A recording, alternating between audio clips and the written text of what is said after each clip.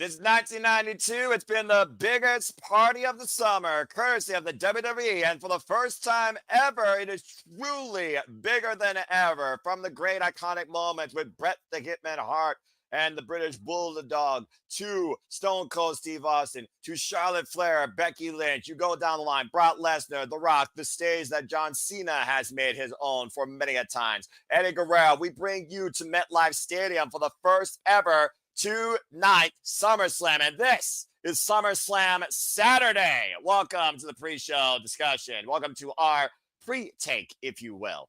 Hello, everybody, and welcome back here once again to the Simply Reliable Studios. You know what this is. I am the simple man of the simple brand, the voice of the SRS Forever Grip Office Professional Wrestling. Damn it, my name is Noah Foster. I, of course, am never alone. Tonight, my color commentary cohort is reliable as it comes. You're dealing with Simply Reliable tonight, as we'll have Walter Cruz here, part of the conversation here momentarily. Again, thank you all for supporting Rage of Wrestling. If you haven't already, please subscribe. And if you want to dictate the conversation, super chat or PayPal the passions, it is truly as simple as that. We are your blind conduit into SummerSlam Saturday. If you wish to watch along with us, you can, of course, follow through your service internationally through Netflix or with us on Peacock. Let's go ahead and talk about the matches that we have tonight. We have, I believe, a stacked, loaded card of 6 matches. We have, of course, 3 championship bouts, 2 grudge tag team bouts.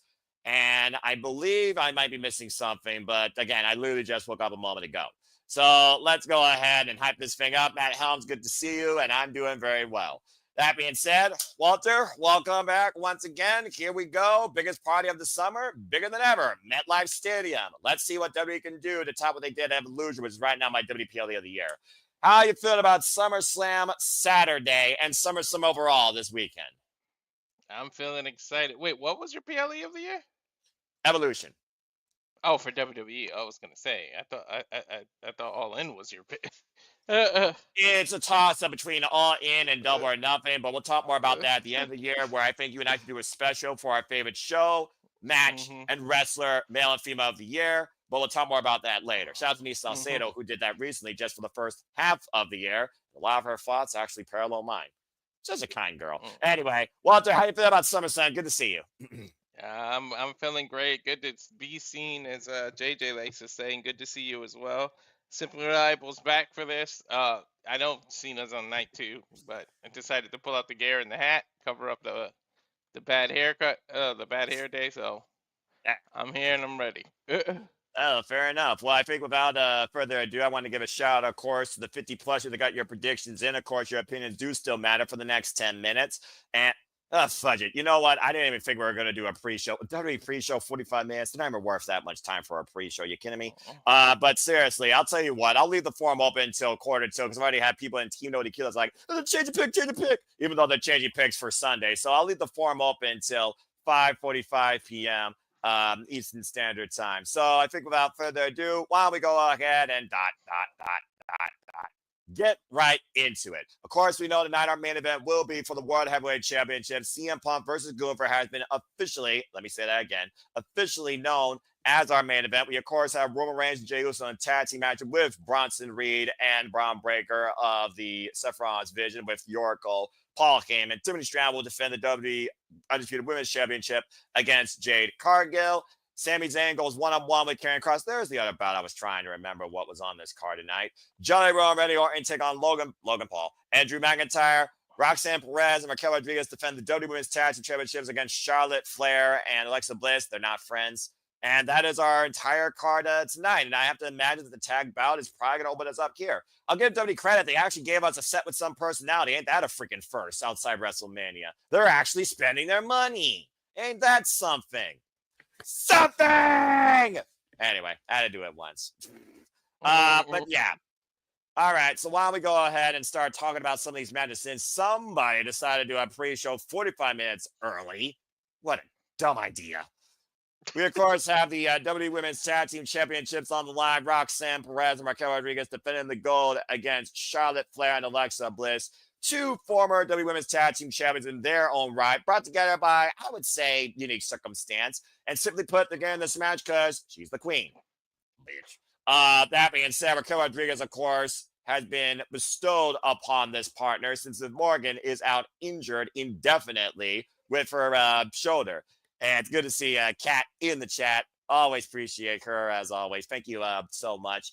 And again, Charlotte Flair, Alexa Bliss, they have experience as tag champions. Charlotte Flair of Asuka, Alexa Bliss, of course, with Nikki Cross. But Walter, it's one of those things where you know somebody so little, but you'd be surprised how unique bedfellas can coexist. So again, Raquel and Roxanne, they got one defense underneath their ring together as a duo, fatal four-way action at Evolution.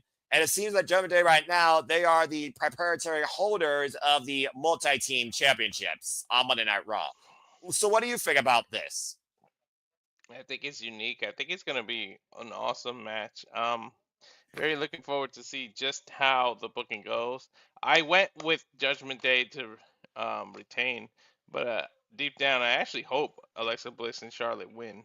I would love to see the dynamic of how they can do and carry the tag division, and then maybe people won't complain so much about Charlotte always constantly being in the main title picture. She'll be a tag champion. Yes, it's a championship, but at least she won't be after the two main titles. So, and it'll be nice to see them because I would love to see Charlotte and Alexa, who are, let's face it, even though Alexa's still young, she's a veteran, and Charlotte, of course, is a veteran of the industry because the tag titles can actually be defended on any brand. So it would be nice to see Alexa and Charlotte go across NXT, across SmackDown, even hey, cross over to NXT and defend those titles. Give that exposure. And then if you cross her over to TNA, you'll get a Flair and a Blanchard interacting, and I'll get what You're, I've you're conspired still, since the beginning. I'm still holding out hanging on for to that. it. I am. Oh my gosh, he's still How living long on did a I hang dream. on to Moose and Oba, and it finally happened? Fair enough, I'll give you that. But yeah, I go with the Judgment Day to retain, but I actually wouldn't mind losing the point on that one. Well, again, it just feels like to me the story still is there with Liv Morgan and Roxanne Perez, and who truly should be the first lady of this Judgment Day, which is ironic considering last year Liv Morgan was the lady of Judgment Day. And not only that, Finn Balor pulled up a screw job against members of Judgment Day. It's kind of ironic if you think about how this could open, with last year opening with Liv Morgan and Rhea Ripley, with Dominic Mysterio cheating on his mommy. But I do think, for what it's worth, again, Roxanne's also very experienced as a tag team champion, of course, with Cora Jade, Lana Black also take care now in your indefinite hiatus from the business, protect your mentality. And of course, Raquel Rodriguez, it really seems to fit her as a tag team specialist. It seems to be her best strength and her best showcase, despite all the other stuff she's gone through, even prior to coming back to WWE. But I just feel like right now with this dynamic with Alexa Bliss and Charlotte Flair, you get these, unique circumstances, these unique vignettes, these moments. Again, they're prepped right now. They're trying to already figure out, again, which one's the more annoying, which one should, lead the play here, etc. I feel like Charlotte Flair and Bliss do have a chance, but I do think right now that Judgment Day is still going to hold their grip on the WWE Women's Tag Team Championships. What I think it comes down to is how strong Roxanne and Raquel have become as a tag team, constantly being together on Monday Night Raw, versus how well Alexa Bliss and Charlotte Flair not only look out for one another, but can work with each other. But I do think I am going to go with the Judgment Day retaining as well. All right. Well, again, we still have so much more to come here. We are just, of course, a little bit over 30 minutes away, as we got, of course, Celebrity Spotlight video package here. If you're watching live on the Peacock with us, and I'm definitely going to have a lot of F-bombs for this service, because we all know how I feel about this service, but that's neither here or there. Let's go ahead and talk about this unique grudge match where both men are in my opinion, a must-win situation. Hashtag push Kross, where does Sami Zayn finally get some sort of momentum on what's been a very tumultuous 2025. Sami Zayn and Karrion Kross are going to mix it up one more time for the third time here tonight at SummerSlam in MetLife. And it comes down to one thing. Who's right? Who's wrong? We saw what happened back at Night of Champions when Sami Zayn, of course, beat Karrion Kross. And then we saw Karrion Kross bludgeon Sami Zayn with a steel pipe to the midsection. However, it was Karrion Kross that was endorsed by the WWE Universe, even with that despicable behavior. And now we see Sami Zayn and Karrion Kross sitting face to face this past Monday night on Raw, where one basically says, I know you more than yourself. And after I beat you, you will have to finally say that I was right. As Sami Zayn looked at him and says, you think you got it all figured out. You think you got this whole game fully in your favor. The thing is, once I win, you're going to have to tell me that you were wrong. So who's right, who's wrong, who's more deserving of a SummerSlam moment, and what it can mean for the future of either of these men? It's a definition of cause and effect, where Karrion Kross, whoever he's faced, has always been affected in a more negative way. In Sami Zayn's case, though, he's the guy you never bet against from the underground. Last year, Sami Zayn came into SummerSlam, by the way, folks, as the WWE Intercontinental Champion and lost to Bron Breakker. So the 2 years in a row that Sami Zayn gets the L, or does Sami Zayn get his W this year? Walter, what do you think about this match? I think it's gonna be a good match, and I don't know. They should have actually made the. It would have been interesting if they made the stipulation that if Sammy loses, kind of like the I quit match, instead of saying I quit, you have to admit your right to Sammy. I mean to Kross, and give Kross what he wanted. So that would have been an interesting stipulation to actually put it as part of the match. But then again, what would Sammy get if Kross loses? I guess so. I guess that's why they didn't go that route. But we'll see what ends up happening. But to me, Kross, it's got to be push Kross hashtag, and he's got to win. Otherwise, what was the point of the recent little push he's getting? It was a little shove. Can we turn it into a full push now, please? Yeah, about to say, how long have you been waiting for Karrion Kross to even get a chance at the World Championship? Of course, Sami Zayn's already had multiple chances at the World Championship since being part of the main roster, including in front of his family in Montreal against the Tribal Chief Roman Reigns, and came up short. Karrion Kross has yet to get any sort of opportunity at a World Championship since being part of Monday Night Raw or the main roster in general. We don't talk about the final testament, folks. So it is one of those things where I finally want to see Karrion Kross get a chance to see what he can do against the best of the best. And the best right now is Gunther on Monday Night Raw. To get there, he needs to go through Sami Zayn, which some might call a small hurdle, but we've already seen Sami Zayn versus Gunther, for example. And Sami Zayn signed his own, personal hell endorsement when he didn't take Seth freaking Rollins out for SmackDown. It almost makes me wonder if Sami Zayn loses, will he actually say not to Kross he was right, but to Seth freaking Rollins or his Oracle Paul Heyman, maybe y'all were right? Again, cause and effect. Either way, I think Karrion Kross should definitely get this win. So I'm definitely going with Kross as I well. really do wish that they made that a stipulation, or maybe instead, instead of an I quit match, it could have been a you're right match where somebody has to You're scream it right, out to match. quit.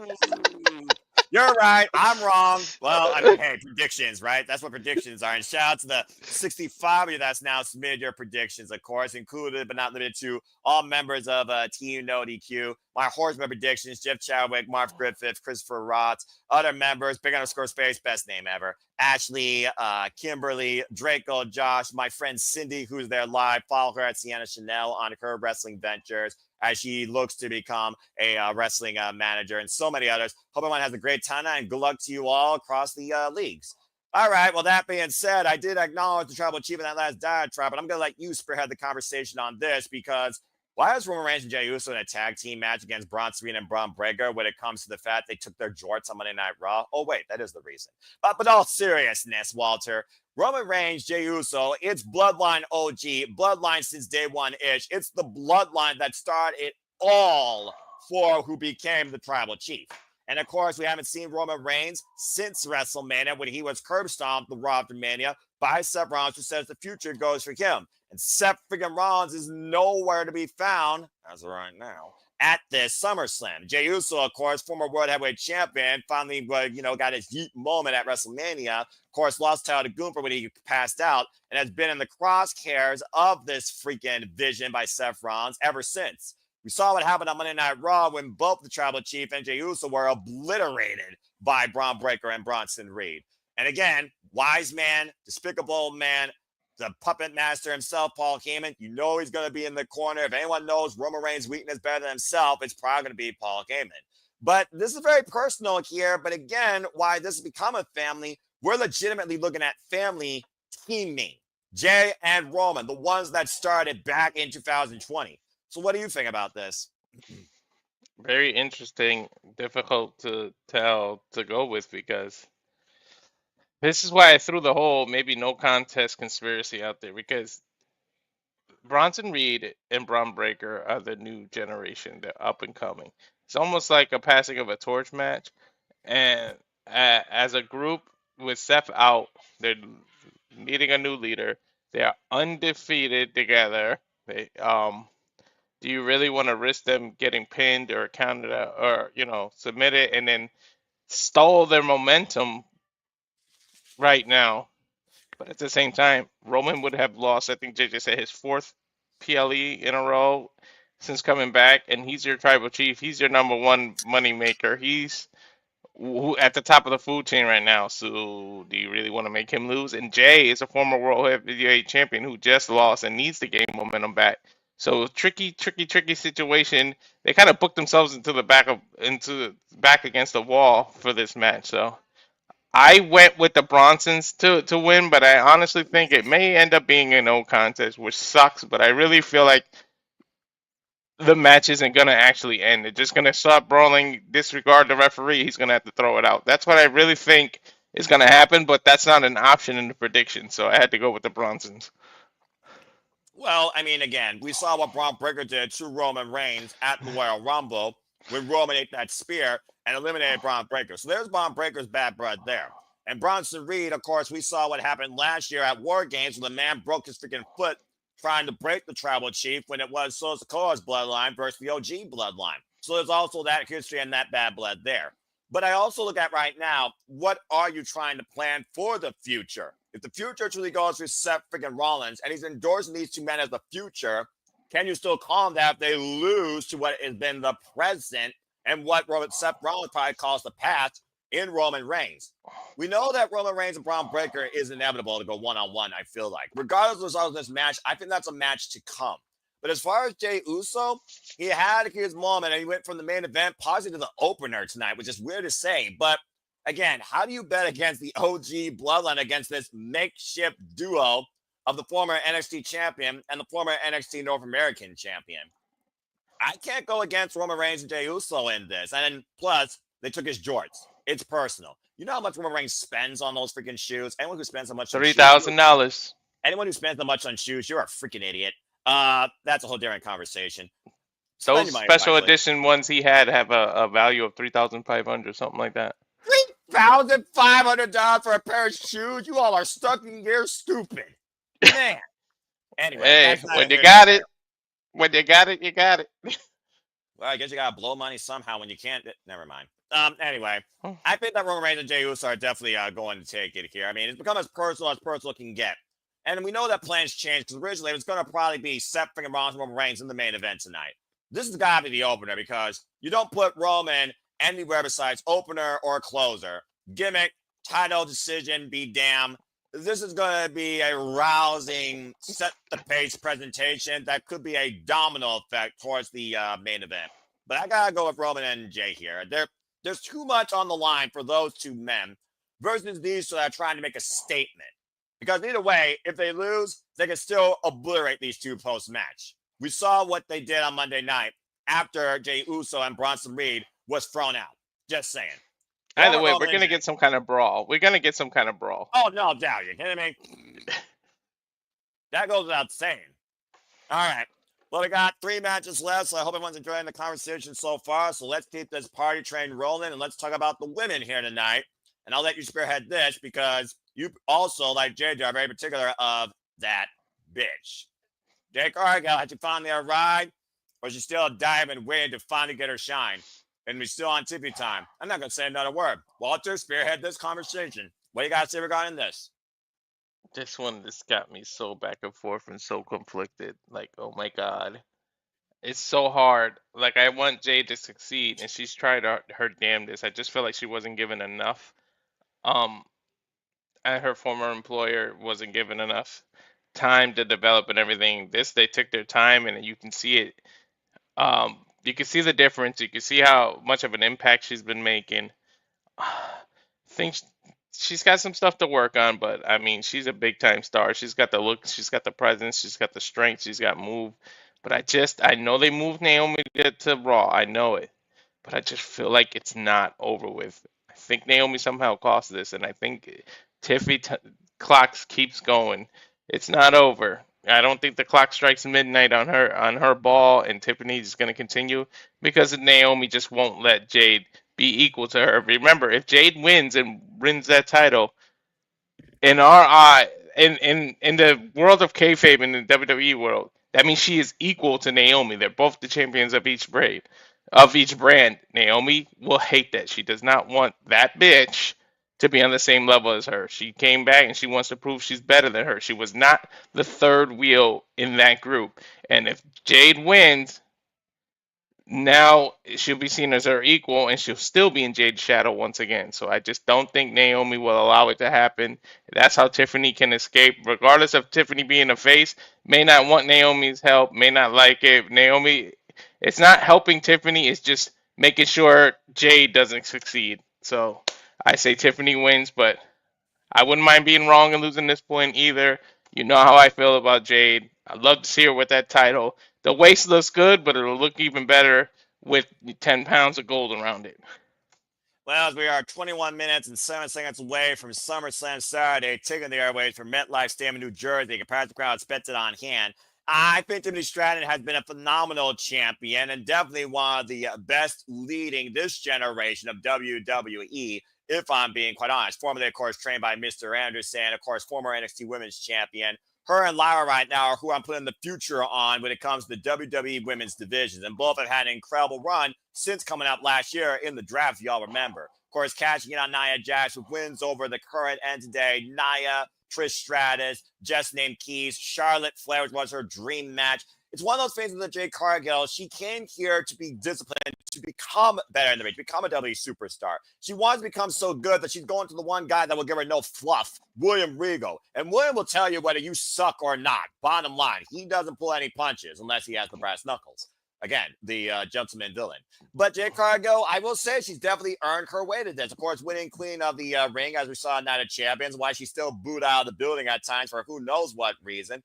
I think there is some justification why she's in this spot, but it's her first time in this spot. Sometimes it's not about the result. It is about the lasting impact you leave. We're going to see Jade Cargill and the growth of her in WWE tonight. Whether or not it's worth the championship is a different story. I don't think it is. I don't think she gets it done out of the gate either. I think Tiffany Stratton has proved how strong she's willing to go to fight for this championship. She even said on SmackDown she wants Jade Cargill at 100%. But for right now, I'm looking at just Jade. I'm leaving Naomi to the wayside. She's on a different brand. And Bianca Belair ain't even on this card tonight, considering Bianca Belair was special guest referee to her and Naomi's match at Evolution. And while Evolution ended with Naomi's catching with a bludgeon up nose, Naomi still walked out of that building as champion. So at this point, is she still a third wheel? Who knows? But that's tomorrow. We'll talk more about that tomorrow. Tonight, though, I think that Tippy time continues to ride high. I got Tiffany Stratton retaining. And again, folks, predictions here in our league is all about who leads with the gold. And of course, championships can only change hands via pinfall or submission inside the ring. And YJ Cargill, I believe, has not lost a singles match yet this year. It's the first time for everything. So I think that Tiffany Stratton will retain. All right. Well, that being said, we got 2 matches left, 18 minutes and 40 seconds on the countdown. You're along with us for the ride on the Peacock. Let's go ahead and what's up? When did we start continuously thinking alike, dude? Well, it's WWE. Let's be honest here. A lot of WWE stuff. Predictability in wrestling is not a bad thing, but predictability in WWE is 8 out of 10 times pretty damn obvious. But let's go ahead and who am I kidding? If we're not obviously predicting the same thing here, I think there's a reason why we like Saturday more than Sunday. Not just the prediction result, but there's a little bit of variety. It doesn't get more variety than Logan Paul and Jelly Roll teaming up with Randy Orton and Drew McIntyre. I mean, again, we've seen this transcend mainstream media. We've seen it on the Tonight Show. We've seen Jelly Roll training with the likes of Matt Bloom and Mark Galloway. And of course, talking about teaming with his favorite wrestler of all time, Randy Orton. And of course, Logan Paul, he had to be impulsive and make this about himself as well, attacking Jelly Roll for his music, for his size, for his choices in life, and of course also attacking the man even on the Tonight Show. We saw what happened though on Saturday's main event and on SmackDown, where Jelly Roll's gotten the better of the Maverick to a degree. Of course, this Friday, nothing was really settled. We just got a pull-apart brawl by security. It's one of those things, though, in a very rare situation. It's been a long time since we had this situation. We have a celebrity type presence on both sides. Yes, I know Logan Paul is signed to WWE. Whoop-de-doo. He's a part-timer. He doesn't go into this full-time, despite he's got a full-time contract. Let's call what it is, all right? He's not there every week. But the thing of the matter is, he's already done so much in so little, so I gotta get credit where credit's due. But Jelly Roll, to me, I saw what happened last year live at SummerSlam. He chokeslammed Grayson Waller into catering. It was freaking awesome. And now he's teamed up with Randy Orton. I think Jelly Roll's going to get his moment here because I think Jelly Roll has a lot to prove besides shutting off this prime peddling beep up. So Randy Orton, of course, who's been notorious for SummerSlam, of course, youngest World Heavyweight Champion, won that title all the way back against Chris Benoit in Canada. Just saying. I think that Jelly Roll and Randy Orton, this is going to be the definition of the good guy deserves to win and is going to win. So I got Jelly Roll and Randy Orton here, but I'm just curious, where does that leave Drew McIntyre more than anything? You know, the guy that's bored at work. Walter, what's your outlook towards this match? I think this is that fun match here to send the fans happy. So I think Jelly Roll is hoping that neither Logan nor Drew will be okay. If you know, you know. He's got a song called "I'm Not Okay," but good job, dude. I'm proud of you. I told you I know Jelly Roll, man. But yeah, Jelly Roll has taken this serious. You can see the weight loss difference. Go back to when he chokeslammed and just look at the difference of then and now. This man has trained his ass off. He's worked hard, and I hope it shows. I hope everything goes well. I think Randy Orton carries the majority of the match, and Jelly Roll can get a pin. But I think that this is the go home happy thing match, and Randy Orton and Jelly Roll will come up with the victory. And Logan has that slappable face that he's gonna get his comeuppance, and people are gonna love it. No, I would personally have booked Jelly Roll and Orton to lose just to piss everybody off because it's kind of obvious what's gonna happen. So I think you and I are on the same accord here with Randy Orton and Jelly Roll.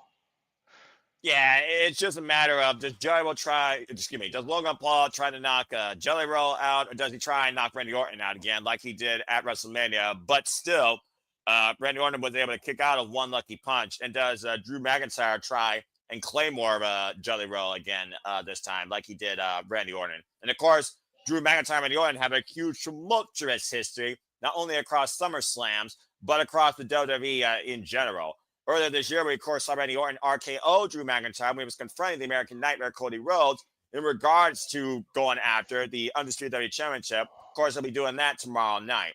As we look at some historic highlights here, 2023 SummerSlam, Bianca Belair, of course, getting the WWE Women's Championship, successful against Asuka and Charlotte Flair on one leg before the Genius of the Sky, Io Sky, cashed in and became the WWE Women's Championship for the first time. Again, I was there live to witness that.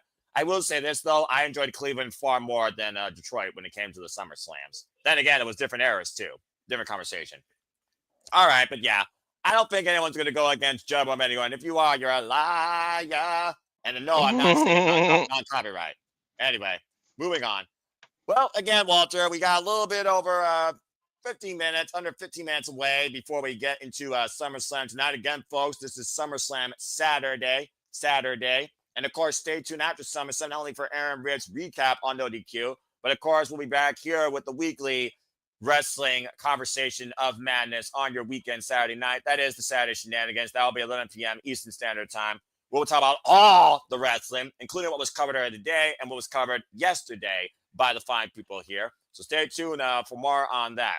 But let's go ahead and dive right into what we now know is going to be, and rightfully so, our main event for ladies and gentlemen.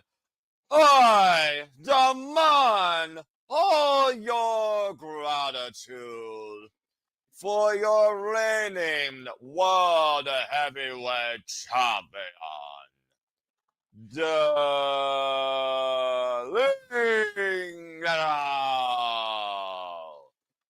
Gunther,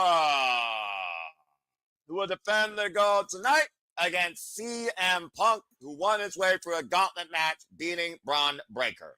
So this is CM Punk's proving ground. Is he still the guy that he can still proclaim to be the best in the world? Is he worthy of holding a championship, a world championship again in WWE? Or simply put, like Gunther said, will you continue to hold on to that consolation prize of people calling you the best? Why I demonstrate why I am the best. Walter, take it away. Your thoughts on this match. Another one that's gonna end up being a bang of these two. You know Gunther and how hard that man hits.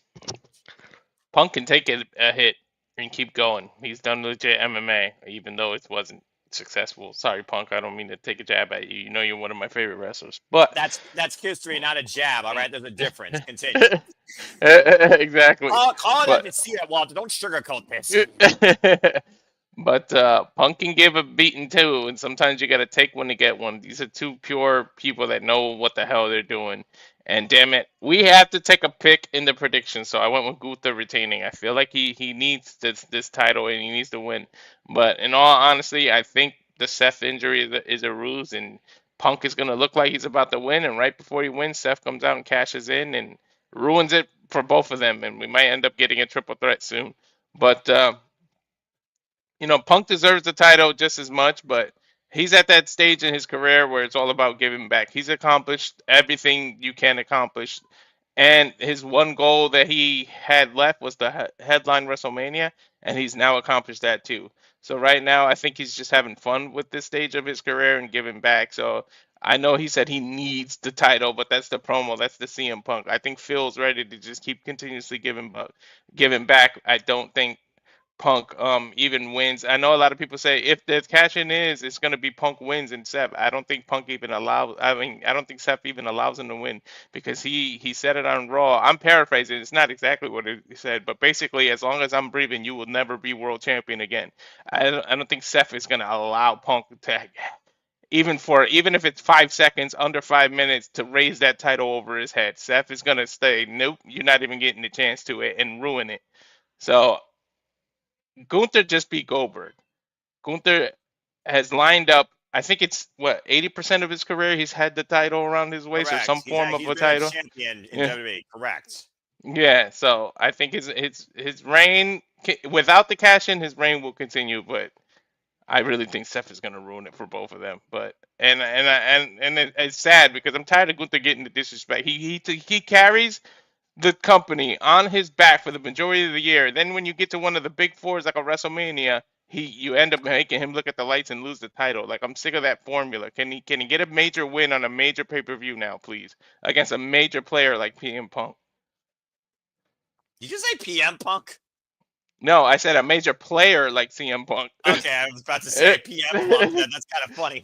But yeah. But I mean, again, and looking at Gunther's run this year, he walked into WrestleMania as a world champion. Jey Uso did tap him out, and the odds have been saying you tapped out ever since. Why it was the first time he submitted in his main roster WWE career, hasn't submitted since either Dragon of a capacity at NXT TakeOver 36. He justified that win and got his own redemption, incapacitating Jey Uso to regain the World Heavyweight Championship. So as far as I'm concerned, the fans need to quit chanting you tap out. Not even CM Punk has thrown that against him. And CM Punk, of course, used the Anaconda Vice to incapacitate his opponent. I think it would be very polite to say a big old shove it to the WWE Universe if he makes CM Punk either tap out or pass out. But either way, I think it's a big time moment for Gunther to beat CM Punk here tonight at SummerSlam and deny CM Punk that redemption moment of being a world champion. I just don't see that happening, especially with Gunther having this title for literally maybe a month and a half, if that.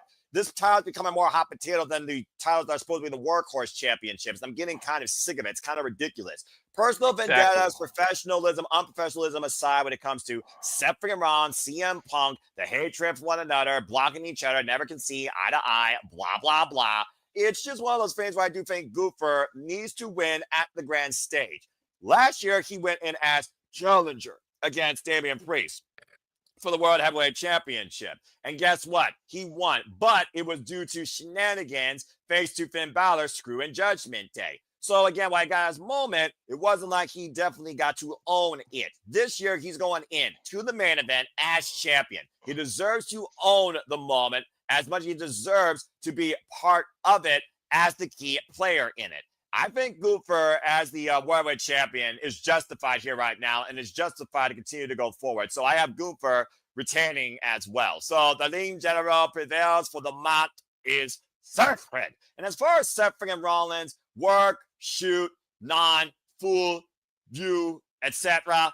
Who the hell cares? All right. He's got the Money in the Bank briefcase. He can pull the catch of the century again. There's been for the longest time teases of Seth freaking Rollins versus Gunther, which hasn't happened since Gunther and Imperium invaded Monday Night Raw during the NXT invasion angle of the Black and Gold for life. And I don't think right now Seth freaking Rollins needs this title when it's around Gunther's waist. All right. Because there you got the heel versus heel dynamic. All right. Who's a heel? Who's a baby face here? All right. And people don't even know how to figure that out anymore, it feels like. I think that Gunther retains here. I don't think we see Seth freaking Rollins at all. And you delay whatever plans you had originally that involved Roman, Seth, and CM Punk. Because clearly, those three men are going to carry forward in whatever triangle dynamic story that WWE has planned for them, title or no title. So Gunther retains. After you have Michael Cole making his way to ringside, the voice of the WWE. We are now merely just a few minutes away from SummerSlam taking the airways. We got 5 minutes to go. If you haven't already, grab a drink, grab some food, grab a buddy or two. Let's enjoy the biggest party of the summer, part 1. And let's just have a good old fun time tonight with WWE, predictability or not. Again, we got a lot of great stuff tonight. Just to review the card one more time, we of course know that the card for Saturday is as follows. We have Roman Reigns and Jey Uso taking on Bronson, Reed, and Bron Breakker in tag team action. Paul Heyman, of course, will be in their corner. Sami Zayn goes one-on-one with Karrion Kross. One of them will finally prove who's right, and the other one will finally have to accept they were wrong. Roxanne, Perez, and Raquel Rodriguez defend the WWE Women's Tag Team Championships against Alexa Bliss and Charlotte Flair. Even though they're not friends, circumstance, coincidence, you tell me, could it be their night, or does Judgement Day continue to ride high, holding the tag titles by their side? Is Tiffany time still on a high, or has it met its deadline? Tiffany Stratton defends WWE Women's Championship against Jade Cargill, the winner of this year's Queen of the Ring tournament. That bitch looking for her first singles championship and her first ever chance at the WWE Women's Championship. Can she get it done? Joey Rowe and Randy Orton look to shut Logan Paul and Drew McIntyre up, and we'll find out once and for all who is not okay and who's a liar in this star-studded tag team affair. And of course, it all culminates with the main event for the World Heavyweight Championship. The lean general Gunther defends the gold against CM Punk, who says that he needs it more than he wants it, and being the best in the world, he earned it. But will Gunther say, all you are is someone who people think you deserve it? And that is all I had tonight on SummerSlam as we get ready, Walter, for SummerSlam Saturday night. So I think without further ado, folks, are you ready to go? Walter, are you ready for what's ahead? I'm ready. Well, I think with definitely. that being said, I'm ready as much as I'll ever be. If of course we have the bald-headed idiot Peter Rotzenberg and Jackie Redmond and Biggie Langston, of course, the contingency for the pre-show panel, as it looks like Wade Barrett, Joe Tessitore, and Michael Cole will be working collaboratively throughout the night, or maybe it'll just be Michael Cole and Wade Barrett, because of course we know Pat McAfee is not in the building as we get ready here for our SummerSlam momentarily. Before we get into things, because we know they're going to go into their cold opener, if you all want to know why we do this for the biggest shows across WWE, NXT, AEW, RLH, TNA, HOG, and everything else in between, Walter, let's go ahead and run our little watch-along trailer to bring them into what the Sip Out Studios is all about. Then we'll see you on the other side when the show goes live. Yeah, let's run our trailer. Let everybody know what they can see. Sorry, go ahead. On the Simply Reliable Studios. And now for a taste of things to come.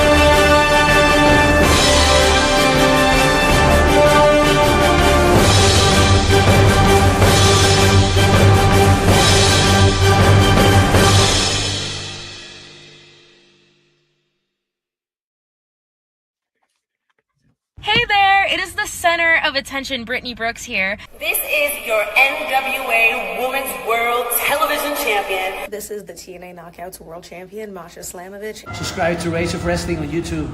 Póngase verde. You better subscribe right now ahora to Rage of Wrestling. Subscribe to Rage of Wrestling on YouTube. Everybody, make sure you subscribe to Rage of Wrestling on YouTube and get them to 200 subscribers. Let's go!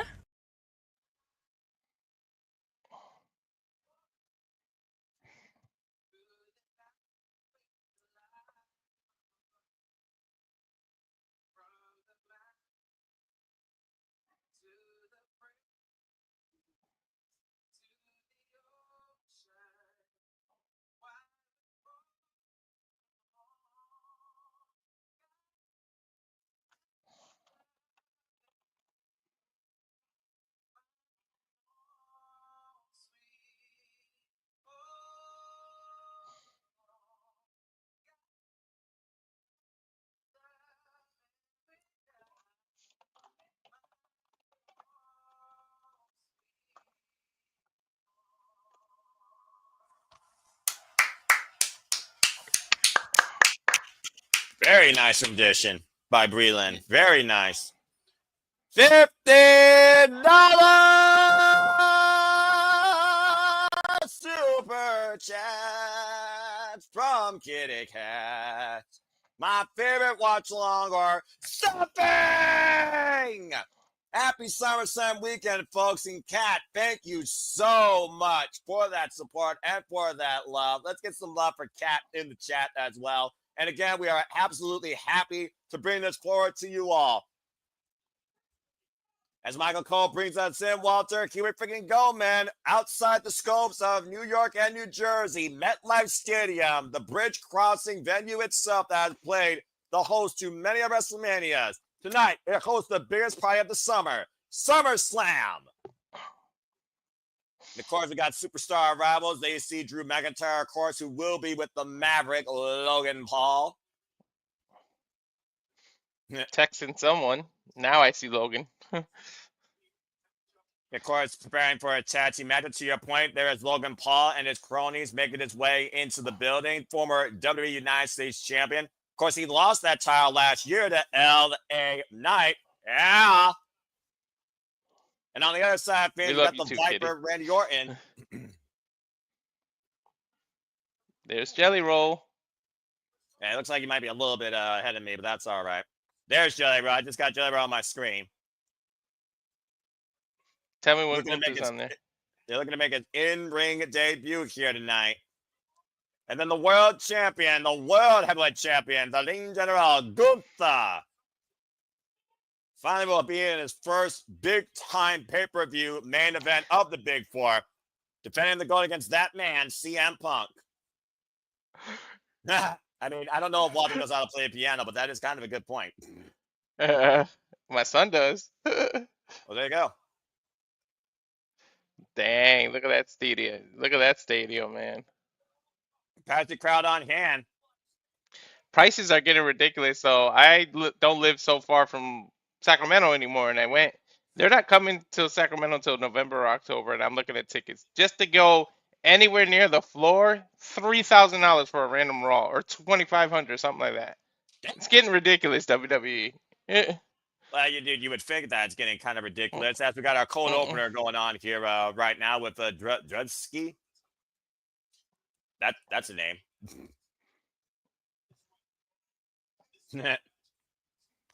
Yeah, the kitty cat with the Joey Styles. Oh my God. Oh man. Oh.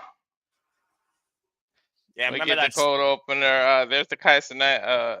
Or no, is that Kai Cenat? What's his name? I forget his name. ISO Speed. Speed.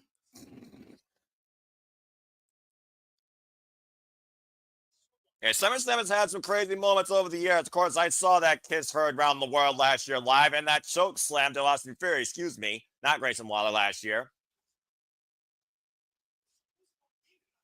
Who gonna be tonight? These cold openers, I tell you what, man, they are a unique way to open the show, but I almost feel like they're better off doing this on the pre-show. Just get right in the action.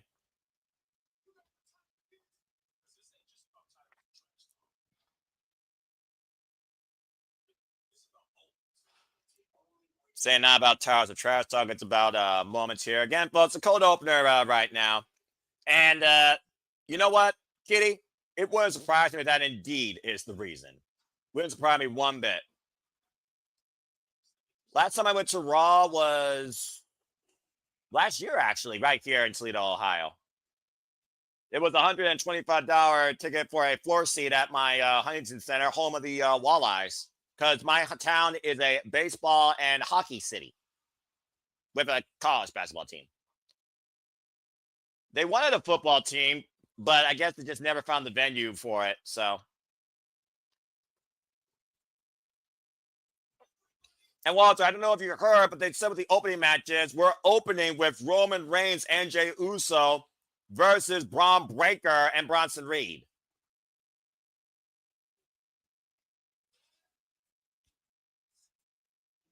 Of course, right now we're just getting all these little vignettes for the opening. I heard, but I never believe anything until it's like official. Well, it doesn't get more official than them saying it right before we go live. Yeah. Straight out Jackie Redmond and Big E's mouth. Oh, see, I wasn't paying attention when it was Big E talking. Big E's the one person I do pay attention to. And Jackie Redmond, she all right. Look good, though. And now the Super Reliable Studios and all these other sponsors that we don't care about from WWE bring to you SummerSlam, New Jersey. And we are looking live at a capacity crowd, MetLife Stadium off of East Rutherford, New Jersey for the biggest party ever in WWE history. Since 1992, it's only gotten more and more crazy. It's a whopping 77 degrees, partly cloudy out there at MetLife, of course, an open stadium. And we bring you our coverage tonight of SummerSlam. Welcome to the show, everybody. Noah Foster, Walter Cruz. We are super reliable. Hope you enjoy our coverage, our reactions, our takes, and our analysis. We hope that you stay with us for the entire ride. Okay, please calm down, okay, Noah? I know, but they're going to introduce Cardi B. You know it, so just breathe, okay? Woosah with me, buddy. She's a diamond certified rapper from New York City.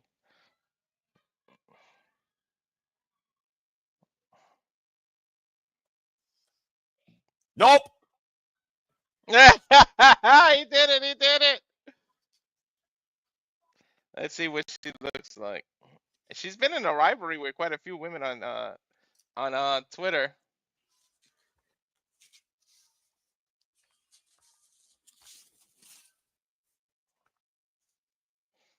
It's her. Hello. Regardless of what we feel about her music, she looks very beautiful right now.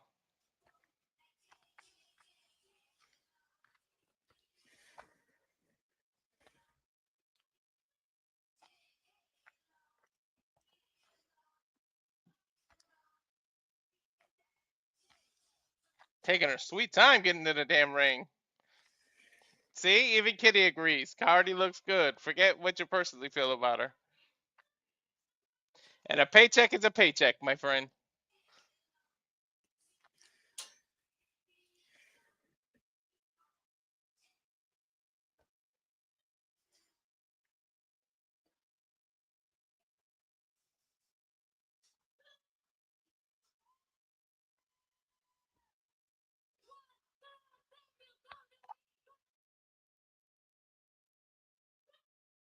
What's good, WWE Universe?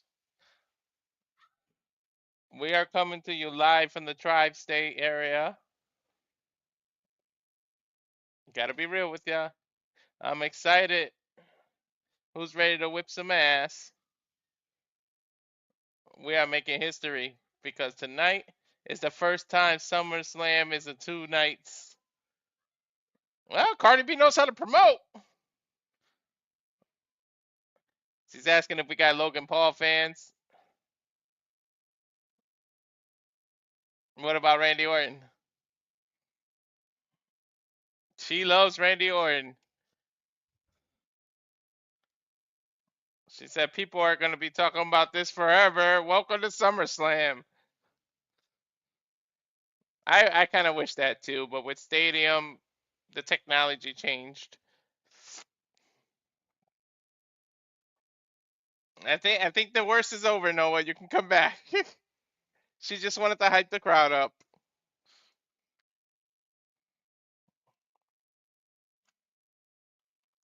Yeah, there we go. Main event Jey Uso's being shown walking through the crowd. There you want real hype. There's your hype moment for you. They might as well turn yeeting into an official exercise. You know?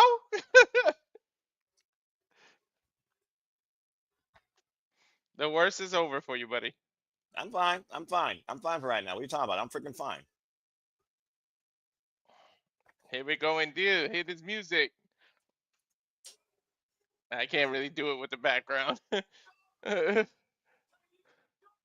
Well, that being said, Walter, main event Jey Uso in your city! Mm-hmm. Yeet slam.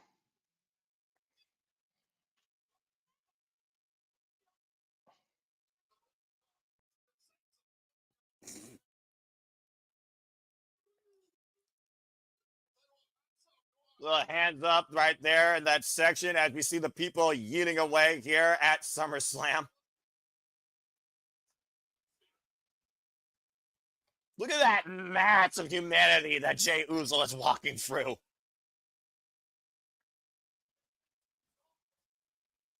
Kicking things off with the main event, Jey Uso. And Michael Cole, of course, who loves to yeet himself out of his freaking seat.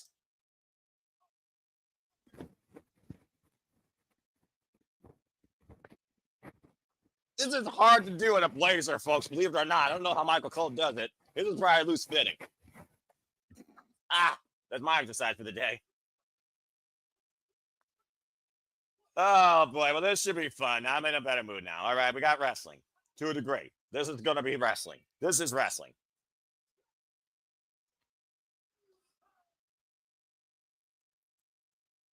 Jey Uso, of course, aligns with his cousin to go against Seth freaking Rollins and his Vision.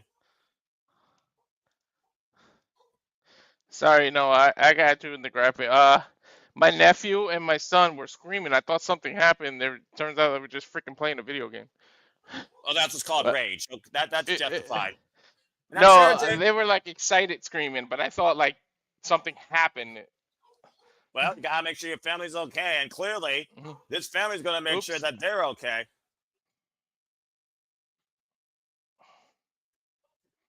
Jey Uso has yet to get in the ring, by the way, folks. He's still yeeting for the audience.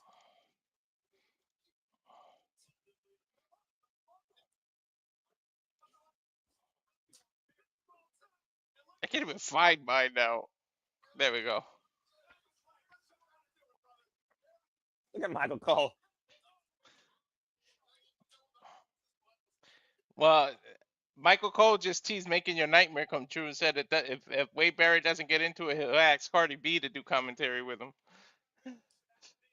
Well, I feel like pigs will fly sooner before Cardi B gets a headset. We got the Spanish commentary team also getting at ringside. Marcelo Rodriguez and Jerry Soto. Of course, for those that don't know, Walter Cruz, habla español. So, I mean, he might do some Spanish commentary here tonight. He might surprise you. You never know. That was a horrible yeeting by that guy. Well, I mean, can you yeet wrong when you don't move your arms at all? I'm just saying. I'm just saying, Latino blood, get some more rhythm, man. Salsa that shit. Hey, he's an old man. Let's give him a break, all right? Let's give him a break. See, Kitty Cat was like, Marcelo's getting into it. Well, get ready to, waste 10 minutes before, while this entrance is going on. Go use the bathroom. Go get yourself a snack. And by the time you come back, Roman Reigns still won't be in the ring. So, damn, Walter, damn. Stop me when I'm telling lies. I mean, I'm not gonna say no lies detected, but you're right. It's a longer entrance than the Undertaker, and I'm pretty sure we can time that. But that being said, right now, MetLife Stadium's getting hyped, eating away with main event Jey Uso after Paul Heyman gaslighted this conversation even further, saying that this is about family, and while your family's lying to you, know that I love you like family, even though family will betray you. Yeah, and then it's got an hour between Jay and Roman. It's an hour entrance, especially when they do the restart with Jay. 30 minutes. Well, indeed, don't jinx it. The 30 minutes tops right now. I'm just saying. To Cat's point.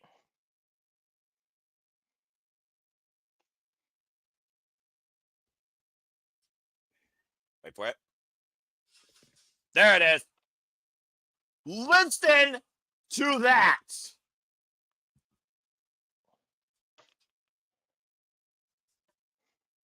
When was the last time, though, that Roman Reigns was the opener to a pay-per-view?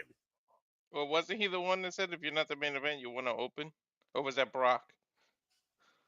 And honestly, it's 1A, 1B, dude. Mm. There he is. The OTC. Your tribal chief. I'm going to walk away. Watch when I come back, he's still not in there. Roman Reigns.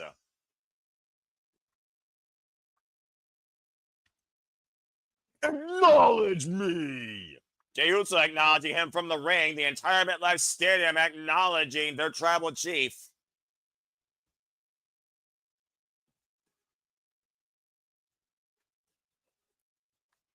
First time Roman Reigns has graced his masses on this size stage since WrestleMania Saturday. And shout out to everybody in the chat, including Kitty Cat, Michael Gonzalez, Matthew, Tape Rayer, Christopher Lakier, Matt Helms, New York State Mind. It's great to see all of you. And again, if you haven't already, subscribe to Rage of Wrestling. We do this for all the biggest shows, previews, and specials.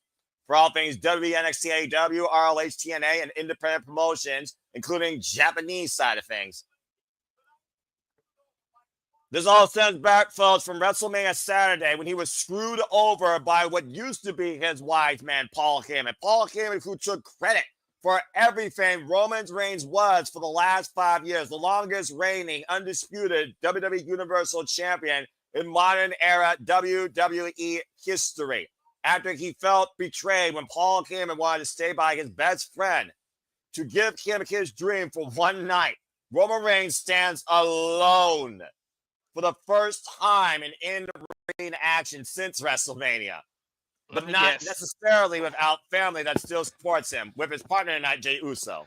Look at that. Timed it perfect. He still ain't even walking in the ring. He just getting in the ring. You give him a break. New fresh sneakers. Let's see if he loses these sneakers tonight. Oh, good Lord Almighty.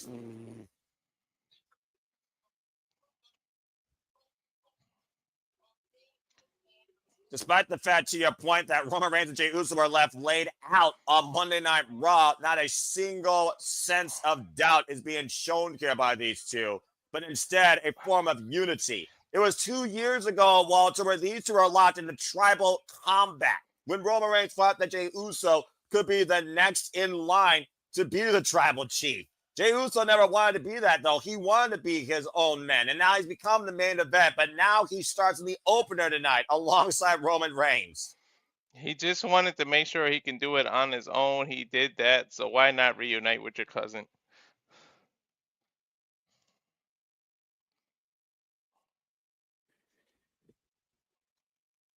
Of course, both of these men were also involved in this year's Royal Rumble, where Jey Uso won to become the World Heavyweight Champion at WrestleMania.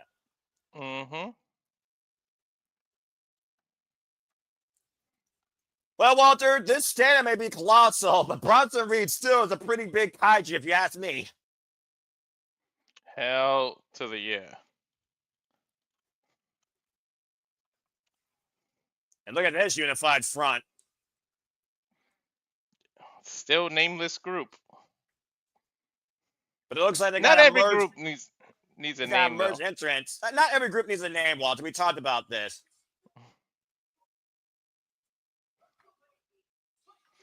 And he's got his sneakers around his neck. Wow. What is up with Roman and not fighting for inanimate objects? If it's not the Ulafala, now he's gonna fight for his Jordans. Well, I guess you want to take something. You want to take literally a piece of the tribal chief. You start with that.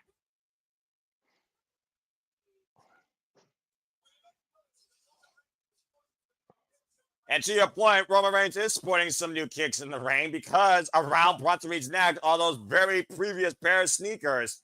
Of course, the Oracle Paul Heyman with the Money in the Bank briefcase in hand. Braun Breaker and Bronson Reed coming out with a unified, merged entrance of sirens and colossal stomps. Of course, we saw Braun Breaker and Bronson Reed left Roman Reigns and Jey Uso in a heap on Monday night after Braun Breaker speared both men through the barricade. He treated him like a freaking bully and stole his sneakers. That's ridiculous.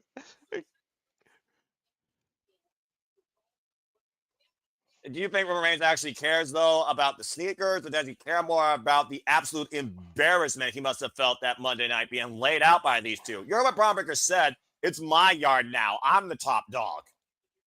He cares more about the disrespect to do that to him.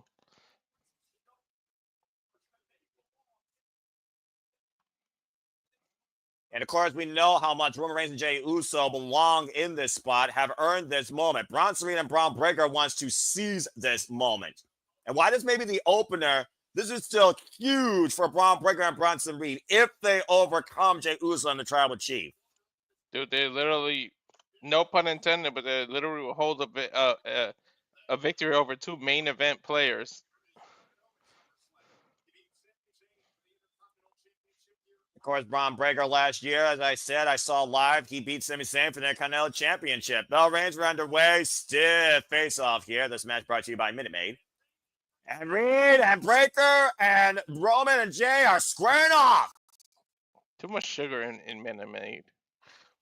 I don't even drink Minute Maid or Kool-Aid. I'm just saying. I'm a brisk guy and a Mountain Dew aficionado. But that's a different conversation. You don't drink Kool-Aid either? Me neither. And both our ancestors just rolled in their grave. Well, I don't, to be fair, clearly Roman Reigns and Jey Uso don't drink the Kool-Aid that Paul Heyman's trying to serve them when it comes to Bronson and Braun Breaker being better than them. And right now, Jey and Roman controlling the ring earlier on. Jey, what are you doing, Jey? Is he going to try to get Roman to yeet? Nah, there's no way. There is no way he's going. And Roman right now looking to maybe run it back with Jey. What the hell? What the hell? The run. Okay. Well, I mean, Roman Reigns doing his part, I guess. Again, this is our yard, and Braun Breaker and Bronson Reed don't feel like eating. They feel like fighting. Well, Jey Uso diving the outside, wipes everybody out. I don't think I've ever seen that before during a match. Especially now with Roman involved. What do you call that? A in-match yeet? What the hell? A mid-match yeet. We're not even midway through this match. We're not even in here for 5 minutes. What the hell? Yeah, see, Matthew agrees with me. Mid-match yeet. Roman Reigns sends shoulder first to the silver ring steps as the referee's trying to get control here. Again, folks, this is a traditional tag team match. It is not under bloodline rules. Braun Breaker and Jey Uso squaring off now. Shout out to the correspondents at SummerSlam. Go ahead. Not even 5 minutes into the match, and we had an intermission, basically. Oh! And it wasn't a commercial. Good grief, the speed of Braun Breaker. Shout out to Jackie Ram and Alicia Taylor, Michael Cole, and Wade Barrett, and Kathy Kelly, of course, the SummerSlam correspondence team. I think Michael Cole said he can reach 20 miles an hour. 23 miles an hour. Yeah, that's crazy. I don't think a human was actually capable of that, but okay. But I mean, Usain Bolt's the fastest human being acclaimed to the Olympics, so the jury is out. Of course, Braun Breaker, former NXT champion, Intercontinental champion, WWE NXT Tag Team champion, Braun Breaker, former NXT North American champion. And, of course, earned his way into this vision. And watch Braun Breaker, good God! Oh my God, the height on that shoulder tackle. I think he hit Roman in the jaw. Yeah, well, either way, he wiped out Reigns on the outside. Take a look at the replay to your point. Look at the height. I think you're right. I think that was shoulder first into the jawline of Roman Reigns. Mm-hmm. Oh, man, a big senton by the colossal Bronson Reed. And right now, the early flurry of energy by Roman and Jade has been snuffed out by Bronson Reed and Braun Breaker. And tag made. The fact of the matter, though, that Paul Heyman brought these two together, though, goes to show again how wise this man is as he holds the Money Bank briefcase and the jorts around his neck. From wise man to oracle, he still knows how to manipulate, maneuver, everything a manager is meant to do, to be honest. Jey Uso trying to fight back against Braun Breaker, and Braun catching Jay. Oh, just playing him down with a power slam. They cover the match here, forearm across the face, El Arrow press kick out into push-ups. Shades of his uncle. Well, he hits a Steiner. He knew he wasn't going to win there, but he knows he's in complete control here, Walter. That's the key. Exactly. I feel Roman's got to be hot as hell in those pants, by the way. And Braun Look at Breaker, Bron saying, mocking him with the run it back. Run it back. Run it back. The hell? Did Bron play running back when he played football, or was he a tackle? The jury is out. And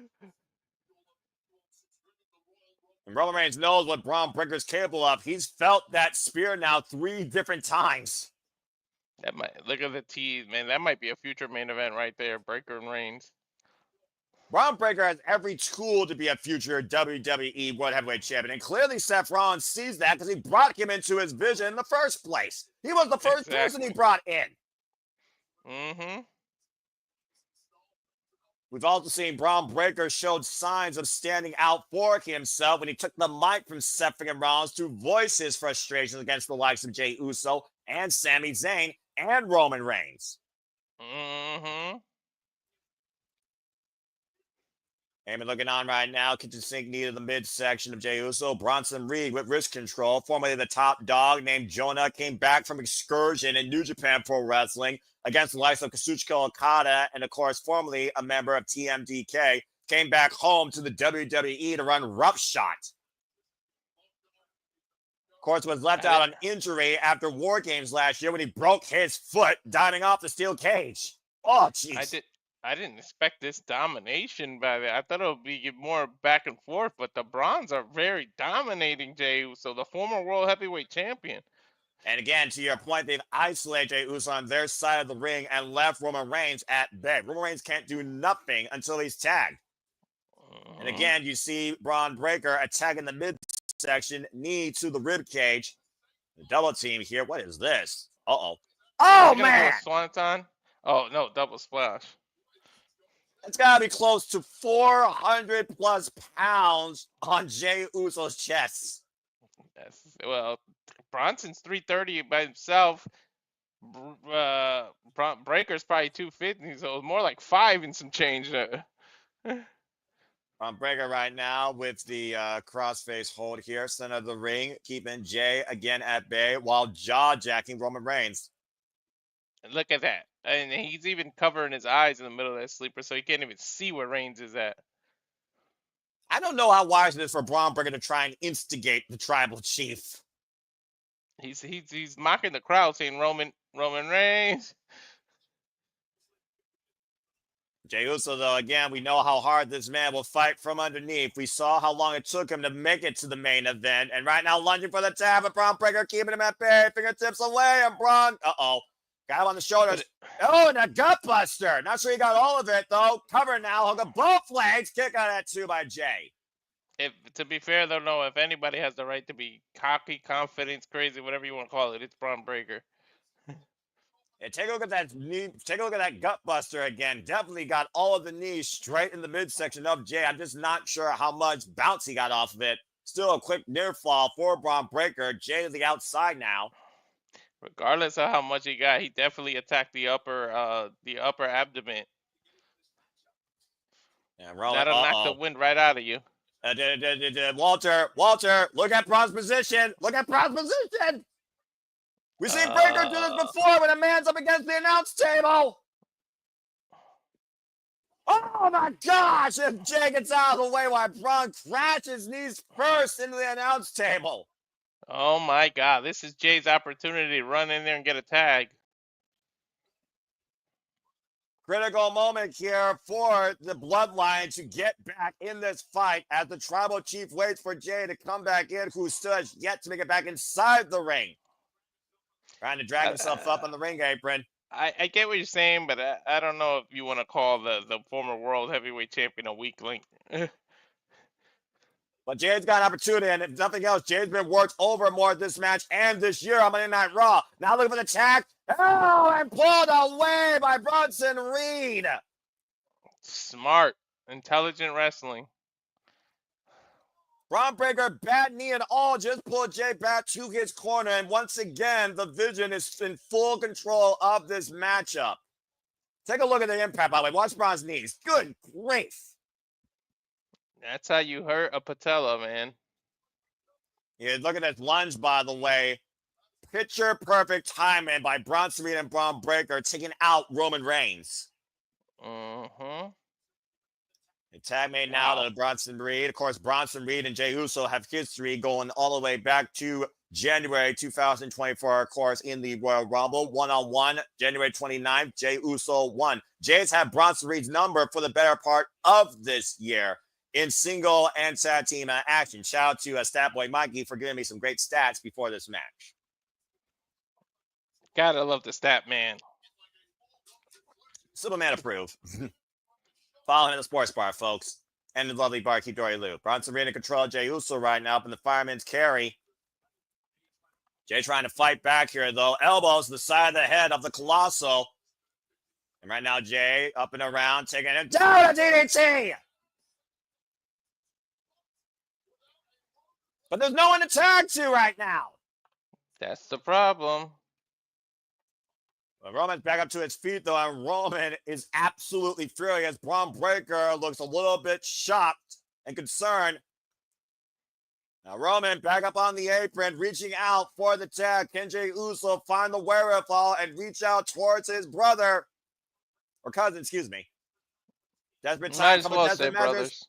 Tag made to Roman Reigns! And Bron Breakker and Roman Reigns finally in the ring, one-on-one, Walter. Yeah, we go. Whoa! Big clothesline, flying clothesline by Roman Reigns. Now, Roman right now isolated with the very man that speared him the Raw after Mania to begin with, and also said that I'm the big dog now. Of course, again, the first of these two collided was at the World Rumble this year, and Roman eliminated Bron Breakker. Mm-hmm. And Roman runs into an elbow. Back elbow strike, excuse me. Now, Bron off the ropes. Roman catching him, though, looking to hook him, pausing for a Uranagi. Bron fighting back. And Roman sending Bron to the outside over the top with a clothesline. Now, Roman controls the ring and is left to there by himself. Roman looked like he was almost going for a rock bottom there. Interesting. What's Roman Reigns thinking here right now? Uh-oh. I don't know. Uh-oh. A spare Roman or Reigns diving over the rope? Good God, over the top! Oh my God, he almost overshot that, Noah. Yeah, no kidding, but he still took out everyone. Talk about throwing caution to the wind. There's a yeet for you, Walter. Take a look at the replay. Look at the replay. I mean, he cleared. Is it the shoes, the Jordans? But look at his head, how close. Look how it. Oh my God, his head almost hit that ramp or where the mat and the ramp meet. Well, either way, Roman Reigns is willing to risk life and limb to prove why he is still the tribal chief and the dog that owns this yard once again. Now, Bron Breakker taken down. Uh-oh. That was a Uranagi. Locked and loaded. Roman Reigns in the corner. 3-point stand. Superman punch to Bronson Reed, though, looking for some defense. And Schoolboy by Breakker. Got the tights. 2 counts. Breakker with a jumping knee. Drops Roman down to his knees. We were talking about in the shoes for Kevin Knight. Roman Reigns giving him a run for his money. Good grief. Mm-hmm. Uh-oh. Right now, the new big dog with the straps coming down, looking to pick up speed, momentum off the ropes. Grab that Superman punch! I think Reed he tagged himself in. I think you're right, as Reed just literally barreled over Roman Reigns. And now this giant man, this former top dog in his own right, looks to get a piece of the tribal chief. Man, I know we had some weather issues in New Jersey, but are we going to get a tsunami, Noah? Big splash in the corner, to your point. Attack made, though, by Jey Uso. Don't know if Bronson Reed's aware of it, though. Get to the midsection. And now Jey Uso. Now. Yeah, no kidding. Combination offense here by Jade to Bronson Reed, who again has beaten Bronson many a times this year on Monday Night Raw, including the one contendership matches. And now Jay, look at him. Oh my God, got rammed through Reed. Again, how much the Jey Uso got left, though, based on how much punishment he's enduring this match, though, Walter? Oh! A lot. Death Eye Driver's enough here. Hook the far leg. It's a 2.5.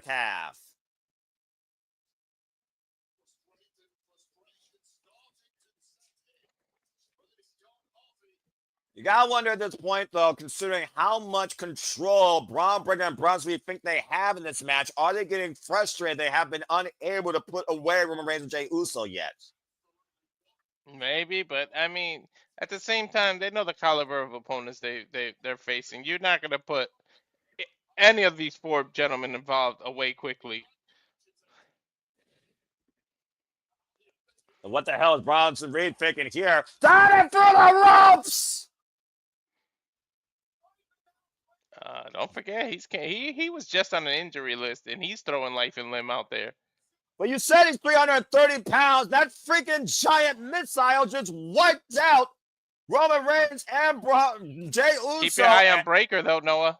Uh-oh. Oh, no. Oh, no. Breaker from 0 to 100. Good grief. He just flew like Animal used to do when they did the Doomsday device, the Legion of Doom. Sorry, Hawk. About to say, literally like a hawk, seeking his freaking prey, wiping out Roman Reigns over the Spanish announce table. As Michael Cole likes to call him, the unpredictable badass of the WWE. Dude, these two are going toe to toe with the biggest man. And I just heard Bronson Reed said, "I have an idea." I shudder to think what his idea is. Well, I expect it to be nothing but pain and punishment. Bronson Reed hoisting up Jey Uso up on the shoulders. Oh, does this look familiar? Braun Breaker now to the top rope. Reed with Jey on the shoulders. Steiner Recliner! Steiner Brothers. Steiner Recliner. That's his uncle and his dad's move. Shoot the half. Hit the front leg. Kick out at 2.5 by Jey. Wow. Shout out to the Steiner Brothers. That's literally his dad and uncle's move. Yeah, look at this dive, though, by Bronson Reed, wiping out Jey and Roman. And look at this lunge by Braun to Roman. Freak athleticism by both these men. And to your point, picture perfect Steiner Recliner. Got all of it. Jey just muscled somehow. Maybe it was instinct, to be honest. And right now, Bronson Reed and Braun Breaker thinking of a different game plan here. And right now, Jey and Roman, the worst for wear on the outside here. We know the damage Braun could do when both those men on the outside of the ring, though, Walter. I mean, you just saw how he took Roman out. Uh-oh. It's Braun Breaker right now looking to run 0 to 100 around the ring. Superman punch! Superman. I think Braun might get a test of his own medicine. To your point, Roman drives Braun through the barricade. Even Bronson looks a little worried. Look at that look on his face. Yeah, Roman Reigns literally saving Jay from Braun Breaker, intercepting that spear with a Superman punch, and then spearing Bron and wiping him and Bron out through the barricade. Take a look at Roman's body. Look how red his ribs are. Right now, Bronson and Reed sending Jey Uso back inside the ring. Rest in peace to the barricade indeed, Kitty. No kidding. This is how you open a pay-per-view, man. Or a PLE. And here we go. Bronson Reed looking to call for a natural disaster, and you heard Paul Heyman saying finish him. Like you call it, Walter. You asked for it earlier. Where a Superman punch by Roman? Yep, but I'm no meteorologist. And Roman trying to hoist Jay back up to his feet. One's up in the air. Acknowledge them, if you will. Bronson Reed set up against the ropes. Hoisted up. The 1D. Reed and Jay with the 1D. Shoot the half. Cover. Put the 5-leg Braun with the save. How was Bron able to get up after what just happened? That move passed down from the Dudleys from the 3D to the 1D, where the Usos were the ones that held the tag team championships in WWE. They held the tag team championship and insert company here. And about to say, of course, we know the Dudleys will face the Hardys one last time at Bound for Glory. All 4 men down, worse for wear. I can't wait to call that if it's you and me. I assume it is. Absolutely, of course. Stay tuned, folks. We cover TNA Bound for Glory in October. This is a Titanic opening class, though, here, Walter, as we expected. They hit the iceberg about 20 minutes ago. And Braun Breaker again, raising the ire.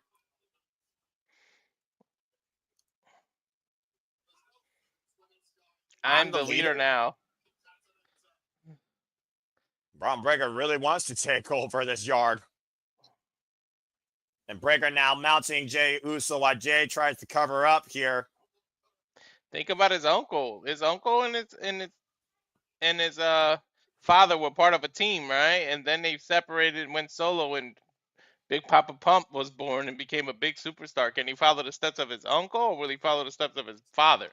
Well, he just took the straps down again after putting them back on. He's got that 3-point stance, looking to get Jey Uso with this spear, yeet him out of the WWE, and take his spot at the top. And Braun Breaker spear Roman Reigns. Roman Reigns out of the way. He sacrificed himself. Spear by Jada Bronson Reed.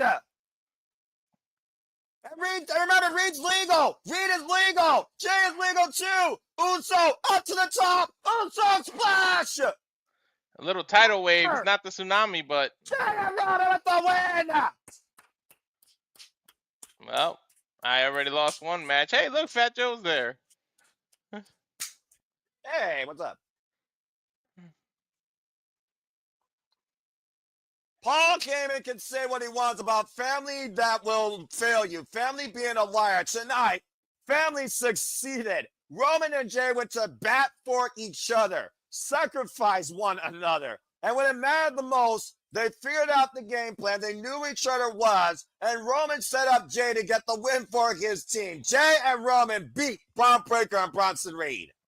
And I'm 0-1 already.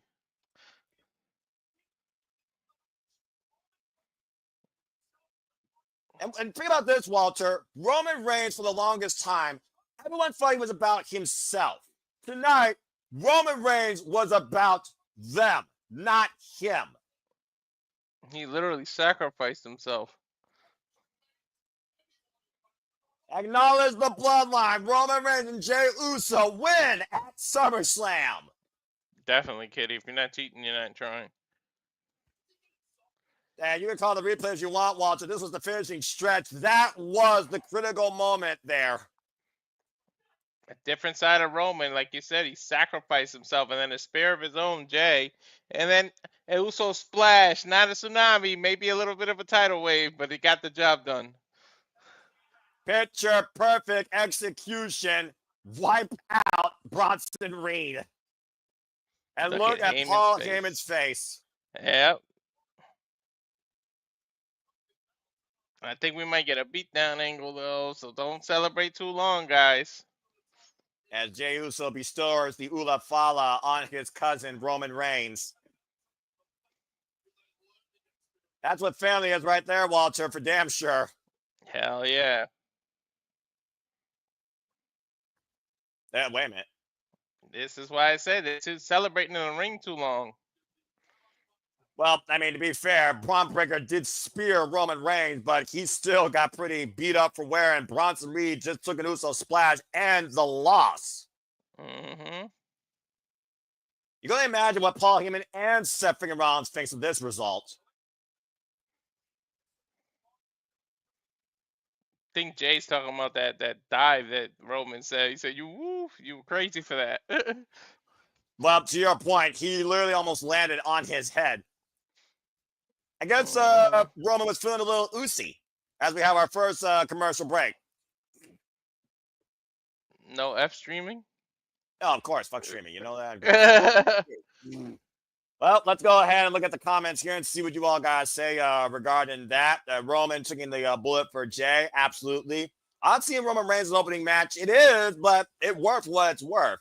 Kate Rare is 1-0. Michael Gonzalez saying great opener.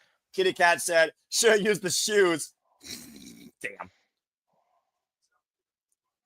And then, Orle. All right. Well, now, of course, we have a long-term commercial break. We only got one commercial here. We're not going to play the same commercial every break because that'd be ridiculous. We'll play that later. But, I mean, overall, Walter, you can't be surprised by that result. You don't bet against Roman Reigns. But the fact of the matter is, it was not about just Roman Reigns. It was truly about family. And family stood tall and stood by one another. That was the difference maker. One aspect in life you always need. You can't pick them, but you got to deal with it. But this family is forever. Damn right. Wonder right what's now. next. Damn, they literally have to do the follow this shit. Well, I mean, again, we still have so much more to come tonight, so I'm curious to see what they pick. And, of course, WWE is going to be taking over the country. There you see, of course, the upcoming watch-alongs schedules for live shows. For WWE Live, 11 brand new events. Tickets on sale now. I just mentioned the Sacramento event. I'm not going. Shit, over $2,000 for some tickets to a Raw. $2,000? To be in the front row, yeah. And the floor seats are like 15, 16, 1700. Like for 200, you're on almost at the top of the arena, basically. I can't justify one night of entertainment being worth that. I can't. Mm-hmm. And of course, my show is brought to us tonight by Mountain Dew. Their show is brought to you by Mike's Harder Lemonade. And of course, we have the Simple Labo Studios that, of course, do this for all the biggest shows, specials, and pay-per-views across all things wrestling. There you see Drusky, actor, comedian from the Kuda Fest tour that starts this September, whatever that means. They were the one. He's the one who did the cold open. And apparently he knows the likes of Soulja Boy because he'll be along with Soulja Boy, Killer Pressy, Navy Green, and a bunch of other people. I have no idea who the hell these guys are. There's Breland, though. I mean, he did a tremendous rendition of God Bless America, though, so I'll respect that. That was good. Country singer, right? There's Fat Joe I mentioned. I saw him in the crowd earlier. I'm about to say, recognize that guy, four-time Grammy-nominated multi-platinum rapper. How many Fat Joe songs do you actually know, Walter? Quite a lot. I mean, Lean Back was the biggest thing. Him and the Terror Squad ran the 90s with Big Pun.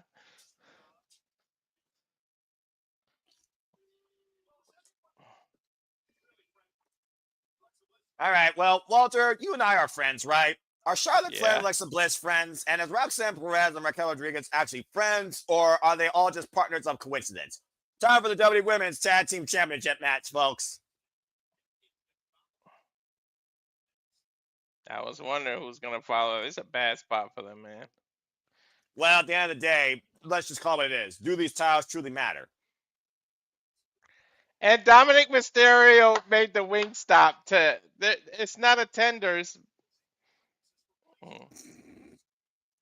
Made the wing stop. It's not tenders.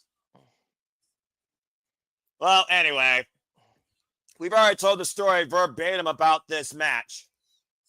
With Roxanne, Perez, and Raquel Rodriguez, now the WWE Women's Tag Team Champions, with successful defenses against the likes of the Kabuki Warriors, Saruka, Charlotte Flair, and Alexa Bliss in fatal four-way action, Bayley and Lyra Valkyria, thanks to Becky Lynch's interference. And of course, Roxanne Perez has been ushered in to the Judgment Day fully by Finn Balor. But Raquel and Roxanne have gone to bat for one another.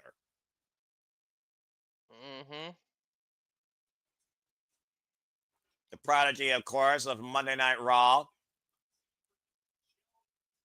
It's amazing how quick Roxanne and Raquel have really gelled together as a team, Walter. Yeah. Definitely. What was the last question you said? Nah, it's just a point. I had to turn down the stream is actually in my ear. That's why I didn't hear you. Oh, gotcha. But don't blow your eardrums out. Yeah. Goddamn White Castle commercials. I mean, again, looking at the cold opener here, or the VTR, whatever you want to call it, because I have the premium. Alexa Bliss and Charlotte Flair basically said that we're not friends. Maybe we should be friends, but maybe we should be tag team partners. Mm-hmm. You don't have to be friends to be tag team champions. Just ask Shawn Michaels and John Cena. Well, clearly, Alexa Bliss has spoken to Charlotte Flair in a certain way, because now we find these two not only working together, but have a chance to become tag team champions with wins over the likes of the Secret Harvest. Imagine if they actually freaking pull this off. Stranger conventions have happened, but there was truly a telling note at Evolution when Charlotte Flair saved Alexa Bliss from Zarya's spear. Well, in terms of the prediction, I need Roxanne and I need the Judgment Day to pull through. I can't go for Charlotte and Alexa now. I'm already behind the 8 ball.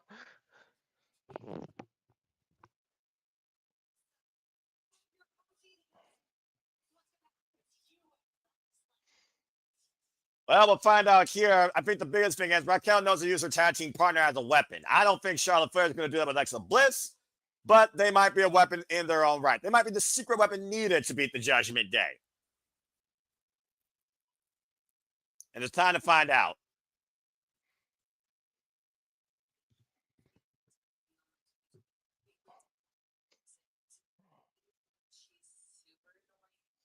Charlotte Flair saying she respects Alexa Bliss, even though being tag team partners wasn't on her 2025 bingo card, even though she's super annoying. A jury is out. Who's more annoying in this tag team to the other? We'll see.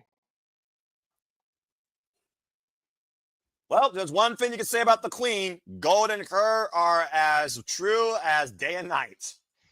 Truly synonymous with one another. And here comes the Queen herself, Charlotte Flair. Bow down. All hail the Queen. I still hate this version of her music, by the way. Def Rebel still sucks. I know. Of course, Charlotte Flair came back from injury, won the Royal Rumble, went on to WrestleMania, challenged Tiffany Stratton for the WWE Women's title, and lost. Now she finds herself in a different light, going after tag team gold at SummerSlam tonight. What does it say that they have to come out separate? Well, they're not friends. All they got to do is coexist when the bell rings. Beforehand and afterwards, Walter, the jury is out. They just have to be better for 3 seconds, to be honest. That's what you and I always say. All it takes is 3 seconds, Noah. The longest 3 seconds for anybody to achieve in this business, if we're being perfectly honest. Mm-hmm. Alexa Bliss, former WWE Women's Tag Team Champion alongside Nikki Cross. Of course, they once defended those titles at SummerSlam. Saw it live in 2019. Charlotte Flair, of course, former WWE Women's Tag Team Champion alongside Asuka during the pandemic. Bumping into each other. I mean, again, you don't have to necessarily like one another, but I do think there's a respect for one another here. I do think there's a reason why Alexa Bliss suggested this in the first place. Mm-hmm. They're just playing one-upsmanship with each other. 19 combined world championships with these two. Alexa, former 3-time WWE Women's Tag Team Champion. Charlotte Flair has only been Tag Team Champion once. Damn, I don't even remember her tag team reign, to be honest. It was during the pandemic, to be fair. Oh, yeah, okay. I try to forget that. Alexa Bliss with some of the all-time highlights here. Also at SummerSlam. Of course, lost her WWE Women's Championship to Ronda Rousey here one year. Mm-hmm. And I agree, Kat, but, you know, it is what it is. At least they actually built a set this year. Last year, they didn't even have a set. They just had an entrance. Pissed me off. She's just bunny rabbit antenna ears to Alexa. I mean, next to Roxanne Perez, we are looking at two of the smallest individuals here in the WWE. Mm-hmm.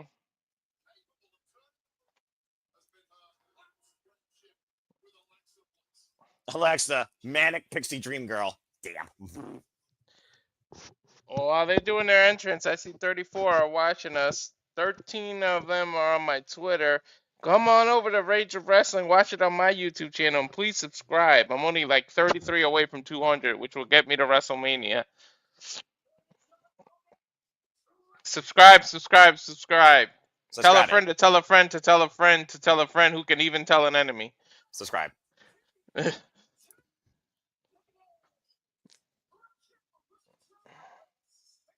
Oh boy, this is just a little bit weird, but it does seem to work better with this dynamic. Mm-hmm. So far, Raquel and Roxanne have been the WWE Women's Tag Team Champions now for a combined between them 136 days. This is their third defense, though, as a team. Raquel's held the gold now for 103 days in this run, while Roxanne's holding this title for Liv Morgan now for 33 days. Of course, Roxanne, former NXT Women's Tag Team Champion, alongside now indefinite hiatus, Elena Black, Cora Jade in NXT. While Raquel, of course, has held this title on multiple occasions with Liv Morgan particularly.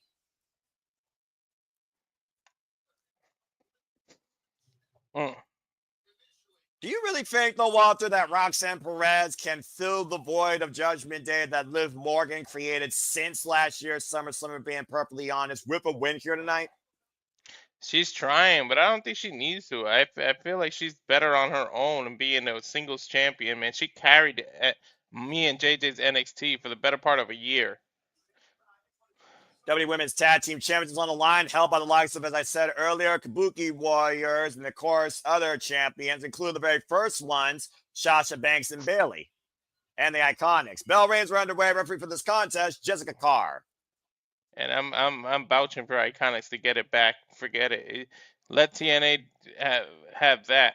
Let TNA do that. Win those titles. Look, Kitty Cat may have given us a very generous $50 super chat, but I'm not trying to rant about the WWE Women's Tag Team Wrestling scene versus TNA and what the Elegance brand is versus Bray. I'm trying to be a good guy tonight, despite the fact what I'm feeling like right now. So don't trigger me. Anyway, it looks like right now, Judgment Day, isolating Alexa Bliss, taking the Queen out of play for the time being. Let's not forget Charlotte Flair eliminated Roxanne Perez to win the Royal Rumble this year. You know Roxanne's looking for that payback. Of course, Alexa Bliss and Roxanne Perez also collided during the Elimination Chamber earlier this year. Nice takeover to Harris by Alexa Bliss, Little Miss Bliss. Tag made Charlotte Flair. As they both have the dynamic of one superstar being very tall, the other one being short, and they're pretty much the same team on opposite ends. It is kind of ironic when you think about that dynamic. You're absolutely right. Ooh.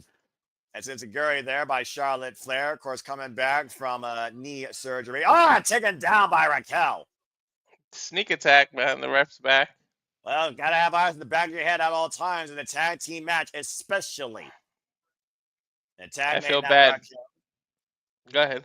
No, go ahead. I was just not. I was gonna say I feel bad for her. What's her name? Jessica Carr, I think the ref's name is. I feel bad. Yep. It's gonna be she's gonna earn her paycheck tonight with this match. The leading female official in WWE, if I'm being quite honest here. Although they got a couple of other ones that have been very key players in the ref core of WWE for the women. So mad respect to them all. What? Average whip right now. Charlotte Flair set up and over. Lands on the apron, though. Catches Raquel with the big boot. Roxanne now trying to come back around. Catches Roxanne with a big boot. Now Charlotte Flair taking Judgement. They both 2-on-1. Raquel catching the Queen up on the shoulders. Oh, trying to get going, unable to. Samoan drop. Yeah, tag made now to Roxanne Perez. And Roxanne Perez, her experience and her potential goes beyond her years. Yeah, It's they called the literally project for a reason. Covered now by Roxanne, gets a 2 count. they mentioned that Cape right before. It was during the pandemic. I didn't remember it either. Noah reminded me this because I tried to blank it out of my mind because it was pandemic era. Yeah, it was her and Asuka of all alliances. You know, the woman that Charlotte Flair defeated and broke the undefeated mystique of at WrestleMania 34. Okay, now you want to trigger me because damn it, how Asuka is literally unvictorious in WrestleMania. Other people go undefeated. She's literally hasn't won anything. I'm gonna calm down. Tranquilo, mi hermano. Tranquilo. The tag made Raquel Rodriguez. And we both got our triggers, okay? That's what it means to be a passionate wrestling fan. Of course, Roxanne Perez has already made history this year, having the longest time in women's Royal Rumble history. She's the Iron Woman. Mm-hmm. Raquel right now isolating the Queen, Charlotte Flair, into a modified submission, hammerlock in the arm, and a chin hold. What does that say about Raquel? She's taking it to the 14-time women's champion? And Raquel and Charlotte Flair don't have that much history, by the way, too. I think the only time they've literally engaged with one another was during the Royal Rumble this year. A jawbreaker there by Charlotte Flair, creating separation. Catching her with the big boot. Of course, Raquel Rodriguez is also coming off a singles loss against Rhea Ripley back at Night of Champions in that street fight. Classic Charlotte Flair with the backbreaker and face first in the top turnbuckle. Now going up out of the corner. Caught by Raquel, but takes her with the T-Harris. Halfway across the ring, now Tammy to Roxanne, and Charlotte Flair trying to reach out for Alexa Bliss, but Roxanne there to prevent the tag. Nice leg trip up there. Looking for a submission, but again, straight for the Queen. Tammy to Little Miss Bliss. The former 5-time women's champion, of course. Former Miss Money in the Bank as well. Former Raw Women's Champion, SmackDown Women's Champion, and WWE Women's Tag Team Champion 3 times over. Ooh. And of course, the last great friend of the Fiend, God rest his soul, Bray Wyatt. Nice drop kick there.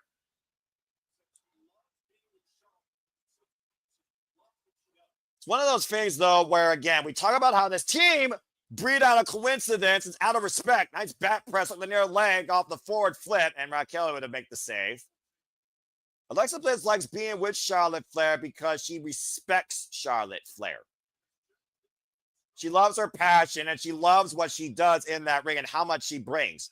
Now Roxanne with the schoolgirl got the tights and gets a 2 count on Bliss. Almost retained there. Oh! Looking for Sister Abigail, and Roxanne immediately breaks the ice. Sends Bliss into the second rope. Now Roxanne looking to follow up. Running elbow, back of the head. I love the way Roxanne does that. Jumping to the other side to do the moonsault. Corner moonsault denied, but a tag made by Raquel Rodriguez. Great awareness by the tag team champions. And now Little Miss Bliss got to deal with the powerhouse Raquel. Taking down both Raquel and Roxanne, though, for the moment. Alexa trying to get the crowd into it. Trying to bring that team spirit. Team spirit, folks. T-E-A-M. And Bliss twisted. It's ironic because she used to be a cheerleader, Noah. Yeah, exactly. Twisted, Bliss, miss, and then a clothesline. Matchbook covered by Raquel, and Bliss kicks out at 2.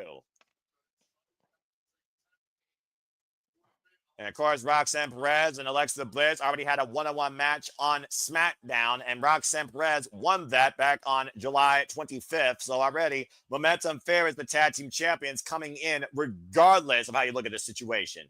This being a first-time ever traditional tag team matchup with these two teams. Tag made by Roxanne, Raquel, and Roxanne isolating Little Miss Bliss in their corner. Double team here with the Irish whip. And now Raquel squashing Bliss. Brings it back towards center. To be honest, they may have won the titles because just because of the injury to Liv. Coming now. It's a 2 count. I got quiet to let you do the count. But, just because they were, conveniently had to give the titles to Roxanne, or not Roxanne. Yeah, Roxanne. Yes.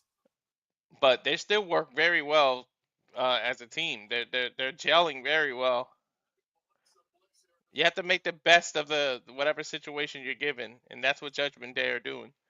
And in this case, Charlotte Flair and Alexa Bliss needs to make the best of the situation they created. Remember, Charlotte Flair simply went to Nick Aldis and got them this tag title match. They didn't qualify for this. They didn't earn it. Charlotte Flair asked for it. Who knew it was that easy? Well, when your name's Charlotte Flair, the jury is out, considering her pedigree. Well, hey, look at NXT. The new Chase U. All they did was ask Hank and Tank, and they say, "Hey, we'll give you a title shot." Well, they weren't gonna hit him with chairs though. Oh.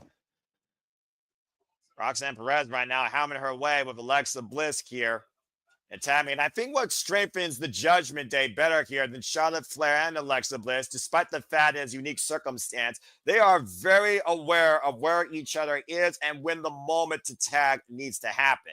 Raquel, though, mocking Charlotte Flair, though, wasting time here. Gut wrench, hoisted up on the shoulder, possibly a dominator. And Alexa Bliss trying to fight back, though. Trying to fight out of this hold, and again, now turning into a gory. Meanwhile, looking for the sunset flip. Raquel, though, drops the elbow, hits nothing but canvas. Charlotte just inches. Yeah, well, those inches could feel like a mile when Raquel is your roadblock. Tag made, again, to Roxanne Perez. It's amazing how much control the tag team champs have had this match. Covered now by Roxanne. Gets a 2 count. That's a big-ass roadblock because Raquel is not a small woman. And Raquel right now needs to really focus here. I think she was toying with Alexa Bliss, and it almost was a huge mistake. Yeah, that's her problem. Again, don't lose focus here. Again, you see how much Alexa Bliss is focused on reaching out to tag Charlotte Flair. Roxanne Perez, fingertips away, preventing the reach. And again, wrist control. Bliss trying to break the grip, and Roxanne still holding Alexa Bliss back. Spinning Solbot, hit the midsection. Well, she's been isolated for the better part of 5 minutes. That's why she wants to tag Charlotte back in so bad. And both women right now take each other out face first. I think their heads collided or something. Well, either way, tags have been made of opposite sides, and the Queen going from the top. Cross body wipes out Roxanne and Raquel. And Charlotte Flair fired up here tonight. You don't see Charlotte go to the top rope too often besides her moonsault. It's still surprising me she tries to go for that despite the fact that she literally blew a knee out. Swing and a miss. Cartwheel, clothesline. I think there was a chop party. How many chops qualifies as a party, Noah? And the jury is out. And Roxanne throwing herself to Charlotte Flair with the faraway throw and a beautiful kip up.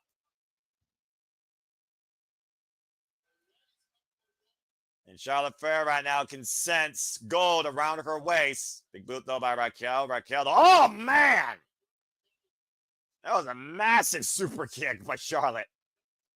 Both women now down, center of the ring, and Charlotte Flair stepping over them. And I didn't mean that she had to do it. Hey, Charlotte has good hearing. She heard me mention moonsault, and she goes for it. I blame you if she misses. Picture perfect moonsault crashes on both. Cover, back press of Raquel. Kick at 2. I don't know. If Judgment Day loses the titles here, that might be the first domino to fall for Finn Balor to complete his plan, because you know he's manipulating back there. And picture a perfect moonsault, though, by Charlotte Flair, though, covering both Roxanne and Raquel and only focusing on covering the legal woman. Now looking to turn Raquel into that figure 4 to bridge possibly into that figure 8. If she gets this, Mike can do. Ciao, man! Perez with the moonsault, bringing that up. Perez came out of nowhere. I didn't even see her climb the ropes. Did you? No, I didn't. I'm probably springboard off. I'm looking at the ropes, probably the bottom rope. But again, it goes back to that awareness, the awareness of the champions with each other. And look who's nowhere to be found right now. Alexa Bliss is nowhere to be found. Well, she was isolated for a long time, man. She's out of it. Raquel right now, face to face with Charlotte Flair. Raquel, oh no!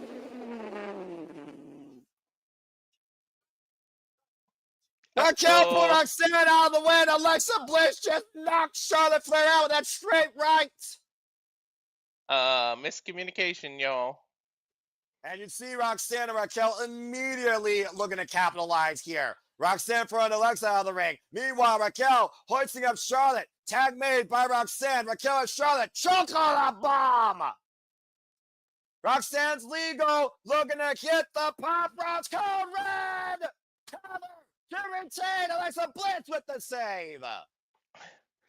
Trying to make that back up, what she did, that accident move. That was a nice combination. The way she set her up for that Pop Rocks. Good Lord. From disaster to recovery, it feels like, for Alexa Bliss. Bron and Raquel shoulder first into the ring post. Charlotte Flair still might be literally out cold, though, at this point. Dragging Charlotte Flair now to her corner. Alexa Bliss looking for the tag. Will Charlotte Flair tag her, though? And Bliss is legal. Bliss making the tag blindly, whether Charlotte Flair agrees with it or not. Meanwhile, inside cradle, and Roxanne nearly gets it. Spinning soul out again to Little Miss Bliss. And Roxanne going off the ropes, looking for positive. Oh man, a straight right. That right hand is lethal by that double jointed arm of Little Miss Bliss. And now looking for Sister Abigail. And Charlotte. Wait a minute. And Charlotte with a big boot to Raquel. Twisted Bliss, a Sister Abigail covered by Alexa Bliss. Bliss and Charlotte Flair, the tag team champions. Holy shit! What the hell? Well, they're not friends, but they're champions. She might have a jacked jaw, but she's got gold around her waist. Alexa Bliss and Charlotte Flair are the new WWE Women's Tag Team Champions. I don't believe it. Charlotte said, "You hit me." Yeah, she hit her pretty damn hard, too. This was the finishing moment here. You saw Roxanne pull Raquel out of the way, and that straight right dropped the queen. She was dead to rights for the champs. I thought they had it here with the Pop Rocks combination off the Chocola Bomb. Perfect execution. And somehow Bliss came in for the save. And this moment here, I thought Charlotte was going to take Bliss's head off. Instead, she booted Raquel's face off. And next thing you know, it's Sister Abigail and Roxanne Perez, back press, look at the far leg. Alexa Bliss and Charlotte Flair gain the tag team championships. I'm 0-2 now. You see Roxanne and Raquel looking down as you see the Titantron. Alexa Bliss with her fourth WWE Women's Tag Team Championship, and Charlotte Flair with her second.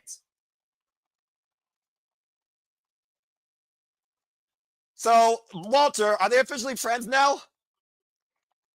I mean, you don't have to be friends to be champions. I don't know whether you can call them friends. I know you can call them tag team champions now. Hey, you're not wrong there. Congratulations to Alexa Bliss and Charlotte Flair, the new tag team champions of the WWE Women's Divisions.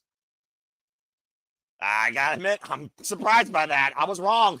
I'm 1-1. I was wrong. I'm 0-2, better than you. I mean, better you than me. You're about to say botch.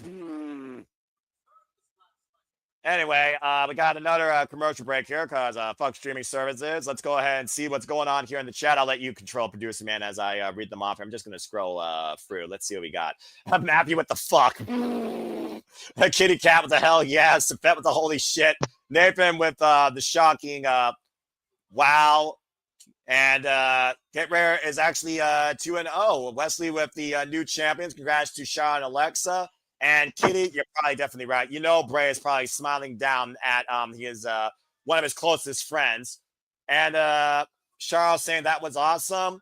And to Get Rare's point, strange bedfellows, I guess, here. Team Hell No did it their first time out. Shaw and Alexa Bliss did it the first time out. So there you go. And also, what were you saying, Walter? Go ahead. I'm just still. I just got pissed. A bunch of in-shape wrestlers are arguing over pizza. I mean, you know, you gotta do something when you're in catering. Anyway, that's a different conversation. What do you think Liv Morgan's gonna think about this? By the way, technically, wasn't Liv and Raquel the original tag team champion? So Would that render this win null and void? I don't know. Well, Stranger all I things know, have happened, but I know Liv's going to be pissed. I think there's going to be a different revenge tour when that young lady comes back. Watch her if you dare. I think a weapon's going to be unleashed. Anyway, as we have another commercial break here. Again, fuck streaming services. We got to give. I'm not sure what else to say at this point. Bliss and Charlotte Flair won? What? Damn it. I knew deep down inside that would happen. I just didn't. I think I was just doubting it. I could have sworn for once they were just going to do like a weird feud singles program with Alexa Bliss and Charlotte Flair. I was wrong, though. Anyway, if you're all enjoying our coverage and our outlooks, and you want to see what Walter is in the play-by-play chair, go follow his work of his passion. Of course, the UFC and Bloodsport. If I remember correct, Walter, I think I saw a graphic. You'll be covering Bloodsport when they go across the pond to the home of fisticuffs in London. Yep. I want to cover this Canelo Crawford fight September 13th. I got to bring it up with JJ and James and see if he lets me do it. Well, even if he doesn't, it's on Netflix Live. I don't see why you shouldn't. Dude, it's your passion. Get some content on your channel, bro. Anyway, of course, we're here at MetLife Stadium, who's hosted, of course, WrestleMania 29 and WrestleMania 35. For all we know, those people from WrestleMania 35 are still trying to get on the Amtrak. Poor, unfortunate souls. And, of course, stay tuned. After SummerSlam concludes here tonight, folks, we'll be going into our own post show in the Saturday Shenanigans, discussing tonight's SummerSlam, Bloodsport earlier, and the shows that were covered yesterday. So I hope that you are enjoying our watch-along reactions and analysis to the biggest part of the summer, Part 1. Of course, we'll be back here tomorrow night as well, covering SummerSlam Part 2. Well, Walter, Judgment Day fell upon you the wrong way, as well as I, but let's see who is truly wrong and who's truly right. And about that is about pride more than anything else. Sami Zayn goes one-on-one with Karrion Kross, who will finally be able to say, I was right, while the other will say, I was wrong. Oh, we're going right into it. Thank Christ. Wow, Matt. Hot take. I am so glad he got his original theme back, by the way. Should just be the full entrance, but I'll take it. I mean, you know, Scarlett's not the angel of the death. Yeah. But still.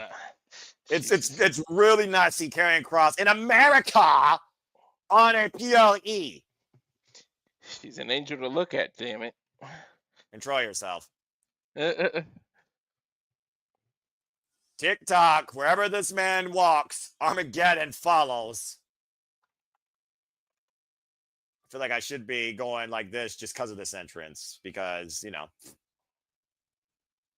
this is one of the only songs that W actually has that's still a good entrance theme. Fall and pray. Well, of course, that was like C-Floss back then, so you know. Mm-hmm. Yeah, again, to those that don't know, this is the definition of a grudge match. It's a rubber match. They are currently 1-1. This all stems from Karrion Kross targeting Sami Zayn. Sami Zayn beat him in Saudi Arabia at Night of Champions. And then Karrion Kross beat him within an inch of his life with a steel pipe and beat him in a follow-up match on Monday Night Raw. Listen to that audience! They're popping hard for Kross. They're not falling and praying. They are in adulation. They might be popping for Scarlett or all the men in the audience, at least. Well, the jury is out on that. Oh, boy.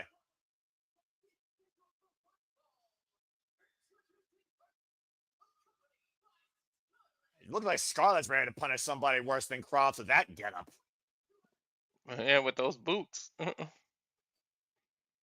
That's the wrong type of punishment, dude. That's not PG. Yeah, some people like that. Unfortunately. Not I, says the cat. Well, anyway, of course, Sami Zayn is looking to prove Karrion Kross, you do not know me. You are wrong. But Karrion Kross says, after I win, you have no choice but to say that when I say I know more about you than you know yourself, that I'm right. I need Kross to win so that I can get on the board, please. You have no points so far, do you? No, not at all. Oh, I'm sorry, bro. Anyway, Of course, everyone's favorite lovable underdog from the underground. Came into SummerSlam last year as the WWE Intercontinental Champion and lost to Bron Breakker.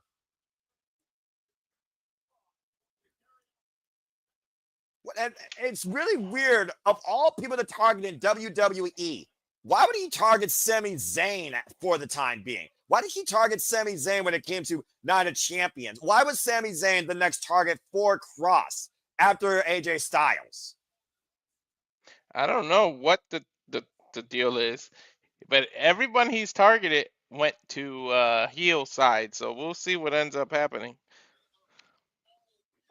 Well, I mean, again, the purity of Sami Zayn has been both his downfall and his uprising here in WWE, Walter. But there's one commonality when it comes to these two men. Neither of these two men have yet to be a WWE World Champion. Mm-hmm.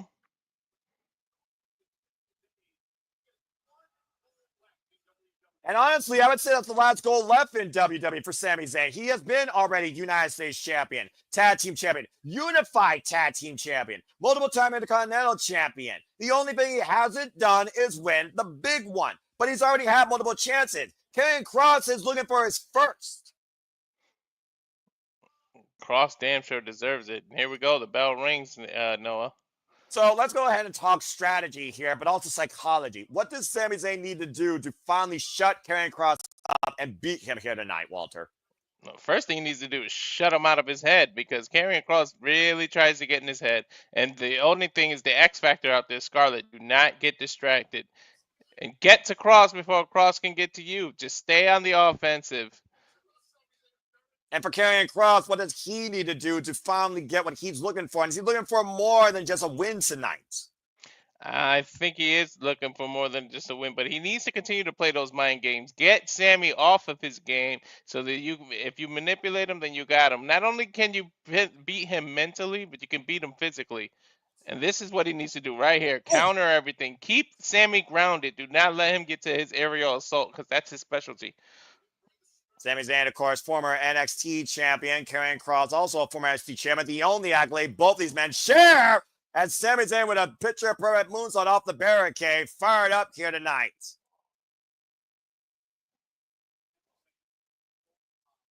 And again, Sami Zayn coming back from a brutal assault by his former best friend, Kevin Owens, who is now out indefinitely due to neck surgery. Came back to Monday Night Raw to celebrate main event Jey Uso winning the World Heavyweight Championship. And of course was punished by Seth freaking Rollins' vision when he refused to leave Monday Night Raw. Divine Driver by Karrion Kross. Cover now, hook of the far leg, gets a 2 count.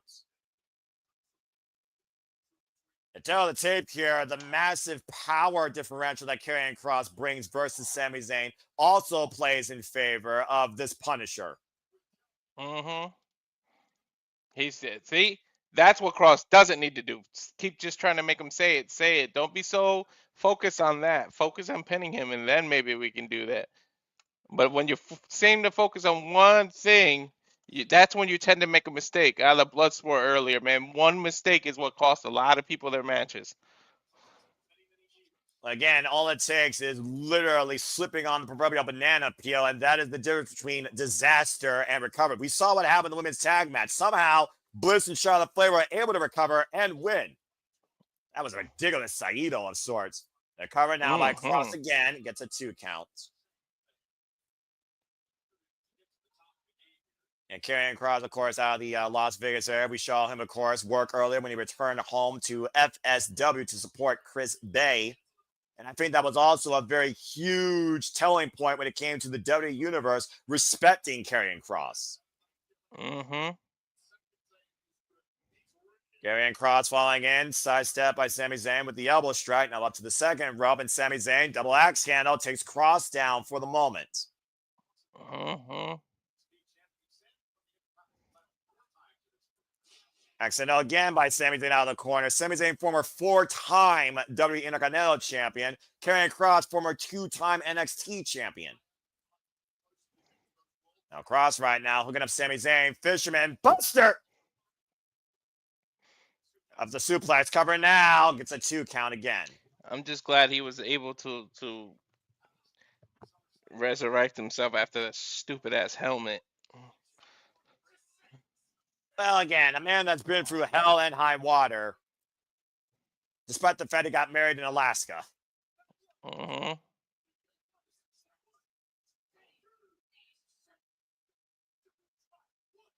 Yeah, right Scarlett now, and oof. go ahead. I was just saying right now, referee admonishing Kross. Continue what you were saying. I was just saying Scarlett and him are both yelling to just say it. Psychological warfare is at the forefront of this match. There is no denying that. And Sami Zayn right now mounting Karrion Kross in the corner. And look at Sami right now, fired up here. Hell yeah, fired up. It still seems like a partisan audience here, though. I hear subtle chants of Sami Zayn, but I also hear subtle chants of "We want Kross." Mm-hmm. Oh, nice clothesline there by Sami Zayn, taking Kross down for the moment. Now Sami Zayn has a moment here to regroup.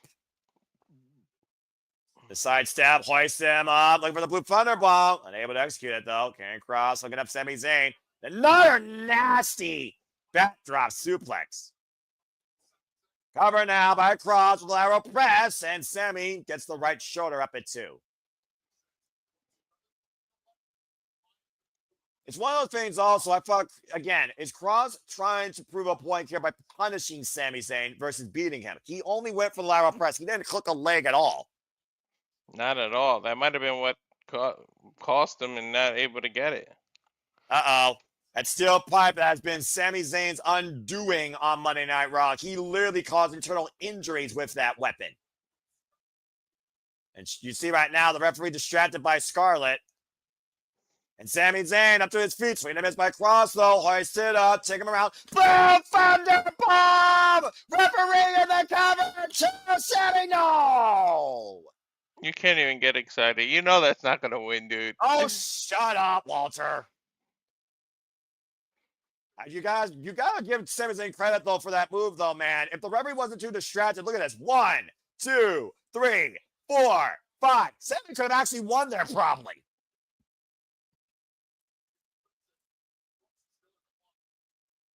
You almost wonder if Karrion Kross is pushing Sami Zayn to that dark place, and is he welcoming it? You see Sami unloading on Karrion Kross here right now underneath the bottom rope. An aggressive side of Zayn coming out here. Almost in a weird way, I think that's what Kross wants. Well, I mean, you can't quite blame Sami when someone is literally insulting your morality and trying to cause you injury, can you? No, not at all. The referee right now getting physical with Sami, literally pulling him off. That's got to be a warning. Next time, I think he would cue him. Maybe. An official here, Sean Ben, of course, also known as Buzzcut referee. You see, oh, and look what Scarlett looms below Sami Zayn's eyes.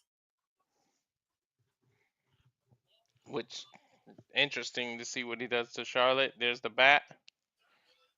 The moment of truth, Walter. Sami Zayn controls his own fate here tonight. Is the devil on his shoulder, Noah? Again, does he have that killer instinct? Will he pull the trigger? Will he do it? Will he use it? Was he right? Was he wrong? We'll find out momentarily. And he said no. And the audience booing Sami. And Kross with the schoolboy. The roll-up 2. And Sami Zayn kick out 2.5. And now Sami, a little Kross exploder in the corner.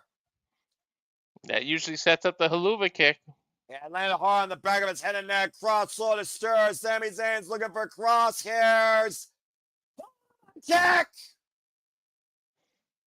Cover by Sami for the win. Sami Zayn was right.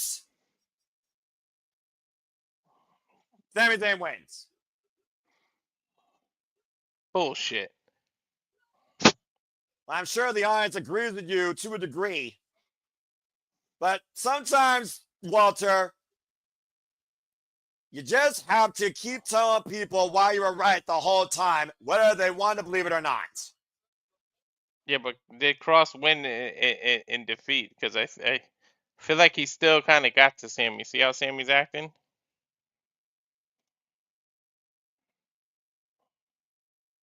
I'm not sure what Sami was mouthing off there. Sami Zayn picks up the win tonight here, though, at SummerSlam, folks, on his own morale after throwing that steel pipe to the wayside, ringside, much to the discord of the MetLife Stadium. Exploder in the corner to Karrion Kross, vintage Sami Zayn, Haluva kick connects, and everyone's favorite Muppet. Well, honestly, I don't know if it's everyone's favorite now, but the Muppet of WWE wins in the end once again. Sami Zayn pins Kross and proves that he was right in his opinion. Think I might have to boycott WWE for a little bit, man. Again, a reluctant smile on Sami Zayn as Karrion Kross looks upon him, and Sami Zayn says, "We're done." And honestly, I don't think that's the only thing done here. Yeah, might be it for his contract, man. Well, I mean, again, while we got a moment here, let's go ahead and see what you all are saying here in the chat. Damn it, I really want Kross to win 1 and 2 now. Matthew makes me any better. I'm the same way. Weak Sauce Ending says Michael, 3-0 for Kate Rayer. Charles says, Kross, I guess he's leaving when his contract expires. The jury is out. And Kitty Cat, nothing but love to you, pal. And honestly, was hoping Kross would win, and we will see Sami turn. Well, as we got a moment here, they're, of course, talking about a man that is very synonymous with SummerSlam, with WWE. We've always proven that he was right in his own way when he told you to say your prayers, take your vitamins before, of course, he joined the New World Order and created that. They're, of course, right now honoring the legacy and career of Hulk Hogan. And you can go watch that back on the No DQ review and also on the Saturday Shenanigans. We honor the memory of Hulk Hogan's wrestling career. Rest in peace, Hulkster. Again, folks, we're all human. We're all flawed at the end of the day. But the past is the past. Live in the present. Hope for a brighter tomorrow. And joining us tonight is Nick Hogan, Hulk Hogan's son at SummerSlam, in a red and yellow ensemble as Real American plays out. Then you hurt my pride. Non-copyright. Non-copyright. It's still an awesome song. As we got another commercial break here. Fuck streaming services. Okay, so now that we got a commercial, let me just go ahead and say this. What the fuck? I don't know, man. I'm trying to hide it, but I'm pretty pissed right now. What does Kross need to do? What do you need from him? What do you want from him? Go join AEW. That's what he needs to do. Go back to TNA if you can figure out mending bridges there. I don't freaking know. It's ridiculous. Hopefully we get another shoot podcast running from him because, come on, he deserved that win. So Sami Zayn's right back where he was. He's going to confront the Vision, get obliterated again, and we're going to believe he's got world champion. He's going to go after Gunther again. For real. What are we doing? All right. Anyway, I'm done. I'm fine. I don't know. I'm fucking pissed, though. I really am. Tranquilo, mi hermano. Tranquilo. Why Walter decompresses, folks. We will see you shortly after. Wait a minute. I can't do that. I don't have the freaking graphic. Damn it. Oh, wait. What? Anyway. Saturday Shenanigans? No. I know what I can do. Give me a second. I'm just talking with you, bro. It's all right. Just to stay with me. Well, again, Walter, the jury is out when it comes to. I just don't know.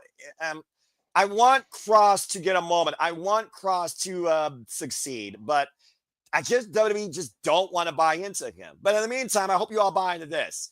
Check out what's coming up here at the Super Bible Studios on the Watch Along. We'll be right back after this. And now for a taste of things to come.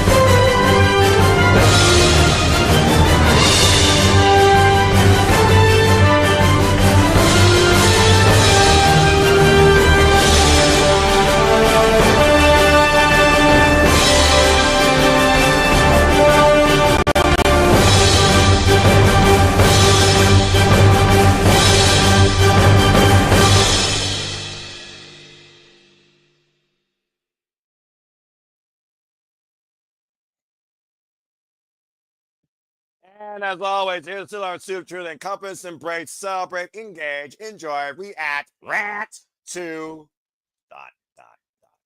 all the wrestling. All right, and welcome back here to our coverage of WWE SummerSlam. Of course, so much more to come here tonight. It's a hell of a day out there at MetLife Field. The sun out, bright and shining. 8:11 p.m. Eastern Standard Time. It's totally about sunset time, Walter, for here in the East Coast. 7:35 for y'all, 4:35 for us. And then they're, of course, 1 hour ahead of us. So they're 8:35. So as right now we get ready for our next match here. We go outside to that bald-headed idiot Sam Roberts and Sarah Schreiber. They must be with some super fans that won, I think, like a contest or something out there. Again, this is the obligatory waste my time.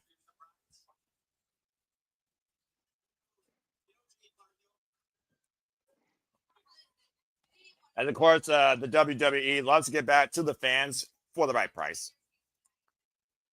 And apparently, those fans won an Xfinity contest to win a special VIP accessory experience to SummerSlam, courtesy of Jade Cargill.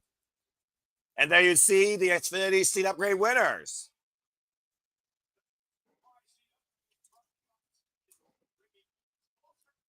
So what? They got a seat that went from $800 to $2,500 or something like that? I don't know. I assume so. Well, maybe this will raise your spirits. You were calling for a natural disaster earlier. Well, I think a storm's coming. Time for the WWE Women's Championship. Tiffany Stratton goes one-on-one with Jade Cargill. Jade Cargill, who won Clear the Ring, why Tiffany Time has taken the world wide. All right, let's get back in the groove here, folks. Come on now, all right? But whatever Kross's future endeavors could be, let's focus right now what the future of the WWE Women's Championship will be, okay, Walter? I'm just upset how I'm such a WWE head and I'm doing so horrible right now in the predictions. Well, I mean, again, sometimes you think you know something, other times you don't. And I mean, you know, it is what it is. Hold on, I'm doing the things right here. Shout out to Noted Q Nebula member Mark Anderson. I hope that he does nothing but the best with whatever lies ahead for him, and may he be okay. He's going to retire from the Predictions League. So, Mark Anderson, stay strong, brother. Hope that you're all right. Of course, Jade Cargill earned this opportunity beating Asuka at Night of Champions, winning the Queen of the Ring tournament while she was booed out of the building. But Jade Cargill has definitely been one of the biggest potentials WWE wants to see shine, it looks like. And Jade Cargill goes to her first World Championship opportunity tonight. Meanwhile, it's been Tiffany time since Tiffany Stratton cashed in on the fridge Nia Jax. And Tiffany time has taken the world by storm after winning Money in the Bank last year in Canada and cashing in January successfully with the prettiest moonsault ever. It's been nothing but Tiffany time on SmackDown Live. With wins over Trish Stratus, Charlotte Flair, Nia Jax, and now Nia Jax. Okay, was it 3 or 4 times? I lost count. I don't know. I lost count how many times they fought. I'm just being honest here. I'm just being honest here. Again, WWE, their lack of quantity versus quality. I'm just saying. I do love how they put her in NXT to start fighting. They have her in NXT, down in NXT to fight Lash Legend. Oh, it looks like that's the rivalry they're building. Well, if it means that she no longer is going after the WWE Women's Championship, fine by me.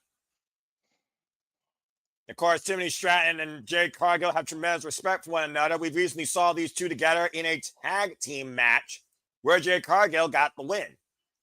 We've also seen Jade Cargill and Tiffany Stratton go to bat for one another. Tiffany recently saved Jade from a Secret Service 3-on-1 attack. And Tiffany says she wants Jade to come in here tonight at 100%. She can beat her at her best.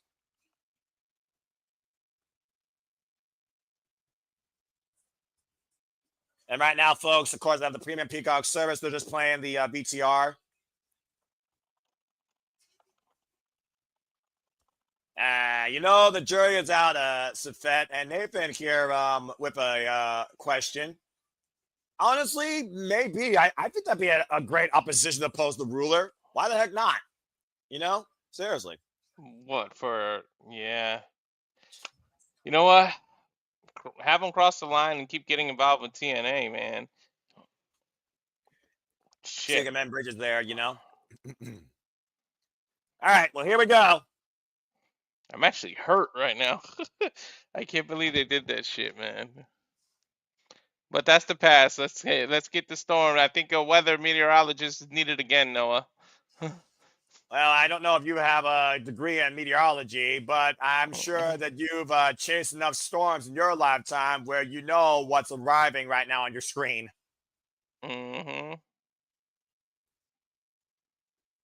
Representing Jamaica. Okay, I like this. Lo damase. Fucking Noah. Shout out to Wayne Brady.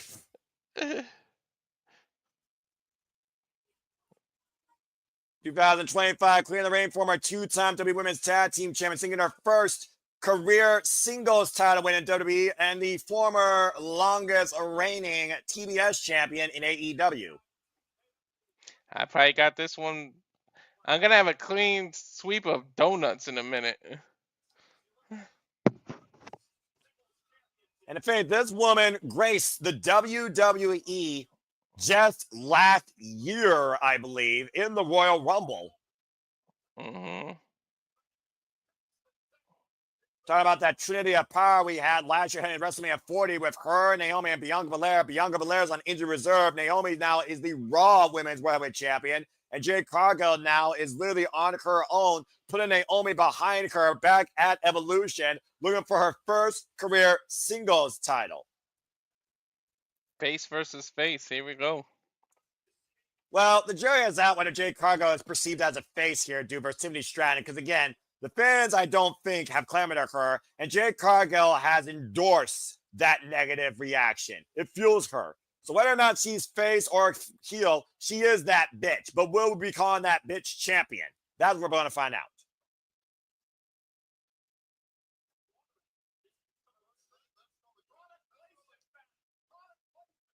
Product placement. What the fuck, Michael Cole? Hey, Walter, it's Tiffany time. Mm-hmm. The clock striked on it. The world runs on Tiffany time, but has Tiffany time met her deadline? Wait till Tiffy has to fight Blake Monroe.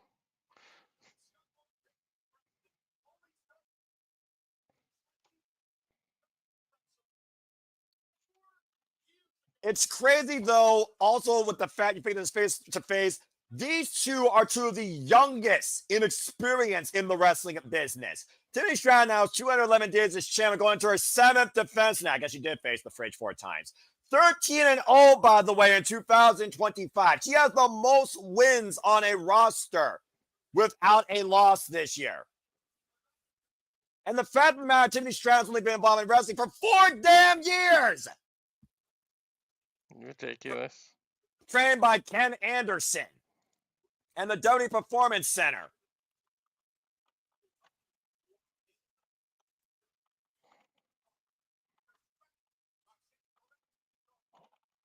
Of course, Tiffany Stratton, to my apologies on her track record, has also beaten Bayley and Roxanne Perez also during her run as WWE Women's Champion.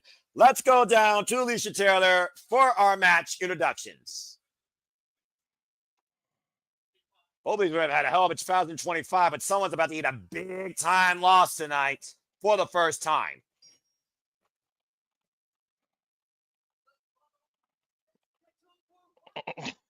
One fall. One fall. I don't know why GCW does it, but I love it. Yeah, some traditions don't die. Shout out to Vanguard Wrestling JJ Williams. What's up? I know he's definitely part of some of this match. And shout out to Babala, Big J. A little upset with you because you're watching somebody else's channel, but it's okay. It's all good. Still love you, bro. As I said earlier, Jade Cargill, former AEW TBS champion, first time ever world opportunity. She is also 4 years in her wrestling career with a background in basketball. Meanwhile, our current WWE Women's Champion, Tiffany Stratton, who has a background in gymnastics and trampoline, is a little bit over 4 years in her young wrestling career, trained by Ken Anderson, Greg Gagne, and of course, Sarah Amato in the WWE Performance Center. 2 of the youngest, brightest rising female stars in the WWE clash over the WWE Women's Undisputed Championship tonight at SummerSlam.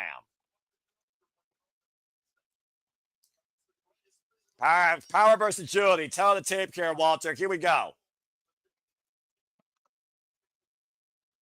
Jade, the challenger, never won. Tiffany's already on the mountaintop. Jade has been slowly climbing there for the last year. A nice hip toss here by Tiffany Stratton to Jade Cargill here in the early going. No, height-wise, they are almost up there. Oh, God damn, what a pump kick. Cargill got both legs, 2 count. Go ahead. Tiffany went for the handshake, and Jade just pump kicked the hell out of her. What'd you expect from that bitch? At the end of the day, she knows she's the challenger. She's hungry for this. This is her first, and she's not going to take it lightly. Yep. And then just remember, Tiffany doesn't have to beat Jade. Jade has to beat Tiffany. There's championship advantage. Yeah, that's right. Tag just has to be a pinfall submission inside the ring. Jade Cargill, literally a former bodybuilder. Beautiful kip up there by the Storm tonight. Tiffany Stratton, by the way, is the 30th WWE Women's Undisputed Champion. Followed legacies of Io Sky, Bianca Belair, Charlotte Flair, Becky Lynch, Alexa Bliss, and the first person to hold this title, despite its new inception from the red to the gold, Charlotte Flair.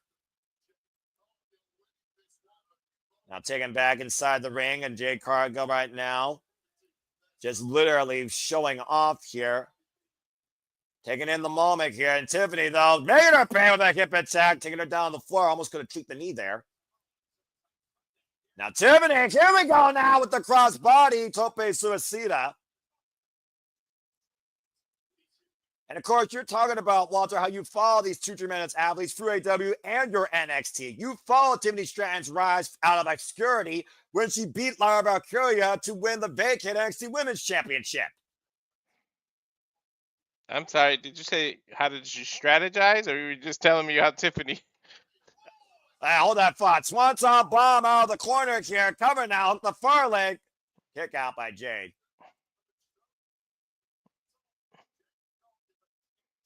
Of course, we know that Jade Cargill is definitely built to endure, as we saw the punishing war she's had with Naomi, both at WrestleMania and Evolution.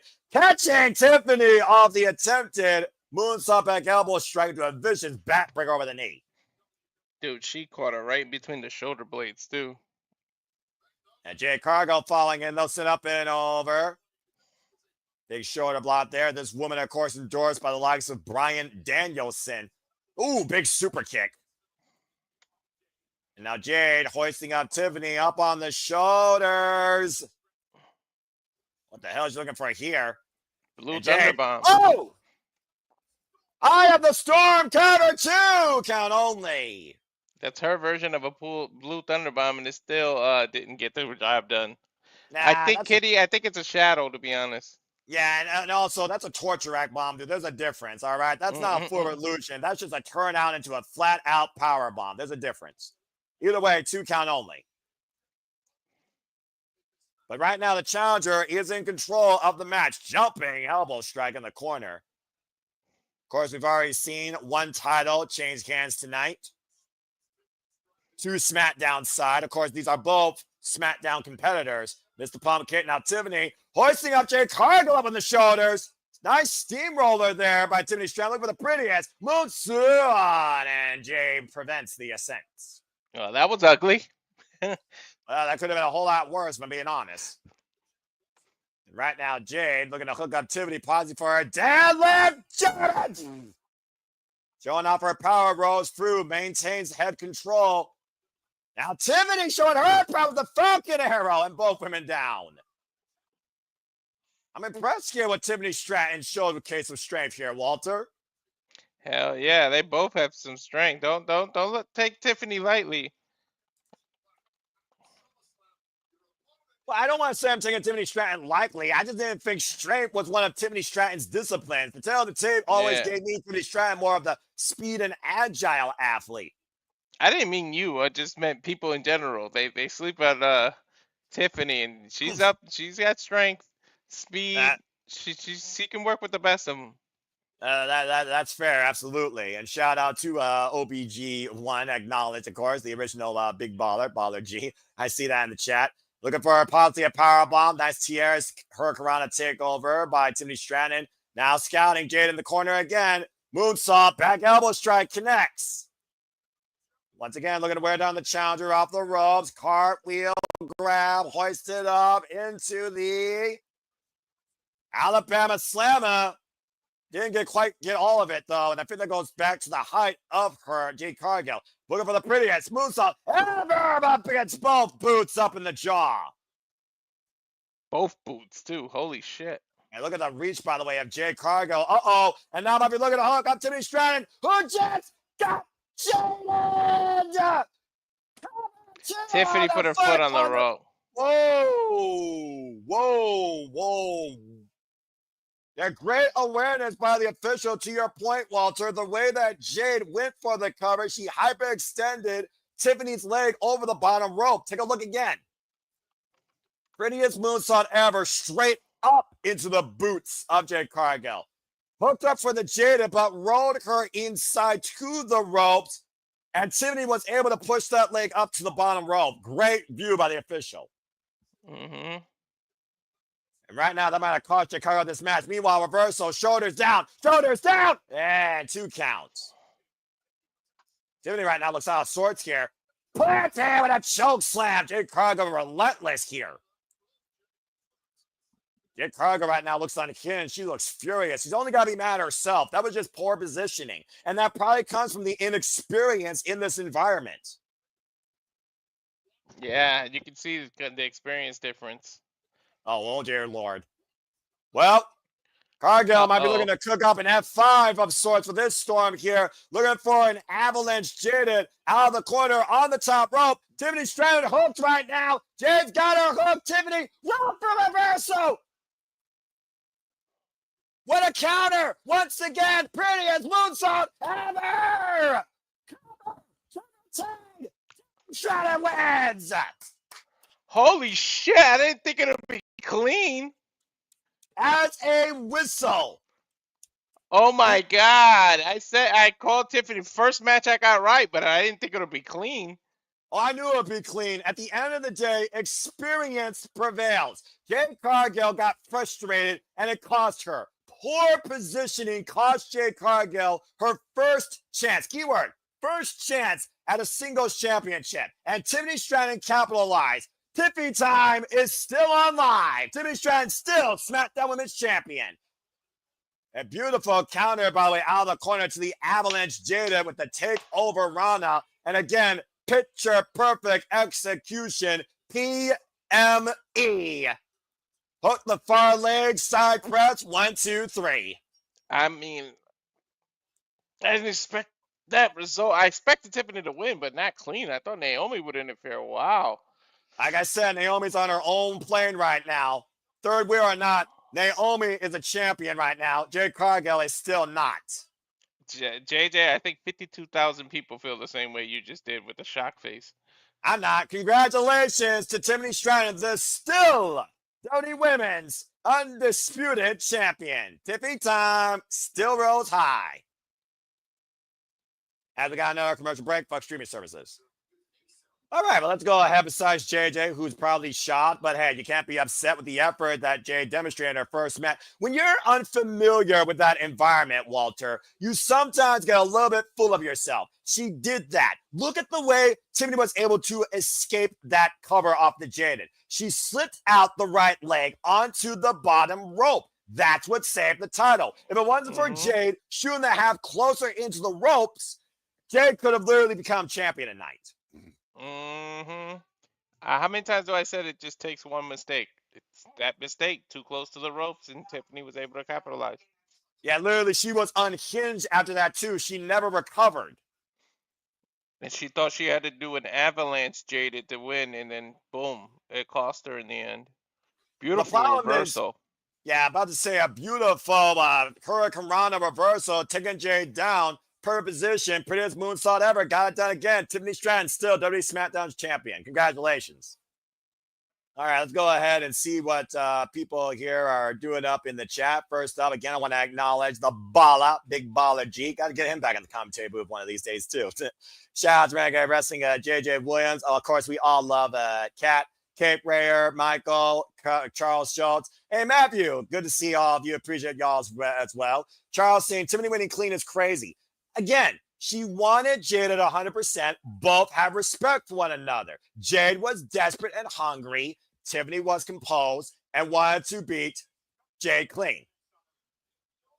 It was the most respectful bout of the night. I'm on the board. I'm on the board. Yeah, there you go. You got your goose egg off you. Don't you feel better now? Yeah.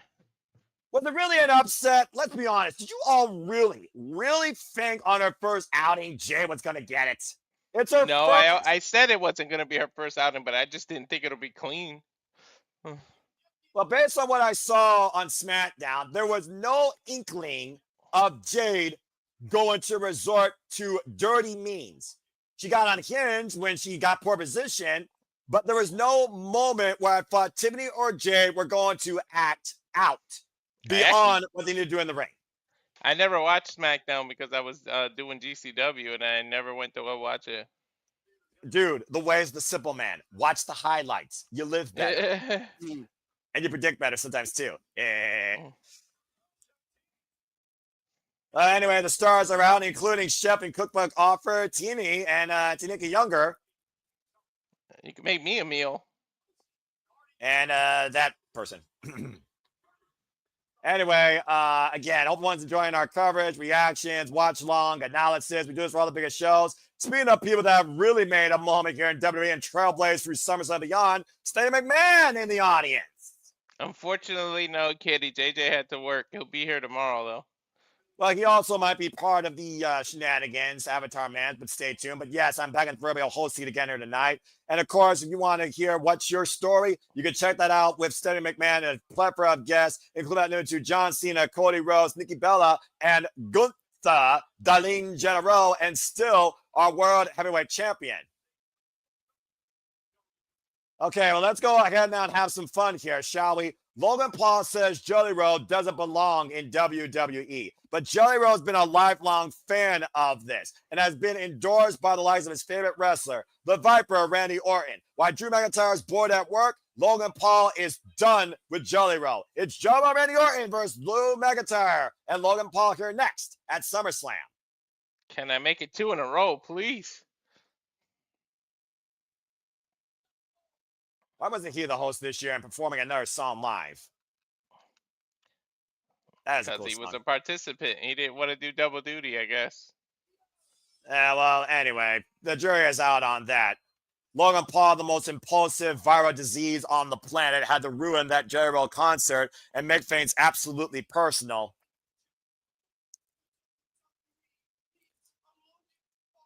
WWE does not need a Logan Paul, and that is proof. And you see Jelly Roll's wife in the audience.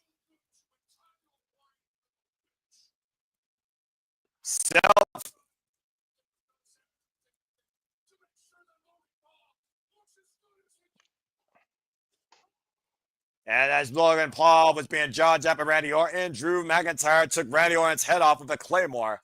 And of course, that is a receipt when Randy Orton RKO'd him.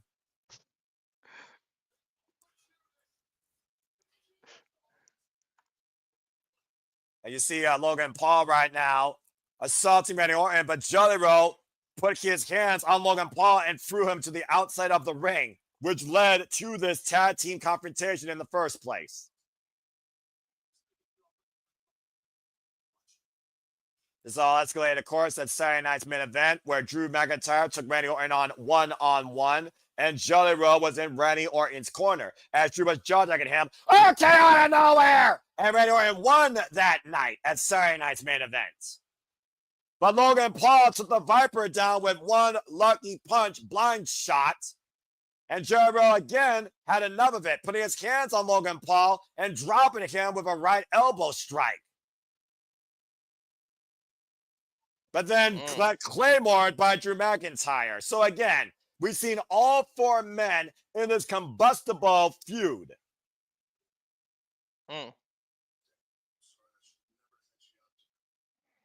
You put your own Looking self in forward that to ring, this though. to see what they going on, but I wish they would stop enough with the damn commercials. Well, I will say this for the premium Peacock service, the video packages for WWE are more worthwhile than any commercial. Of course, we saw Logan Paul and Jelly Roll confront each other on the Tonight Show, and Logan Paul choke slam by Jelly Roll through that death, while Logan Paul crashed a sparring session that Jelly Roll was in.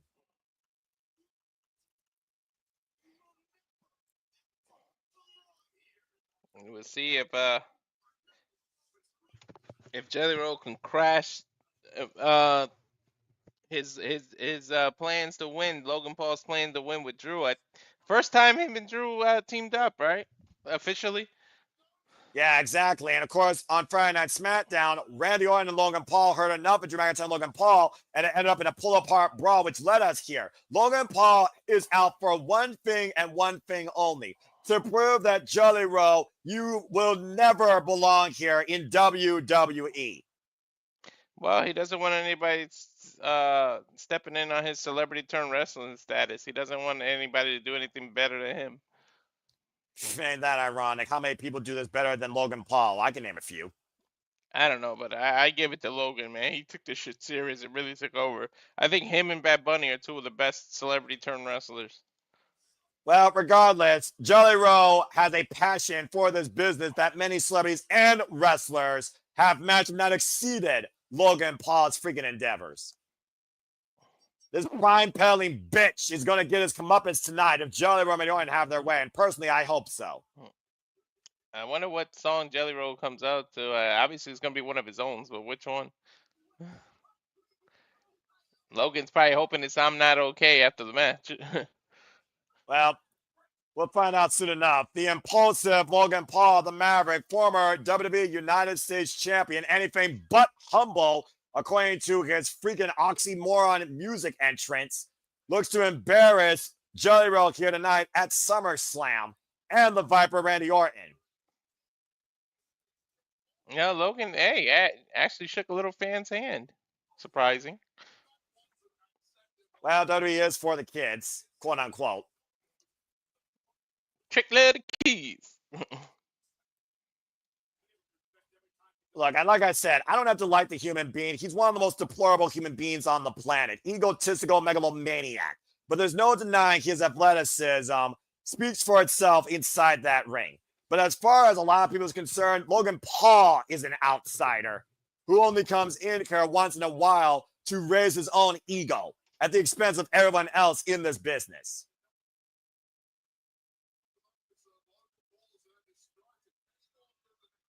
That's true. JJ saying as far as in-ring ability, I agree that Logan and Bunny are two of the best. As far as in-ring psychology, I don't think anyone's better than Andy Kaufman. Andy Kaufman fooled people for over 30 years, making them think that Jerry Lawler angle was real. That's fair. I'll give you that. And here comes a guy that was bored at work and stuck in the UK and almost didn't make it to SummerSlam tonight. Lucky Logan Paul has the power and the money to get a private jet, huh? Again, money apparently can literally control the world, but also greed can imprison anybody. Drew McIntyre, who came into this stage last year and beat CM Punk one-on-one thanks to special guest referee Seth freaking Rollins, has been looking for a comeback since losing that steel cage match to Damian Priest. Wonder if Miz shows his head because he wanted to be part of this match. Maybe Drew just kicks his head off. Well, I mean, again, you saw the video package, and you remembered how this all transpired with him and Randy Orton. Randy Orton, Cody Rhodes, and Drew McIntyre were all sharing the ring at the same time. And the Viper dropped Drew McIntyre. You never forgot about that. That's the only reason that Drew McIntyre and Logan Paul are being buddies here tonight in this match. Drew really isn't buddy with anybody. He's here about money and titles. Well, this business is ran on checks and championships, if you ask anybody, particularly Booker T. 6 times. Well, either way, they're looking for another day at the pay window, and they're looking to embarrass the Viper, Randy Orton, and his friend, Jelly Roll.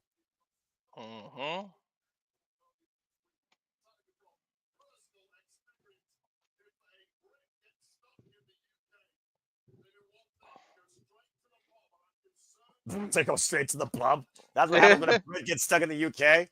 I wonder how much that happens in America at LAX or JFK or, the Atlanta airport or Chicago O'Hare. I mean, I was up in Detroit, but I wasn't stuck there. I was just waiting for a plane to Nashville. And I got stuck in Puerto Rico. Well, that's a whole different conversation right there. And thankfully, you came back to tell the tale. Hey, they paid for me to stay in the hotel. It was their fault, the way they screwed and changed the flights and didn't warn anybody. And fair point. I got to stay an extra night in Puerto Rico in the hotel at the airport, which is super expensive, and they vouchered that and the meals. Oh, well, I mean, hey, I think you got your fair share then. Oh, boy. Drew McIntyre and Randy Orton's history, by the way, goes all the way back to 2011 when Randy Orton beat Drew McIntyre one-on-one. These two have been in each other's crosshairs in their WWE careers now for the better part of 14 years. Even during Drew McIntyre's hiatus, when he came to find himself as Galloway and come back home to WWE to become NXT champion. I just love the oh man, Drew and Joe Henry. Remember that rivalry over?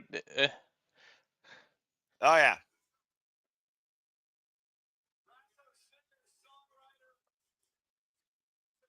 Rapper, singer, songwriter, CMT Music Awards recipient Jelly Roll making his in-ring debut tonight at SummerSlam. A rapper? I don't consider him a rapper. He's a singer and a country star. Don't put that on him.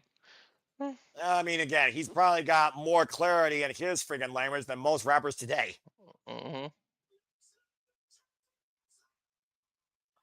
Now that's an ovation for a celebrity that deserves it.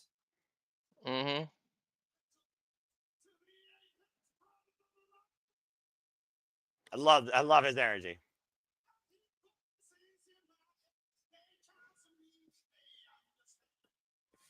He's starting the crowd to do his Randy Orton's music. And on cue, now that's how you friggin' bring somebody in. Dude, Randy Orton must be having the most fun he's ever had in his career in these late stages. Yeah, no kidding, especially coming back from that back injury that left him on the shelf for the better part of over a year. The Viper, Randy Orton, the last of the original class, still a locker room leader to this day in this business. Record-setting 14-time world champion. Dude, ever since RK Bro, he's just been having so much fun. I think it was closer to 2 years that back injury took him out. And of course, we heard on Cody Rhodes, when you want to talk about that, Randy Orton is here truly just to kind of just have fun, just really soak up as much of this as he can with the rising generation in WWE. And there you see Jelly Roll's wife, Bunny XO. Damn. Guest host and model, of course. He's got a hot wife.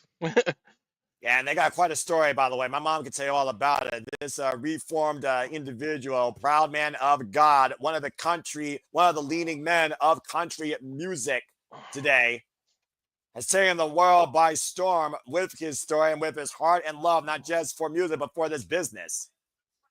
And the man's been training. You can even see it. He's lost a lot of weight, too. The man's been training with the likes of Matt Bloom and freaking Mark Calloway in the W Performance Center. He is not taking this lightly.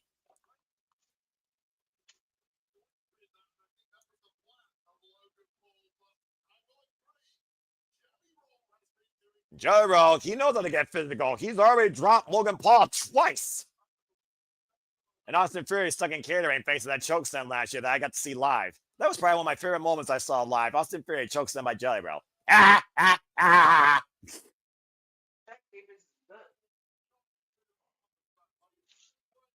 And again, seeing him perform live too was also freaking awesome. I love that song. Let's see what Jelly Roll could do, because training in the ring to be in the ring and actually being in the ring with an actual opponent, two different things, trust me. Well, Bad Bunny already proved that freaking itinerary doesn't necessarily hold up.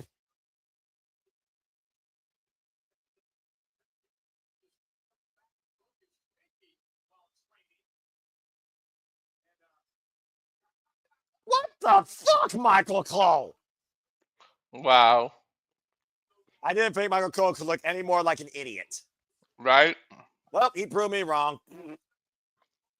Respect loss. Michael Cole, what the hell, man? You got no dignity. Right? Jeez, oh, peace.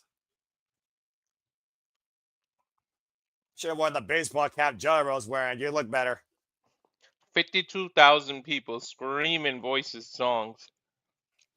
And again, this is for the Apex Predator, former legend killer, former visceral villain injecting venom and all in WWE. But respect earned over the last 22 years, the Viper Randy Orton. What a world we live in. Right. It's going to be interesting to see how this plays out and who starts off here between General. Oh, and Logan Paul with a cheap shot before the bell. And Randy Orton already ticked off here. And the match yet. You knew Logan was going to play games like that. And again, Jelly Roll said it best. He is a prime peddling little bitch. And I'm just going to leave it at that.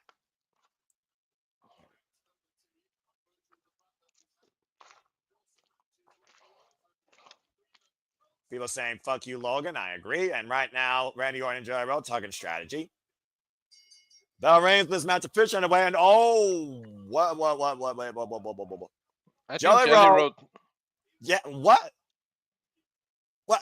Walter, you can even respect that as a man, can't you? If you're literally insulted, you're going to want to stand up for yourself, but I don't know if this is wise. He tagged himself in, and Randy Orton. Gotta let a man be a man sometimes, Noah. I don't know, man. This feels like a handicap match to me right now, honestly. Well, Orton has dealt with that before. I suppose. And Jelly Roll right now trying to go up to Logan Paul, kicked in the midsection by the Maverick, clubbing overhead shots to Jelly Roll here, drop down to a knee. Despite Jelly Roll not being signed to WWE like Logan Paul has had less than 30 matches in his WWE career, but he also does have an accomplished boxing background and that titanium steel plate in his right hand. Now, Jelly Roll with the Irish whip that takes down with an elbow strike, and Jelly Roll here tucking and jiving, getting the barrel of Logan Paul. There we go, Jelly. Hey, he might be on a roll there, Noah. Logan Paul looking for the exploder. Jelly Roll here with the leverage, trying to counter it. Sorry, that was a bad pun. You said, I mean, Skunk Slammer, Jelly Roll, Logan Paul! A.G. Greg dropped the elbow! Damn it. Kick out 2. Did he just do a Flair strut? That was a Fargo strut! Mm. Down to another all-time music great, Double J, Jeff Jarrett. Mm-hmm.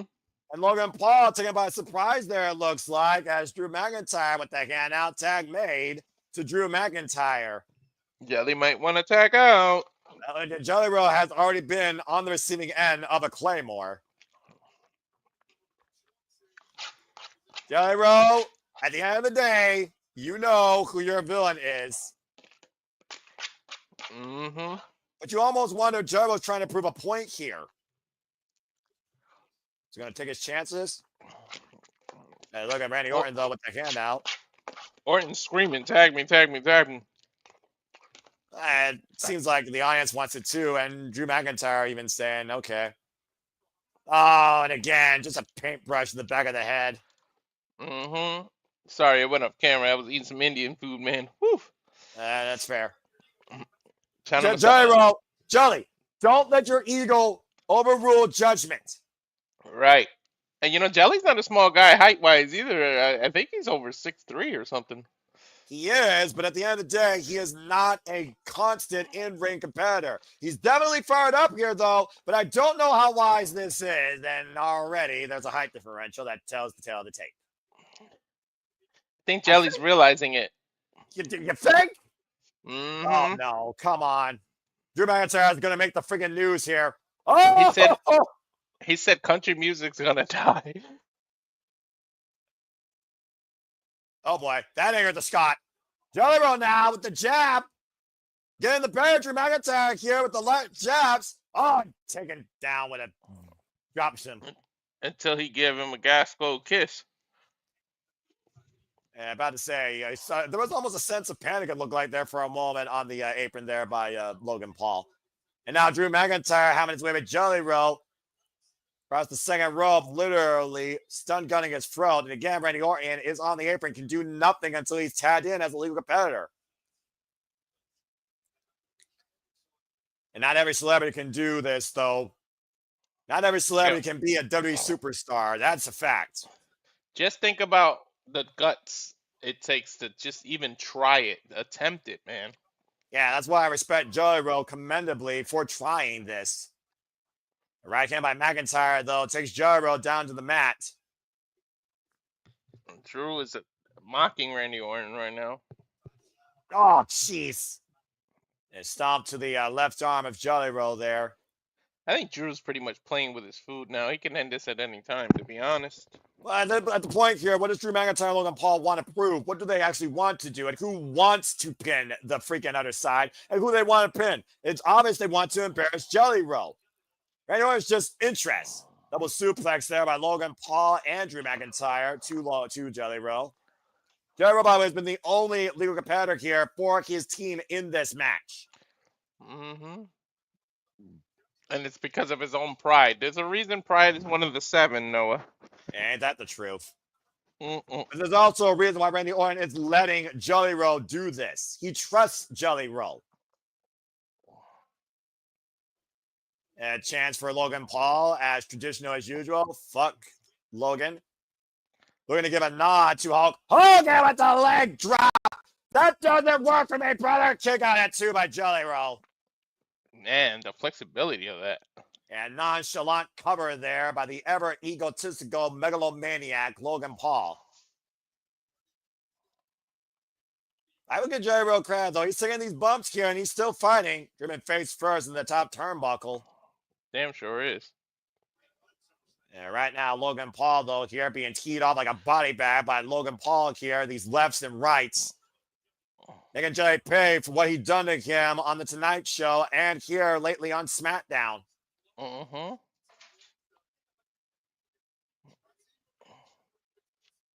Thank you, my good man. Logan Paul right now just literally insulting everybody here. Vicious chop. A tag made here to Drew McIntyre. I can only imagine what his wife's thinking also watching this at ringside. Mm-hmm. According to what my mom told me, Jelly Roll and his wife are supposed to be going skydiving here in Scotland pretty soon. Mm. One of the things he wants to do on his bucket list of things to do in life. I wonder where this ranks versus that. Professional wrestling and then skydiving. What a list. What an extreme. Just don't mix the two together and get into an extreme match. Well, it's like oil and water. Drew McIntyre with a cheap shot to Randy Orton as the audience chants, "We want Orton." And now mocking the Viper is Drew McIntyre. Drew coming in, though. Sidestep by Jelly Roll. Drew sent to the outside. This is Jelly Roll's chance. The problem is there's no one to tag, though. Randy Orton apparently aware now that Jelly Roll has a moment to make the tag. Trying to crawl over to make the tag to the Viper, Randy Orton. Do or die for Jelly Roll here tonight. Tag Raider! Orton coming out with vintage Orton with these clotheslines. Usually follows up with a power slam. Watch out! On your point, Walter. Do I know Orton or do I know Orton? And right now, Orton might be hearing voices in his head as he hooks Drew, making him think about it. DDT! That draping DDT. And we usually know what that follows up with. Don't pop your shoulder out of place.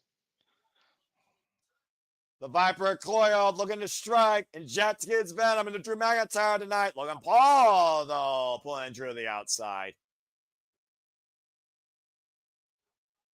And right now, Logan Paul pulling Drew to the outside of the ring. Randy Orton, though, in pursuit. Gets the midsection, and Logan Paul sent into the barricade. Gets the midsection, though, by Drew McIntyre. Randy preventing collision to the Spanish announce table.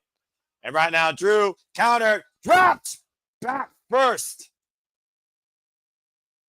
Whoa, Logan Paul went for a swing and missed, and Logan Paul hoisted up and back dropped on the announce table as well. Oh, Claymore! Claymore from out of nowhere by Drew McIntyre while Orton on the outside. Wow. And right now, all three men down. Jelly Roll slow to stir, checking on Randy Orton. Yeah, but while you're checking on Orton, you're turning your back on your opponents, man. Rookie mistake here. And to your point, Logan Paul lunging into the back of Jelly Roll. Damn, these people don't even let me finish my sentence before they prove my point. Shit. And I think Logan Paul is looking to hit the final note here with one lucky punch to knock out Jelly Roll. Oh, God! Think he hit him right in the rib cage, man.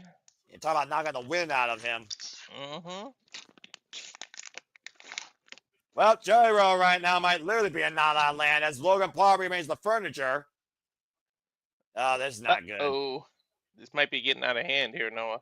Well, keep in mind, Drew McIntyre is legal, I believe, with Randy Orton as he just went back inside to break the count. He's doing the right thing, breaking the count. Uh-oh. I think they're going to give Jelly Roll a crash course. Oh, boy. This is not going to do well. Here's the viral moment of the match, I believe. You know how Logan is. Yeah, with a prime in hand and a drone probably waiting to capture it on Instagram. Logan Paul on the ring post. And Jelly Roll laid on the announce table. Oh, no. Countdown by McIntyre for the Maverick to star. Drop body through the announce table through Jelly Roll. That's it for Jelly Roll. He's out of it.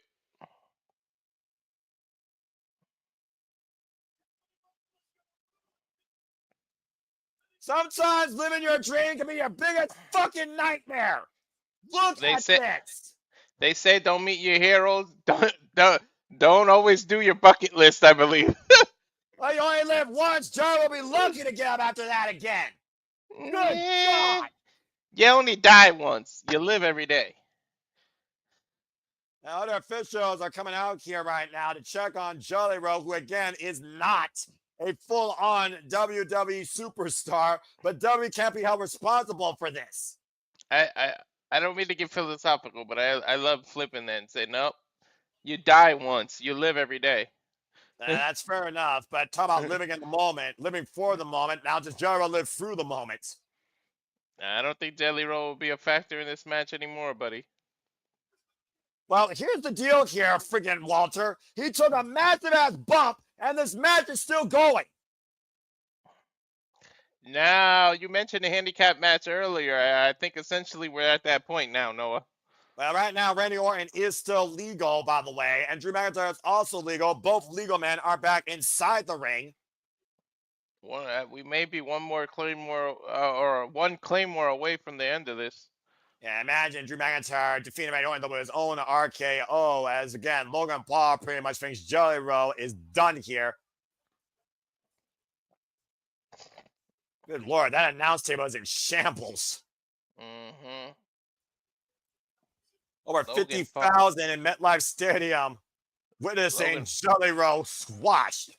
Logan listened to his, his impulses and did that match. That move. But now the official now has to focus on what's happening inside the ring here. And they're going to right now try to help Jelly Roll to get back to his feet and out of the arena. I don't know if Jelly Roll can continue here. And Randy Orton right now literally stuck between Logan Paul and Drew McIntyre. Logan Paul now legal. People trying to wheel Jelly Roll on, and I know the WWE has got to respect Jelly Roll, to your point, while they're taking that massively insane bump. Mm-hmm.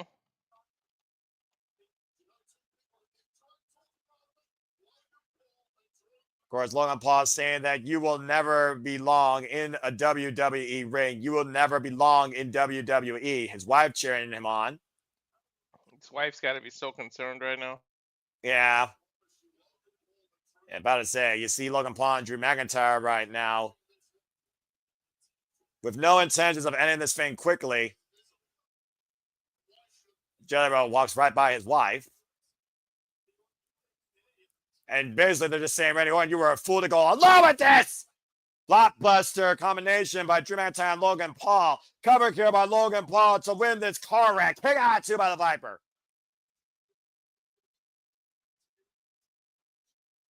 And Logan Paul, again, smiling like a Cheshire cat. Paul laughing and mocking as Jelly Roll is being slowly dragged out of here. Someone tells me Jelly Roll is not going to let this simply fly by him. Yeah, I think he's going to be involved in the ending there. Right now, Randy Orton is in desperate need of a reverse in this situation. Now Drew McIntyre is legal, and Drew McIntyre going up to the top rope.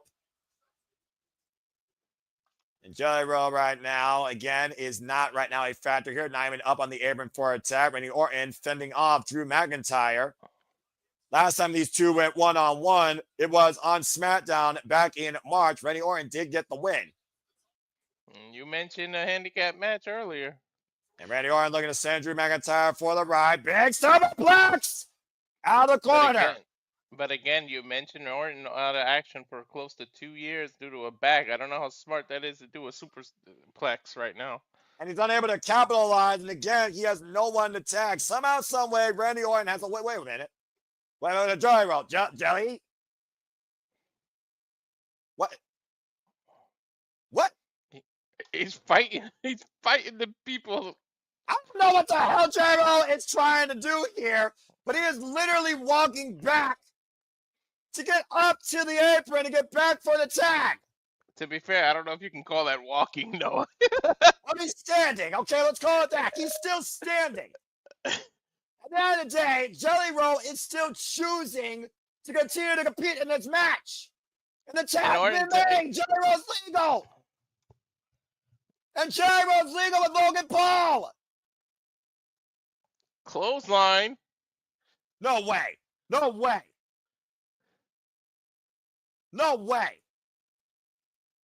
He's goozling Logan Paul, setting up for a chokeslam. Mountain choke slam! And Drew McIntyre, swing and a miss. Big boss slam! Black hole slam to your point! And Gyro's back in this fight! He is fired up, my man. I'm fired up. I love this. Dude, he's got that big boss slam is just, he makes it smooth, man. And the son of a sinner, if you want to call it that, is about to make Logan Paul pay for his sins. Oh, back elbow strike to the head, though, by Logan Paul. Now the corner. Oh, wow, Jelly Roll with a power slam. The cover. The cover. Ah, Drew broke it up. That was like Randy Orton's sudden power slam. Oh, no. Claymore, it's over. But watch Randy Orton. RKO out of nowhere! Paul sends Orton, though, showed up first in the ring post. And once again, Logan Paul, the Maverick, might be looking to soar here tonight. Split leg splash! On Jelly Roll, Logan Paul and McIntyre win. I told you they might do it to piss him off. I knew I shouldn't have went against my gut, no, I told you! Regardless of results, Jelly Roll took a bullet and a half and still came back fighting. Logan Paul, the despicable, disingenuous, twat that he is, should give Gyro a shred of respect for the effort he put in. And anyone else that took pot shots and you haven't even been in the ring can shut the fuck up too. Based on lack of experience and in-ring IQ, Walter, Gyro fought this match as if it was his life. Hey, man, it might be the one and only time we see him in there. And especially after this bump he took, look at this. Good Lord. Matthew, don't feel bad. I'm in the same. I'm 1-4 as well. And but again, I did say I think these two should win, Logan and Drew. They need it. Well, the jury is out whether they needed it or whether they deserved it. But Gyro definitely was the star in this match for me, showing how fired up he was and how much he was willing to take. And again, beautiful power slam. Randy Orton's got to be proud of that, but that claymore to the side of the head was Gyro's undoing. And Randy Orton taking Drew McIntyre up, but Drew McIntyre wasn't the legal man. Logan Paul was, as Logan sent the Viper into the ring post, and that ridiculous show of athleticism, split leg as wide as you can, frog splash, Logan Paul pins Gyro. Whether or not Logan Paul still thinks Gyro doesn't belong in WWE, Gyro had his first match in WWE. And many celebrities can't even say they did that. And he made it look good. Yeah, Some and either way, just make it look horrible. Well, I mean, most of the time a celebrity's there for a paycheck. Either way, Logan Paul and Drew McIntyre wins. Got another commercial break. Fuck streaming. Yeah, just see Lawrence Taylor versus Bam Bam Bigelow for an example of that. Just there for the paycheck. We don't talk about that. We don't talk about that. I'm just saying. All right. Well, anyway, I'm still proud of what Gyro did, and I'm always going to respect him more than Logan Paul. Period. Both as a human being and now as a competitor. Well, as we continue forward, let's go ahead and take a look at some of the comments here. We got, let's see here. People appreciating, respecting that bump. Matthew saying, wow, 1-4. Oh, ouch. Well, either way, why WWE brings us the biggest part of the summer, WWE will soon be going to the fashion capital of the world. Will they create a masterpiece or will it be a catastrophe? Standing back here awaits a champion for opportunity. As we present to you Clash in Paris. Sunday, August 31st, 2 p.m. Eastern Standard Time, folks. Clash in Paris, courtesy of Peacock. That honestly might be right. I'm trying to think, what was the last somebody to lose, honestly, in WWE? Bad Bunny lost, but it wasn't his debut. It wasn't his debut, though. That's the kicker. It wasn't his debut. Trying to think. Yeah, I don't know. Anyway. As we continue forward here, looking at the comments, Drew also needed the win. I just wish it was without Logan Paul. You and me both, Nathan. Emmanuel, shut the fuck up. Cape Rare, 3-2. City by the Bay. Logan Paul and Drew were huge underdogs betting wise. Well, people who bet on wrestling are foolish. 2-3 for Emmanuel. Safet saying bloody hell. And Kitty, yeah, same. Mad respect to Gyro. Well, nearly 60,000 fans on here tonight for what has been SummerSlam Saturday, as we only have one match left, I believe. And again, stay tuned for the Saturday Shenanigans hosted by me. JJ will, of course, accomplish me. But, Walter, let's talk about what happens tomorrow night. Tomorrow night, we got 6 matches as well, and they're all championship affairs. We know that we got Naomi versus Rhea Ripley versus Io Sky for the WWE Women's World Heavyweight Championship. Solo Sikoa will, of course, take on Jacob Fatu inside a steel cage for the WWE United States Championship. Y'all know what I mean? It's about family.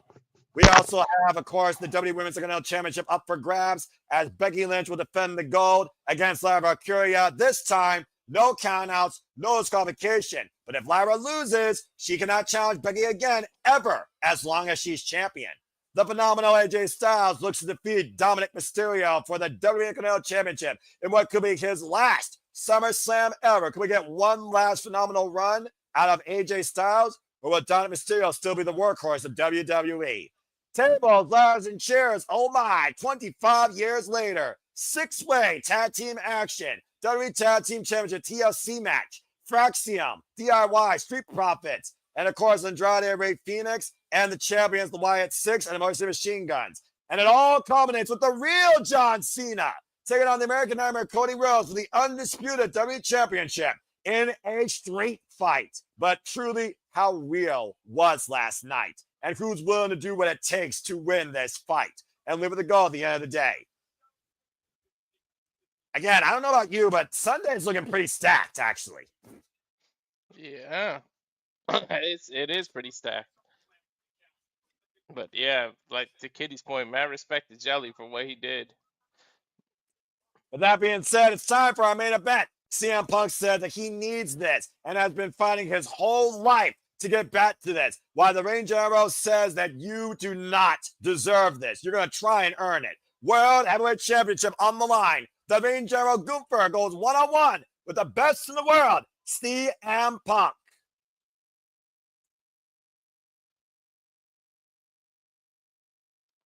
Why don't you show what's coming up while they go to the commercial break?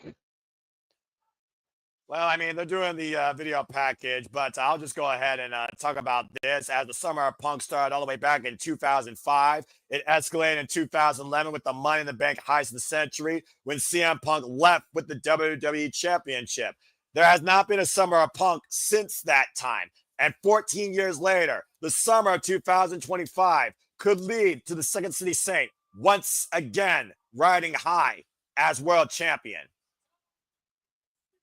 CM Punk, who came back home to WWE back in 2023 at Survivor Series, says it's clobbering time and looks to prove once again why he is the best in the world. Winning a gauntlet match to get to this point, surviving hell through Seth freaking Rollins and pinning Bron Breakker with a GTS to finally find himself in the main event for the World Heavyweight Championship. Many a times teased, but finally it's going to come to be Gunther versus CM Punk one-on-one. And of course, the Reign General Gunther won this title, beating Jey Uso, incapacitating main event Jey.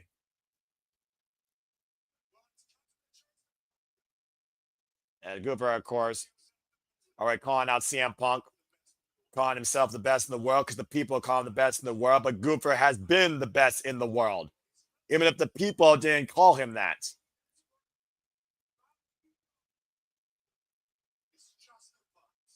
Saying his ego is justified. CM Punk's ego has only been fed. And I still argue that Gunther is the best professional wrestler in WWE. The resume speaks for itself, Walter. You talked about earlier, 80% of his career, he's been freaking champion. Yeah, 80%. I don't think that many people can claim that, man. If they can, it's a very short list. And speaking of a short list, there's a short list on one hand of men that have beaten the Reign General in WWE. That list is Sami Zayn, Jey Uso, in NXT, Bron Breakker. In NXT UK, Ilya Dragunov.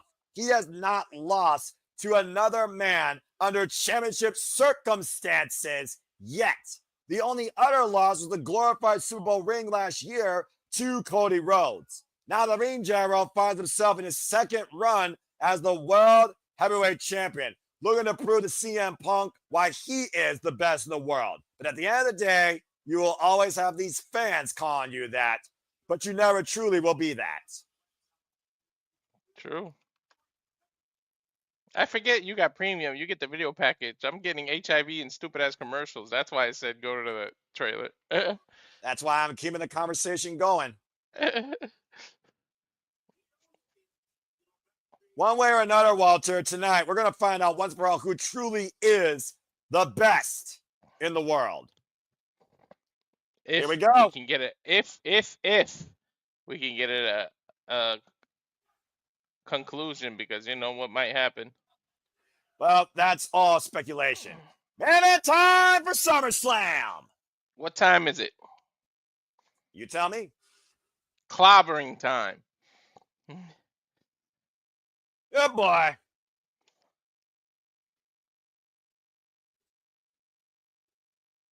Sorry I've been too much of his predictions tonight for everybody, I'm certain.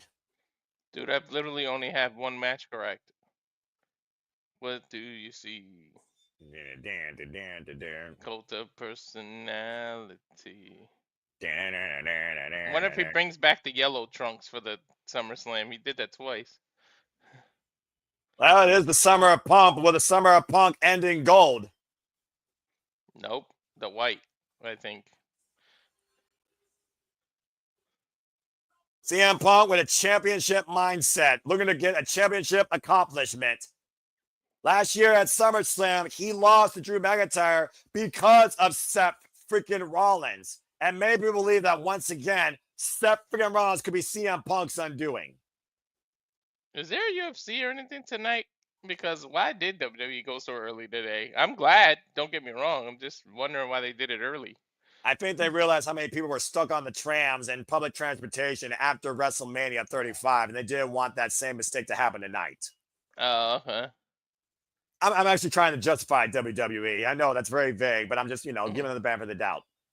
After all, that's 52,000 plus people that need to get the hell out of that building. Mm-hmm. And on the freeway. Oh my God, don't remind me. I'm glad I'm so out of East Coast traffic. Although it's bad in LA, but I live in the country. There's barely ever any traffic where I'm at. Right? There's barely people on the road. There's more animals on the road than cars. I live in 3,000 elevation on the mountains. I'm about to say, you're in the mountain territory now, bro. CM Punk has not been a WWE World Champion, folks, for the better part of over a decade. He hasn't been the WWE Champion, particularly since what happened in 2011 at Money in the Bank. And of course, since coming back to WWE, this is his first chance at the World Championship.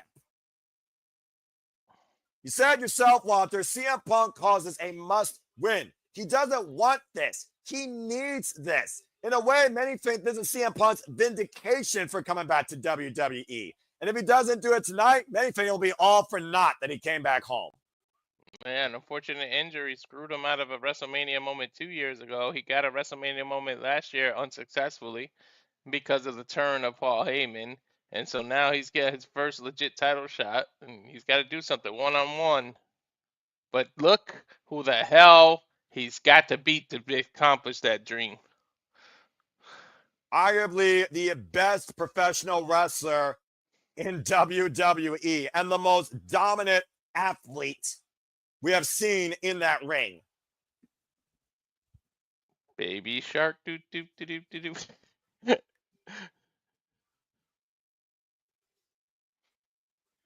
Finally, this man is where he belongs.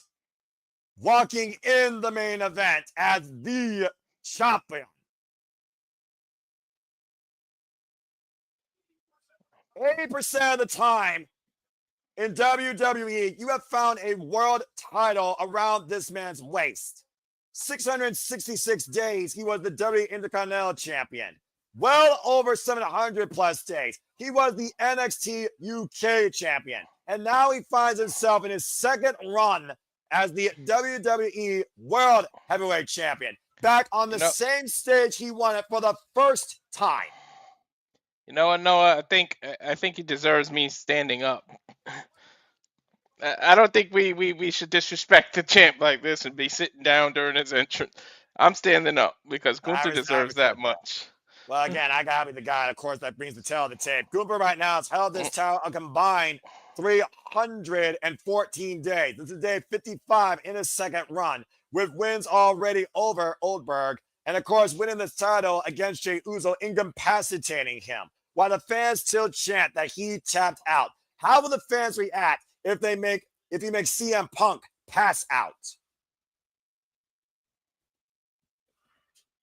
I don't know. Hey, and Punk in more recent history has passed out. Remember, how did John Cena win the Chamber? CM Punk passed out of the STF. Yeah, but let's also forget, you're talking about the Seth Rollins factor, who helped him in that endeavor. It was a curb stomp after he was eliminated that incapacitated CM Punk to begin with. He was already dead to rights. Let's go down Alicia Taylor for our main event introductions. One fall.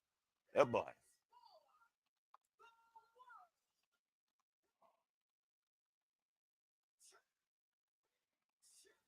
right. I see you right there with some little bit of passionate attitude.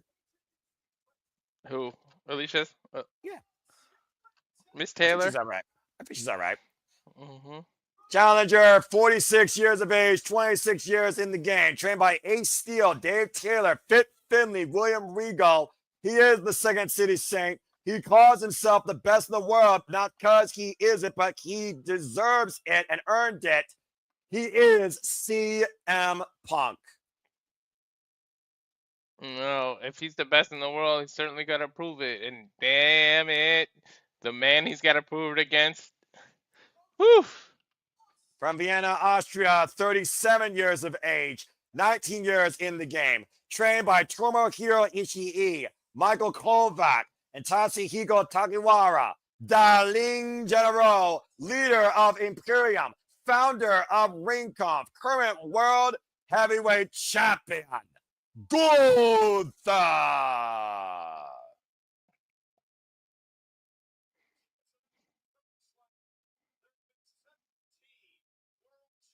Michael Cole with a bit of a stat here. 17 world title changes in the 38-year plus history of SummerSlam. Walter, it's our main event for Saturday. It's for the World Championship. I'm giving it to you. You know what to do. All right, here we go. Gunther, CM Punk, World Heavyweight Championship.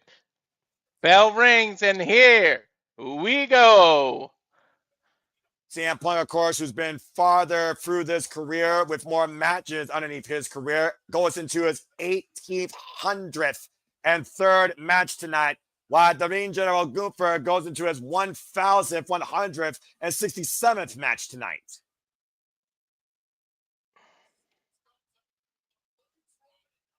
CM Punk and Gunther right now squaring up, haven't even locked up yet. You can feel the electricity with this big fight feel for this main event. Two wrestling machines in their own right, displaying their own discipline. Colonel tie up here in the early going. Trying to avenge his main event WrestleMania loss at WrestleMania 40, the ring general Gunther, while CM Punk's trying to avenge not only the loss but betrayal in his dream that became a nightmare at WrestleMania 40. Mm-hmm.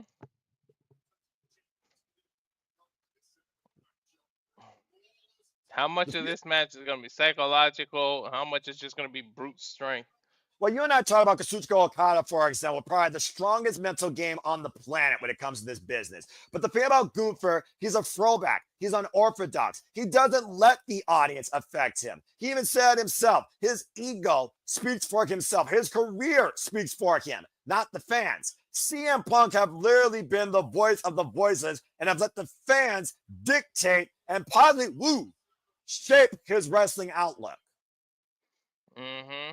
Punk has history at SummerSlam. I think he won I want to say the world title. I think he beat Jeff Hardy in 2009 in the TLC match at SummerSlam. So that's correct. He has done this before. Again, shout out to Michael Cole, Wade Barrett, Kathy Kelly, Jack Raymond, Alicia Taylor, the WWE correspondents. Nice headlock takeover there.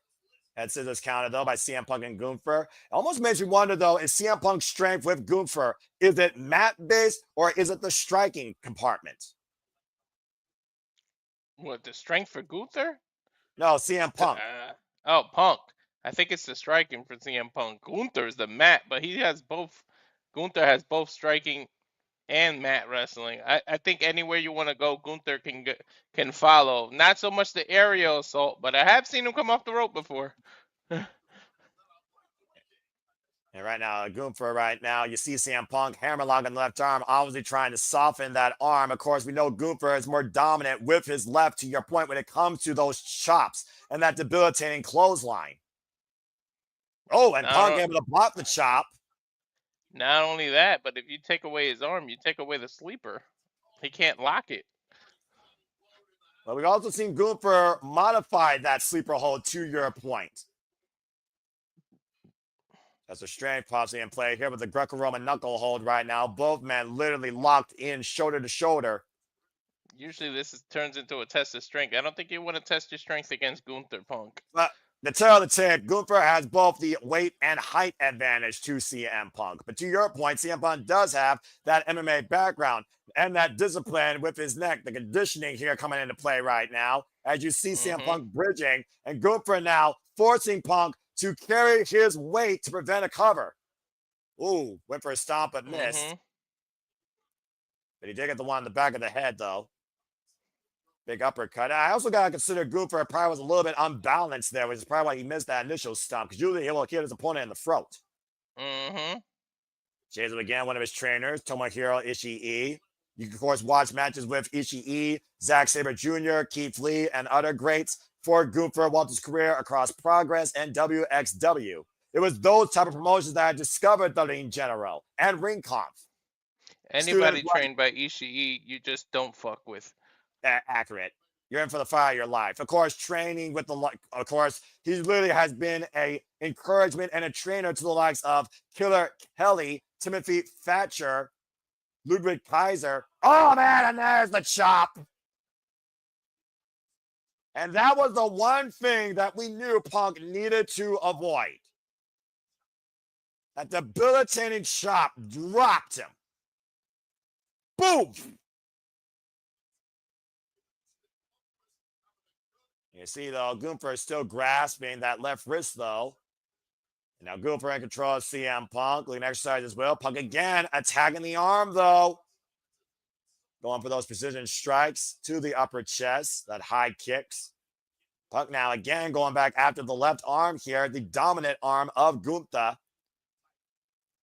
That MMA type background coming into play here for CM Punk with the double wrist lock here. Gunther, though, trying to bridge out, trying to reverse the pressure while CM Punk still tries to hold control. And snapmare, stomp of the arm, and right now CM Punk, physical and mental game in play here by the Second City Saint, Walter, as you were talking about earlier. Drops the knee across the left arm, right where the bicep meets the tricep.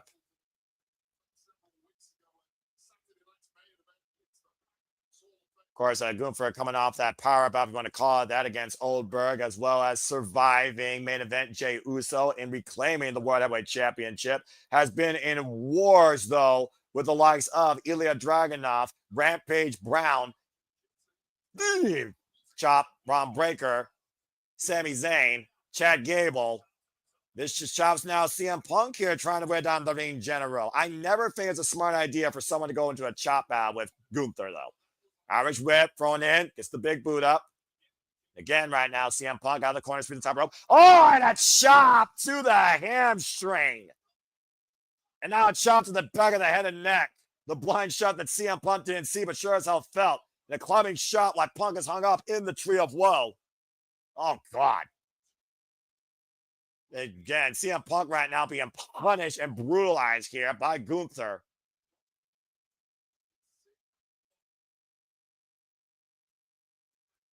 Again, you can't prepare for Gunther unless you literally feel the amount of punishment he could put on you. CM Punk survived one of the damnedest fights in life, though, at this stage, though, against Brock Lesnar, one of the top 25 WWE SummerSlam matches of all time, according to WWE.com. And CM Punk looking for the worst for wear here. Again, that body has been a human car wreck for years, even during his hiatus. CM Punk, former two-time WWE Heavyweight Champion, former two-time AEW World Champion, former Ring of Honor World Champion, and former ECW Heavyweight Champion, amongst many other accolades. Former everywhere I went champion, except UFC. Well, yeah. Oh, God, the chop again. A shotgun-like blast to CM Punk's chest, Walter. Dude, I heard it. I'm in California. I heard that from Jersey. Take a look. Watch the replay here. Look at the chest. Look at how it reverberates before Punk hits the mat. Did you see how the sweat flew off of his chest? Shit. Oh, yeah. The middle aspect of this game right now, fully in favor of the champion, and Gunther right now exercising his will against CM Punk with this submission hold, chinlock applied, and again, a vicious kick to the spine. Uh-oh. And again, oh, God, turned right into it. Dude, that's one thing you couldn't pay me to do. I would not take a chop from Gunther, man. Big power slam here. We've seen Gunther withstood wars with the likes of Drew McIntyre and Sheamus while he was just Intercontinental Champion, lest we forget. A title that still eludes Sheamus' career. Mm-hmm. Gunther is literally pound for pound the most lethal competitor right now WWE has in that ring. Definitely. And I can't wait till Ilya Dragunov comes back and we get that fight on the main roster, man. As it should happen, damn it. And right now, Ilya. Punk, yeah, about to say again, after that concussion protocol, there's no telling when he might come back here. Of course, that Dragunov shaped Gunther Walter's career during the time in NXT UK and WXW. And now look at this hold. Modified ground cobra here of sorts, as you see him literally with the knuckles braced across the jawline of CM Punk and driving his elbows into the rib area. How smart is that? Torquing the neck as well. But look at CM Punk able to scout this, though. Trying to counter it. Now both men jogging for position here. But the height difference is what hurts it for Punk. But Punk up. Whoa. Look for the sleeper. Escape. Roll through. Shoulders down. Punk gets two. Oh, and it's a boot. Again, no wasted motion. No sense of urgency on Gunther. It's just follow through. That's all Gunther is adaptability. Follow through. You give 15 shots to Gunther, he gives you one stiff shot back and knocks you on your ass.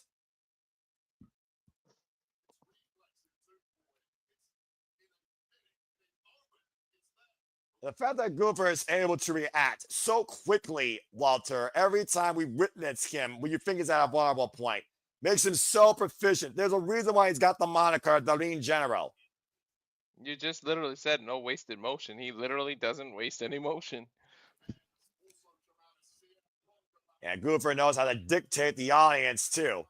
CM Punk trying to fire back and back up to his feet. Again, Gunther with another vicious chop.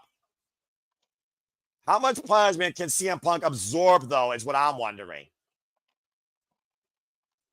Now, both men exchanging blows here. CM Punk trying to get the better of this exchange. Going to the elbows. Irish whip reversal. Gunther sends Punk off the ropes. Whoa, look at that agility. And drives that boot through Punk's face again. Oh, my God. Let's be honest here, Walter. Oh, God. Dude, he literally chopped him out of the ring. Look, he had to grab Punk to make sure he doesn't fall.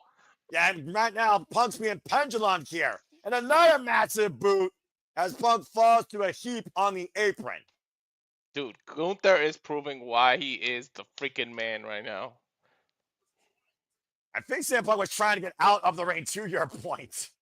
Dude, Gunther was like, get back here over here. Take a look at this, by the way. Watch this. That chop pendulum to CM Punk right back into Gunther's big boot as he falls to the apron in a heap. Demon fall to the floor. But I think Gunther was just smart enough not to let Punk get to the floor so he can continue the punishment. You talked about it earlier, the intelligence. It's not just brute. It's cerebral. Again, it's literally the then versus now. CM Punk was the guy to lead this place then. Gunther is the guy to lead you now. Yep. Gunther asking CM Punk to literally get back up to his feet. The audience trying to will the Second City Saint back into this fight. Another vicious knife edge chop. Wearing out CM Punk up against the ropes. Big right hand. Mm-hmm. And this is when Gunther knows he has full control. When he starts talking trash at you. Yeah, but don't get too confident and cocky. Punk, he may be beaten and battered, but he's never out of it, man. But Gunther wants more. Gunther wants to be punished. You know this is what Gunther. There's a reason why guys like Commercial E are trained and tested by him. You hit me, I'm going to hit you harder. But I want you to give me your best. And again, Punk just dropped with another vicious chop. But look what Punk did. His MMA background started taking out the bigger man's legs with those kicks. It's smart. What? he countered it with a big ass chop. But look at Gunther's chest though, Walter. CM Punk actually has done some damage to the range arrow. There are blood vessels popping here. The chest almost cut open. Hey man, I've seen people's cars get smashed, but they still survive. So Gunther can survive it. Gunther, former NXT UK champion, like I said, held that title for 870 days. Also former over-the-top wrestling world champion, 210 days. PWG world champion, 181 days. Progress, TNT, WXW, Unified World Tag, World Champion. And of course, former WWE Intercontinental Champion, 666 days. Current two-time WWE World Heavyweight Champion. A title that was first won by Seth freaking Rollins, passed off to Drew McIntyre, cashed in by Damian Priest, and Gunther won from Damian Priest last year at SummerSlam. I think Gunther's yelling, "You'll never be world champion." Oh! That was a vicious, almost spine buster, modified into a backbreaker over the knee, looking for a sharpshooter as Gunther pushes Punk off. Hey, it's SummerSlam, 1992. I see why he was going to go for that sharpshooter. Shout out to Bret Hart. Remember that perfect match. That was the match that made me a fan of this business, Walter, period. It was the first match I recall seeing when I was born in this world in 1992 and learned what the hell I was listening to on the screen because my mother. And now a sharpshooter by Gunther in the center of the ring. And he sits down, my man. And CM Punk right now, that almost looks like a tap. CM Punk with nowhere to go. Gunther with a firm hold and control. Let me just be, he wasn't tapping. He was doing this to kind of amp himself up. Just to be clear, that wasn't a tap. And to your point, referee Eddie Durango scouted that as such. And now he was doing it. Sorry, he was doing it in the air. He did not make contact with the mat, so it's not considered a tap out. Yeah, very good point there, Walter. Now CM Punk trying to counter here, possibly into a figure four leg lock. I think he's going to turn into an Indian deathlock or reverse it into his own sharpshooter. And to your point, reversal in place, CM Punk, though. But again, look how close Gunther is to the ropes. And his height, I think, what is Gunther, 6'5"? He's going to use all of that to get to the rope. Well, either way, you talk about the work done earlier to Gunther's legs as Gunther does find the ropes to force the break. That was a desperation method there by both men. Punk with the counter, Gunther with the escape. And you could see Punk's frustration on his face. That's the one thing you don't want to do. Do not get frustrated. You're going to play right into Gunther's hands. And again, you saw that chance starting to loom, by the way, how you tapped out. The Irons thought they were going to get a repeat here tonight. Those ghosts I don't think the audience gets that Gunther doesn't give a shit. You could yell whatever you want at him. He doesn't let you get into his head. Well, eventually, you could say that, Walter, but you and I both know how much this business is both physical and mental. There are some men with a stronger mental game, but eventually, the pressure, the bright lights, the world watching you and judging you, that has to somehow seep into your mind too. I guess. You see right now, Gunther shutting down the WWE Universe with the hopes of CM Punk beating him here tonight.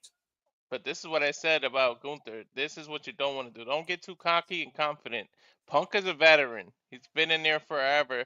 Just when you think you got somebody, they can always kick out. Don't get too confident. You end the match and then show off. Don't show off during the match. Don't count your chickens before they hatch. And Gunther is saying that Punk doesn't have it anymore. It's when you doubt your opponent that you might be setting up your undoing. Pride before the fall. This obsession of CM Punk becoming champion again. Says he needs it. Calls himself the best in the world because he earned it. He's going to have to earn everything tonight if he wants to still call himself the best in the world after tonight. Do you want my opinion? They both already have earned it so far in this match. Punk trying to fight back. Not much left here, though. CM Punk, though, has been fighting his whole life from underneath. You can look at the wars with Samoa Joe back in Ring of Honor. You can look at the wars with Jon Moxley in AEW. You can look at the turmoil he faced here in WWE against Seth freaking Rollins. And now the clothesline rocking Gunther. Gunther's still on his feet, though. Punk looking to follow up again here from all different angles, trying to misguide Gunther. Clothesline again by Punk, and you see the blood, the wear and tear on that battle on CM Punk's chest. Now Gunther looking to follow up here, and gets caught with a single leg kick by Punk. And now CM Punk scouting Gunther, swinging net breaker. And Punk's starting to feel it here. Momentum might have swung in Punk's favor now, Noah. He's got to follow up here immediately. Uh-oh. We've seen him end matches with this power bomb. That's book cover. Kick out at 2 by Punk. I think he was exhausted and just dropped Punk. He didn't do the usual strength, the gusto that he puts into his power bombs there. No, I don't think he got all of it. Yeah, I think you're right there, man. Again, fatigue has to be setting in. This has been a taxing battle for both champion and challenger. CM Punk with his strongest, most valiant, tested effort yet since returning home to WWE. Again, first time ever one-on-one encounter I want to add here too, by the way, folks. CM Punk and Gunther have never met each other before this point. Mm-hmm. I think he's going back to the sharpshooter. Well, no. Punk trying to hook him here, pausing for a triangle. It's a triangle armbar combination. I mean, it's a choke. Technically, it could turn into a choke, but now it looks like it's turning into a single leg armbar. Zack Sabre Jr. beat Great O'Connor with this earlier today in the G1 Climax. Anderson Silva won defended the middleweight title against Chael Sonnen with that same triangle armbar combination. Punk right now might be in trouble here as Gunther has changed position now, has both legs, looking for the full Boston Crab. Punk able to kick him off though, create separation for the moment. Struggling just to get up to his feet. Another vicious knife edge chop, turns Punk around, another knife edge chop to the back, lining up the spine, setting up Punk, possibly for a sleeper hold. Punk able to Scarlett though, inside Russian leg sweep. That's not something you want to do, turn around and walk into Gunther's chops. You think? Think I'd rather walk through a hornet's nest. Both these men have to know that the end has to be setting in. It's just a matter of who executes it. Another vicious rising knee strike in the corner by Punk. Possibly looking for that bulldog. Looking good for his head. Gets all of it. Now goes in the cover. Punk in the cover. Hook of the legs. Out of the ring. Gunther kicks out at 2. The ring awareness, Noah, to pull Gunther's long legs up in the air because he could have probably reached the ropes.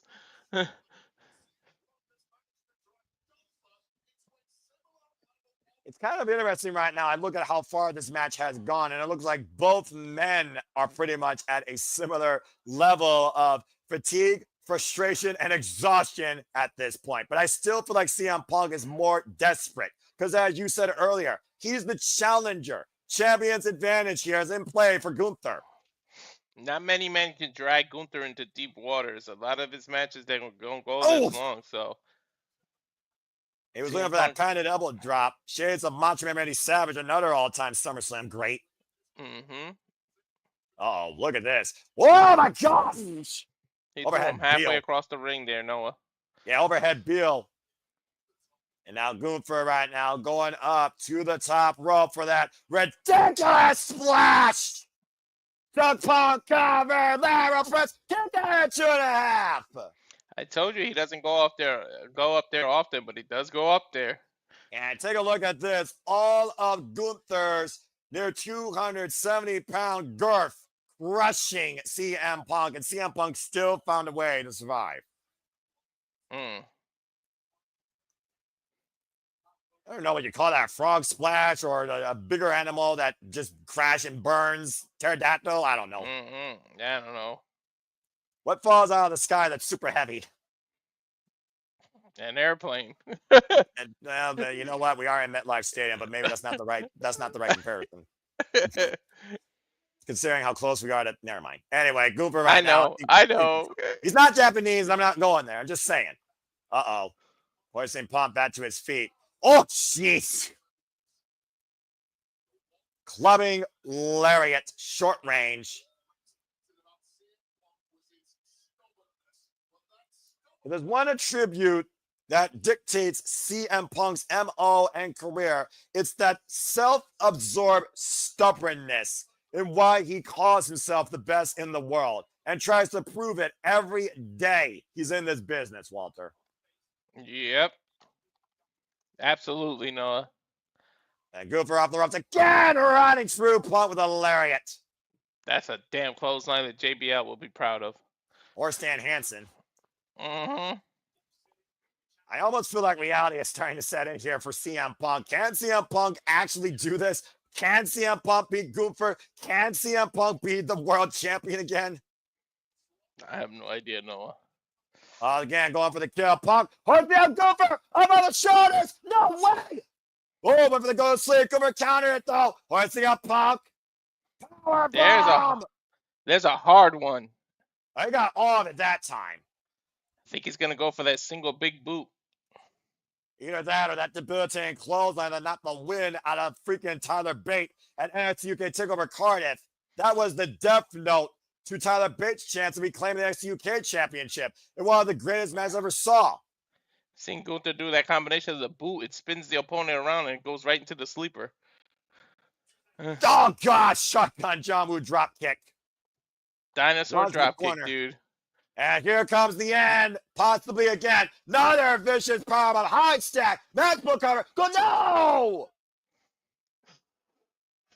Gunther might be frustrated that he can't put Punk away. He's hit him with some of the biggest, best shots he has in his arsenal, Noah. Again, somehow CM Punk still keeps fighting. Look at this high stack cover, and somehow Punk still finds a way to kick Gunther off. Legitimately. Well, Noah, how many times have I said the one thing you can't measure is somebody's heart? Yeah, that's true. But now Gunther's got to be wondering, is he at all wondering at this point, can I put away CM Punk? Can I underestimate him long enough? What is Gunther thinking right now, to your point? I don't know. Gunther doesn't get frustrated too much, but now he's just stepping on CM Punk's hair, I think. I think he wants CM Punk to get up again. I think he wants to take him down one more time. This is almost as much a proving ground for Gunther as it is for CM Punk. Yeah, he has to prove he belongs with the big boys. Oh, jeez.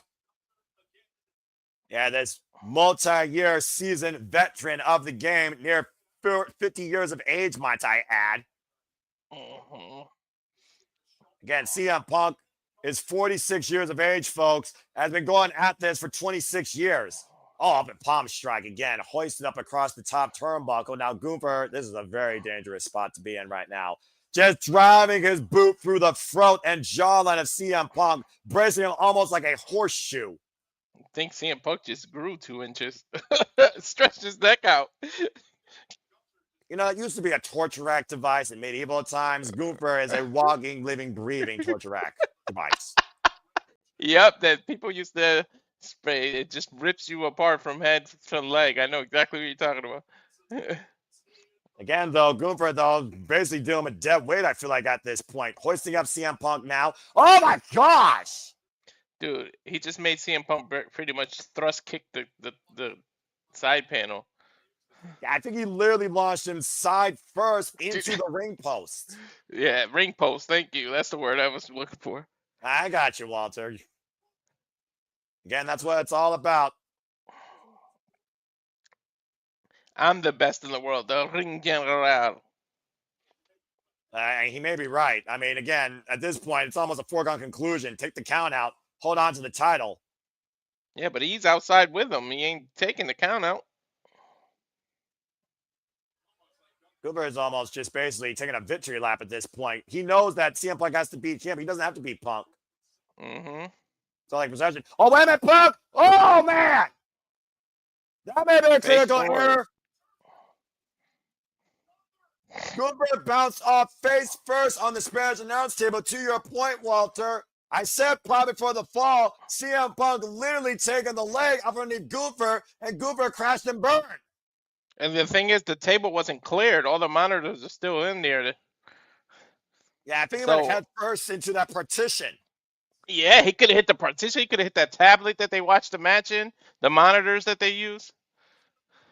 Well, now CM Punk's got to get his bearings, though. The referee's count still got to be in play. Remember, he has to bring the champion inside the ring to win. As the referee's checking on Gunther to see if he can continue. Both men are on the outside of the ring. See if Gunther right now. Oh my God. Gunther's bleeding. Ladies and gentlemen, Gunther is busted wide open. Gunther is a bloody heap. I don't think I've ever seen him like this in WWE. I don't think I've ever seen him bleed ever. Extremely rare that the lean general sheds red on his own accord. A critical error by Gunther. He might have literally busted his head or broken his nose. I don't think Gunther can believe it. Yeah, but it might awaken a beast in him sometimes. Sometimes when you see your own blood, you turn into somebody else, man. And then CM Punk's also seeing red. And also he might be a shark right now that sees prey. Blood in the water. He might have broke his nose, man. I think you might be right. That's not great against a former MMA competitor. Mm-hmm. And you Hey, see good CM job. Punk immediately going after the nose and the forehead. Gunther looking for a reprieve. Yeah, Oh, he's another jabbing him. recipe. He's jabbing him right in that nose. And again, clothesline. And CM Punk right now is back in the driver's seat. And right now, There's that CM elbow Punk drop. looking to give it Macho Man elbow drop. And Punk could be closing in on his vindication. GTS. Up on the shoulders, Gunther. Uh-oh. The sleeper hold, body grapevine. Punk on the sleeper. Punk on the sleeper. Gunther now with a sleeper hold firmly in play here, Walter. He might have baited him because he knew he was going to pick him up for that. The way he reversed that was so smart, Noah. Punk trying to fight out of it, though, and he does so. Gunther once again hoisted up on the shoulders.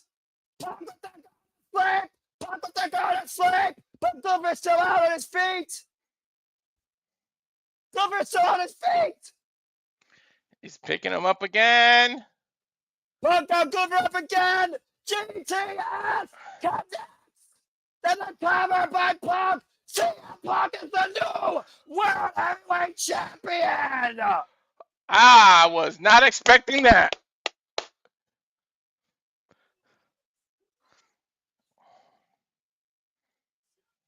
CM Punk fucking did it. CM Punk has arrived. He said that he needed it. He was going to die in order to do it. And through life and limb, through blood and guts, through sheer stubbornness and determination, Walter, CM Punk is finally a WWE champion once again. I told you.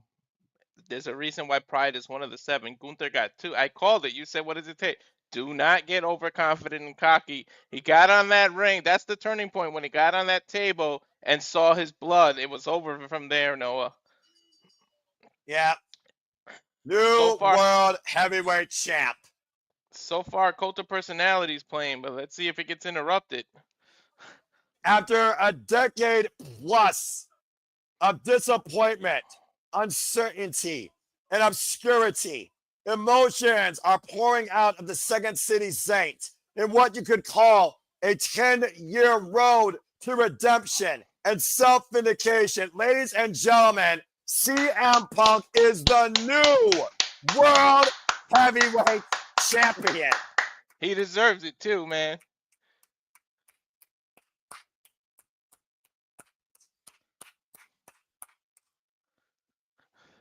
He can't believe it. He's just checking to the referee. He's talking to the ref.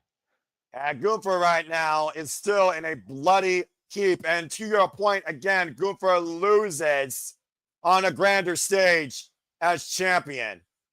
But this loss was out of respect. There's no denying that. CM Punk earned this. I don't care what anybody says. Gunther has nothing to hang his head on. Low, I meant. He has no reason to hang his head low. And to your point, Walter, I think that both Gunther and CM Punk prove why they can call themselves the best in the world. But only one can call themselves now World Heavyweight Champion. CM Punk fucking did it. He did it. Well, how long? For how long, though?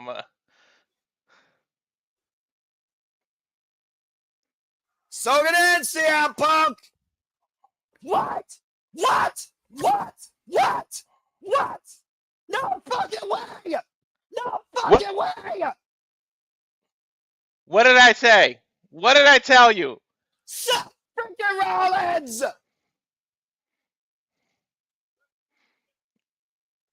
Let's not forget Seth freaking Rollins is Mr. Money in the Bank as he arrives in a knee brace on crutches. But Seth freaking Rollins is here tonight, folks, and he very well could be CM Punk's undoing. I don't know, but he may have the other two attack him from behind and just cover him. That knee might be 100%. He might be showing off. Remember, he's the leader of a group. Punk needs to not turn it back. Bronson Reed is there. They're in the building. You know that. I don't know, man. Like I said, CM Punk literally right now is still... Wait a minute. I told you. Now, hold on. Shut up. You don't know anything. Oh, shit! I've called it. He's going to cash in on Punk. Seth freaking Rollins is not injured!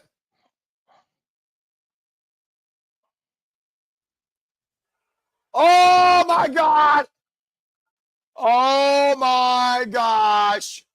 Much like WrestleMania. Oh, no! Oh, no! Not tonight. Jessica Carr. Again, and Punk just went for a work. And Seth Rollins hoists him on the shoulders. Punk fighting back for dear life. Seth freaking Rollins is here, and he's not injured, folks.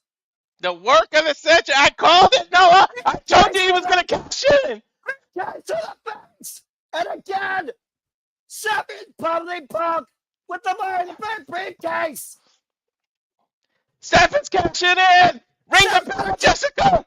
Seth's gonna do it. He's cashing in. We may be one stop away from a short reign for CM Punk. That's official. There's the stop. Stop. The counter. Two. Seth Rollins is the world heavyweight champion. I told you he was going to cash in on Punk. You're right. Seth freaking Rollins just cashed in. Seth freaking Rollins is once again the world heavyweight champion. Seth Rollins cashed in on Punk. I call the first ever two-time world heavyweight title with that iteration of a championship. But why? I mean, that screws Punk's more, but why even let Gunther lose like that? You should have just not let Punk win and just join the match. Clearly, Seth Rollins wanted to make sure he screwed CM Punk in the greatest way possible. He picked the most vulnerable time, the most unexpected time, not just for Punk, but for everybody in this business. Every fan, every worker, every announcer thought CM Punk legitimately was going to leech that with his moment because Seth Rollins was injured. Seth freaking Rollins once again had a plan B. The architect shapes his own destiny, and Seth freaking Rollins is once again world heavyweight champion. I told you he was going to do it. I've only gotten two things right. One match and the prediction of the cash-in. I knew Seth was playing. He was wanting Punk to feel like he was secure, and then he cashed in, stole Punk's moment. Punk has waited over 10 years to be able to call himself a champion in WWE again, and he had the title less than 5 minutes. CM Punk was world champion, to your point, for just over 5 minutes. And talk about a decade. 1 decade later, Seth freaking Rollins, with his second ever biggest cash-in of the century, finds himself with the title he put on the map first initially. Seth freaking Rollins is once again WWE World Heavyweight Champion at SummerSlam. This is about absolute power, and Paul Heyman and Seth Rollins mocking Punk, and they've screwed him again, Noah. Absolute power is now on the shoulders of Seth freaking Rollins. The vision has been fulfilled. And the future of this business now and forever may truly go through him. What does that mean going forward? You'll have to wait and see. We will definitely be talking about this later tonight on the Shenanigans. But for now, for Walter Cruz, I'm Noah Foster. CM Punk just legitimately got screwed. We will see you at 11 p.m. Standard Time for the Shenanigans. He got screwed at WrestleMania, and now they screwed him at SummerSlam. What a night, Noah. The work of the century has been orchestrated by the architect, the visionary, the revolutionary, Seth freaking Rollins. I had a horrible night-to-night prediction, but damn it, it was worth it after this. We'll see you later for Shenanigans, folks. Seth, you son of a bitch. Son of a bitch indeed. Thank you for watching. We'll see you later. Wow. Burn it down indeed.